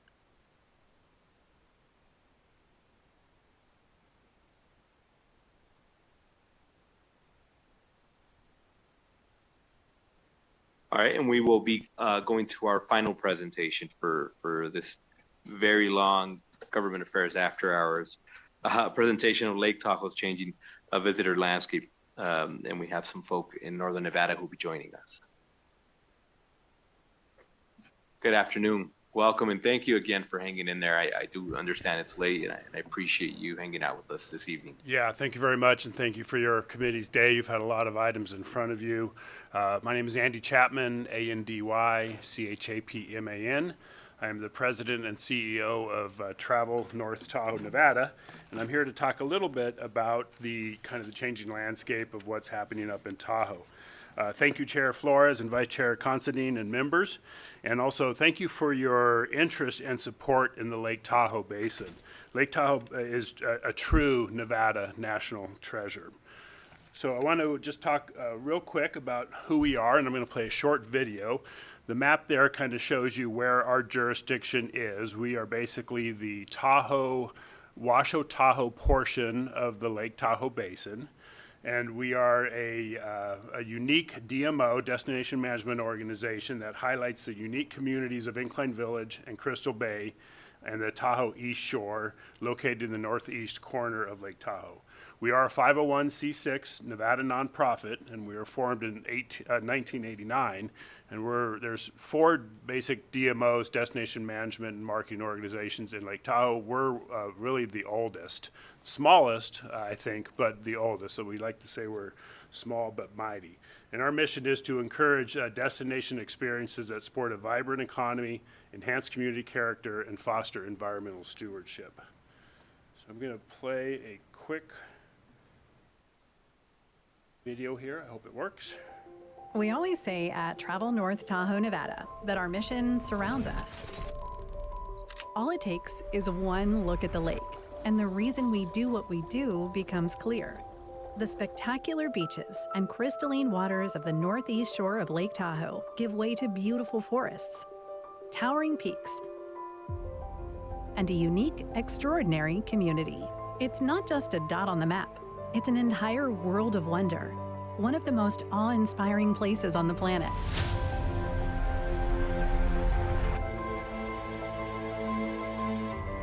Travel North Tahoe, Nevada works every day to preserve, protect, and enhance this extraordinary natural landscape and one-of-a-kind community for all users of this natural wonder. Whether it is widespread free transit service, taking cars off the road, environmental restoration projects, preserving lake clarity, local events that bring community together, or leadership on some of the region's most pressing issues, Travel North Tahoe, Nevada is a champion for real change and a leader for the lake.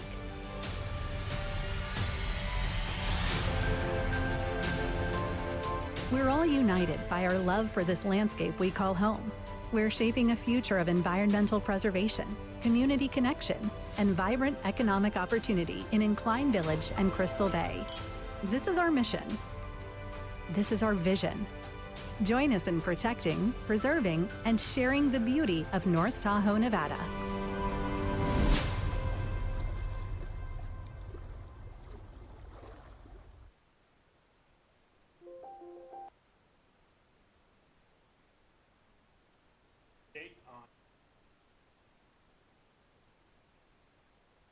Highlight some impact infrastructure on the community, identify funding gaps in the current tourism model, and then discuss business. And if I could just have you state your name for the record, my apologies, it cut off for a sec. Oh, sure. Andy Chapman, for the record, the President and CEO of Travel North Tahoe, Nevada. So, and then also we're going to talk a little bit about a business improvement district solution, and I want to thank the Senate Government Affairs Committee that did pass SB 420 out of the 2025 committee. We are here at it again as we weren't kind of successful at the end of that. So talking a little bit about the visitor trends and how they are changing. We are seeing more visitors, but with different patterns. You know, Tahoe is a tourism economy. It's always been a visitation location, but patterns are changing. We're about a $5.2 billion visitor-generated economic impact basin-wide, and if you take that to secondary impacts, it's $10 billion. That'll be both on the Nevada and the California side. There's approximately 15 million visitor days generated from about 2 million unique visitors. And then there's also about 4 million day visitors that we call untethered visitors that are coming into the marketplace that I'm going to speak on here in a second. 86% of the land in the Tahoe Basin, as you may know, are public lands managed through the U.S. Forest Service. And the Lake Tahoe Basin Management Unit, the LTBMU, is the second most visited forest unit in the nation. To give you a comparative, the Tahoe landmass is about 1/3 the size of Yosemite National Park, but Tahoe sees 3 times the amount of visitation. And also the White River National Forest, which is the #1 national forest visited, and Tahoe is #2. But the White Forest National Forest is 2.3 million acres, and the Tahoe is 155,000 acres. So what the result is highly concentrated use at Lake Tahoe's recreation sites, and really a strain on the resources and the infrastructure. So the key point here, visitation is highly concentrated within these small areas. We are still dealing with the COVID impacts and the shift to COVID tourism today. Outdoor recreation surged during the pandemic and post-pandemic periods. People were told to go outside, and they did. That created a lot of new impacts to the destination. New visitors were introduced to outdoor recreation, but they didn't really know how to interact with the jurisdiction, how to deal with trash. What's a bear box? How do you open a bear box if you've never been educated on how to do that? And you could see the direct spending trends from 2019 to 23, about a 25% increase. So demand remains high, but those behaviors have changed. And our day visitors are driving much of the impacts that we are seeing. Regional data indicates 42% of the annual visitation is from day visitors who come into the destination and leave and do not deposit much visitor spend in order to deal with those impacts. According to the Reno Sparks Convention Visitor Authority data, 47% of the Reno visitor will take a day trip to Incline Village specifically. And spending is dominated by visitors arriving by personal passenger car, further contributing to regional impacts. The key point here is more impacts, but not proportional revenue growth between visitor types.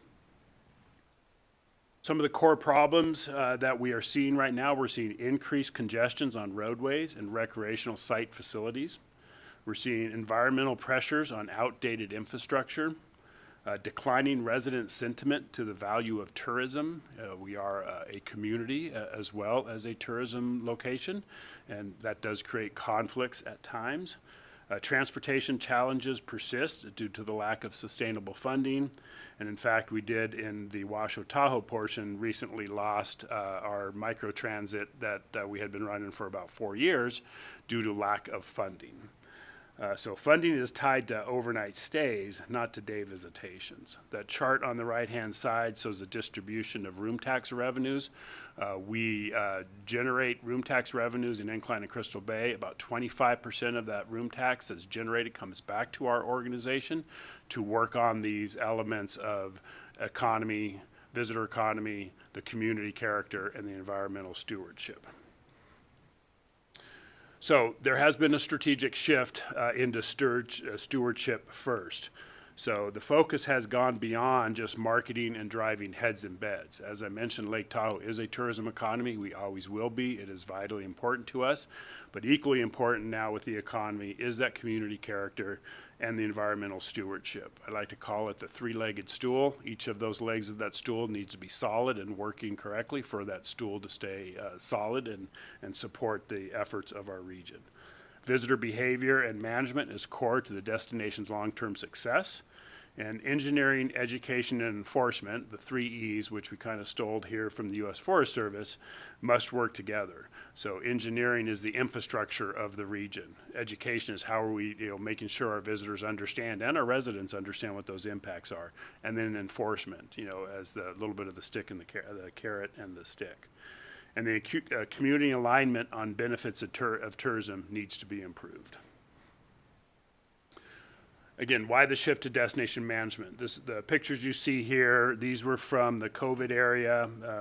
These were coordinated efforts by our residential community.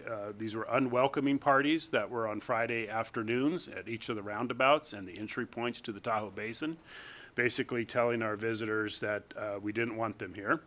And then on Sunday afternoon, they did their goodbye party as well. This information hit national news for us at this time, which had a lot of impacts of Tahoe not being a welcoming place to go.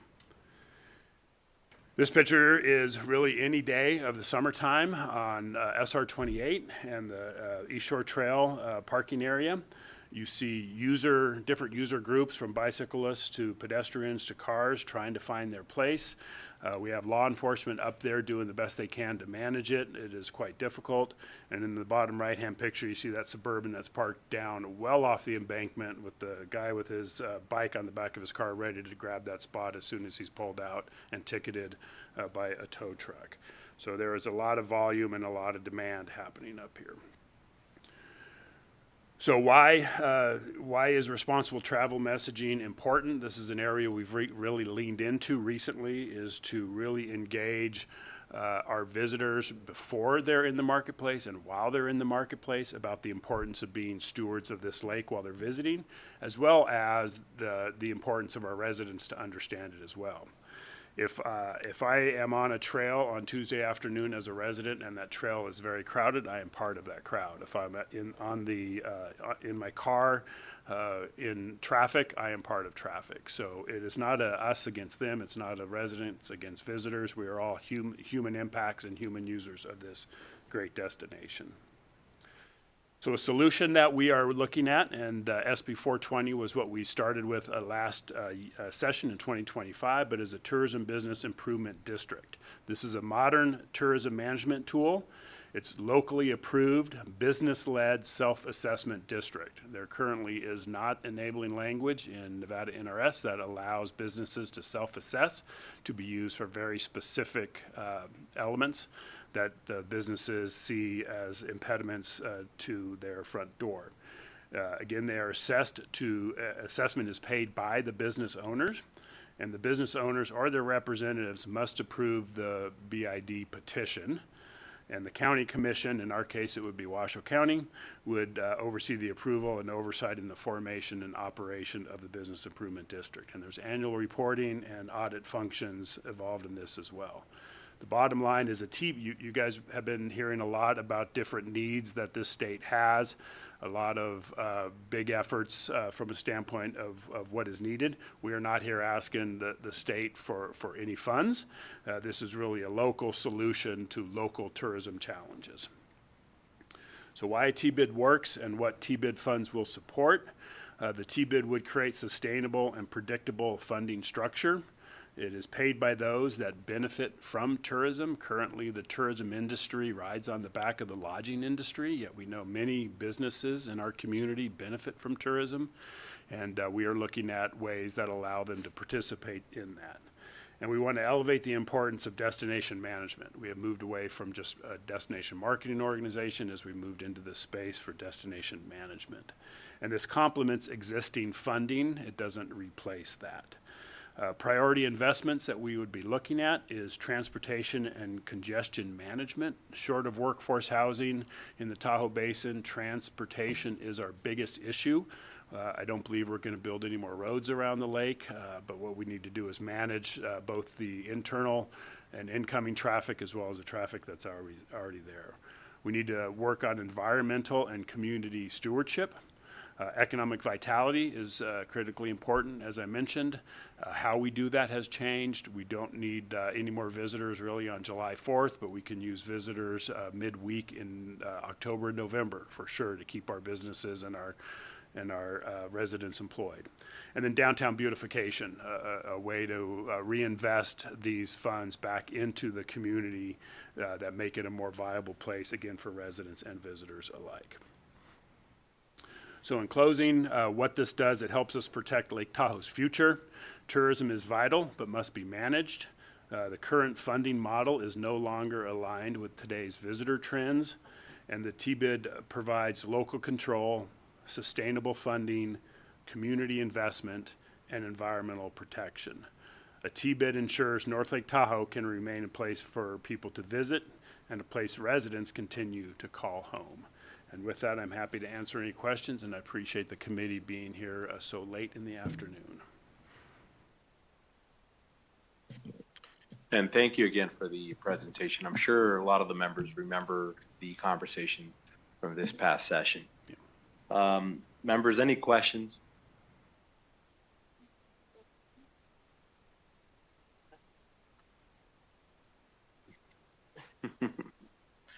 I don't believe we have any questions, and I know we don't have anybody in Carson City. I know we lost our member up there, yeah. But I do want to say thank you for the presentation, and I know the conversation will continue into the 2027 session.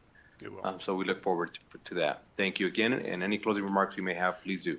No, just thank you, Chair, for your commitment and interest, and thank you, committee members, for that. You know, as I said, Tahoe is a national treasure that we in Nevada cherish and want to protect. So thank you for your time. Because of the traffic, is this a bad time to suggest that we have to have all committee hearings in Tahoe now? I think we would all be open to that possibility. We could do them off season for sure. Absolutely. Thank you again. Thank you. And with that, we'll go ahead and close out the presentation. We'll move to the very last item on the agenda, which is public comment. Anybody wishing to join us either in Carson City or Las Vegas? I do see some somebody coming forward in Las Vegas, please do. I don't believe we have anybody in Carson City. And also for those of you wishing to join us over the phone, please, at this time, if you could please call in. Good afternoon, welcome. And if you could just press the button right beneath that microphone. Thank you. Arnold Garcia with the Vegas Wedding Chamber. I know it's late. I want to keep you. Just want to thank you all for all the work that you do. Love Nevada, and humbly ask that you, when creating policy or legislature, you keep the wedding industry in mind for the people who, celebrate love. And said that the wedding industry brings $3 billion in economic activity to the state annually. And though we're down about 13% in marriage licenses this year so far, we're still the wedding capital of the world, and that's pretty awesome. So that's it. Thank you for your time. Thank you for sharing that data with us. Thank you. And thank you for waiting this long. I know it's a very long evening, so thank you for being patient. Thank you as well. Appreciate it.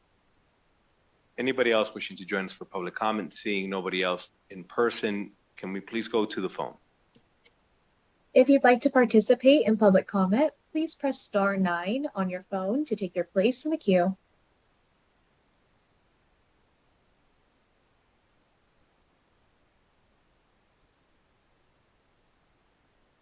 Chair, there are no callers wishing to speak at this time. And thank you. Before we adjourn, thank you to our wonderful staff for being so incredibly patient and working with us and all the hard work that you do. Members, we will be back in June. Please just pay attention to your emails, and then folk will reach out to you as we schedule the next meeting. Thank you all for the questions. This meeting's adjourned.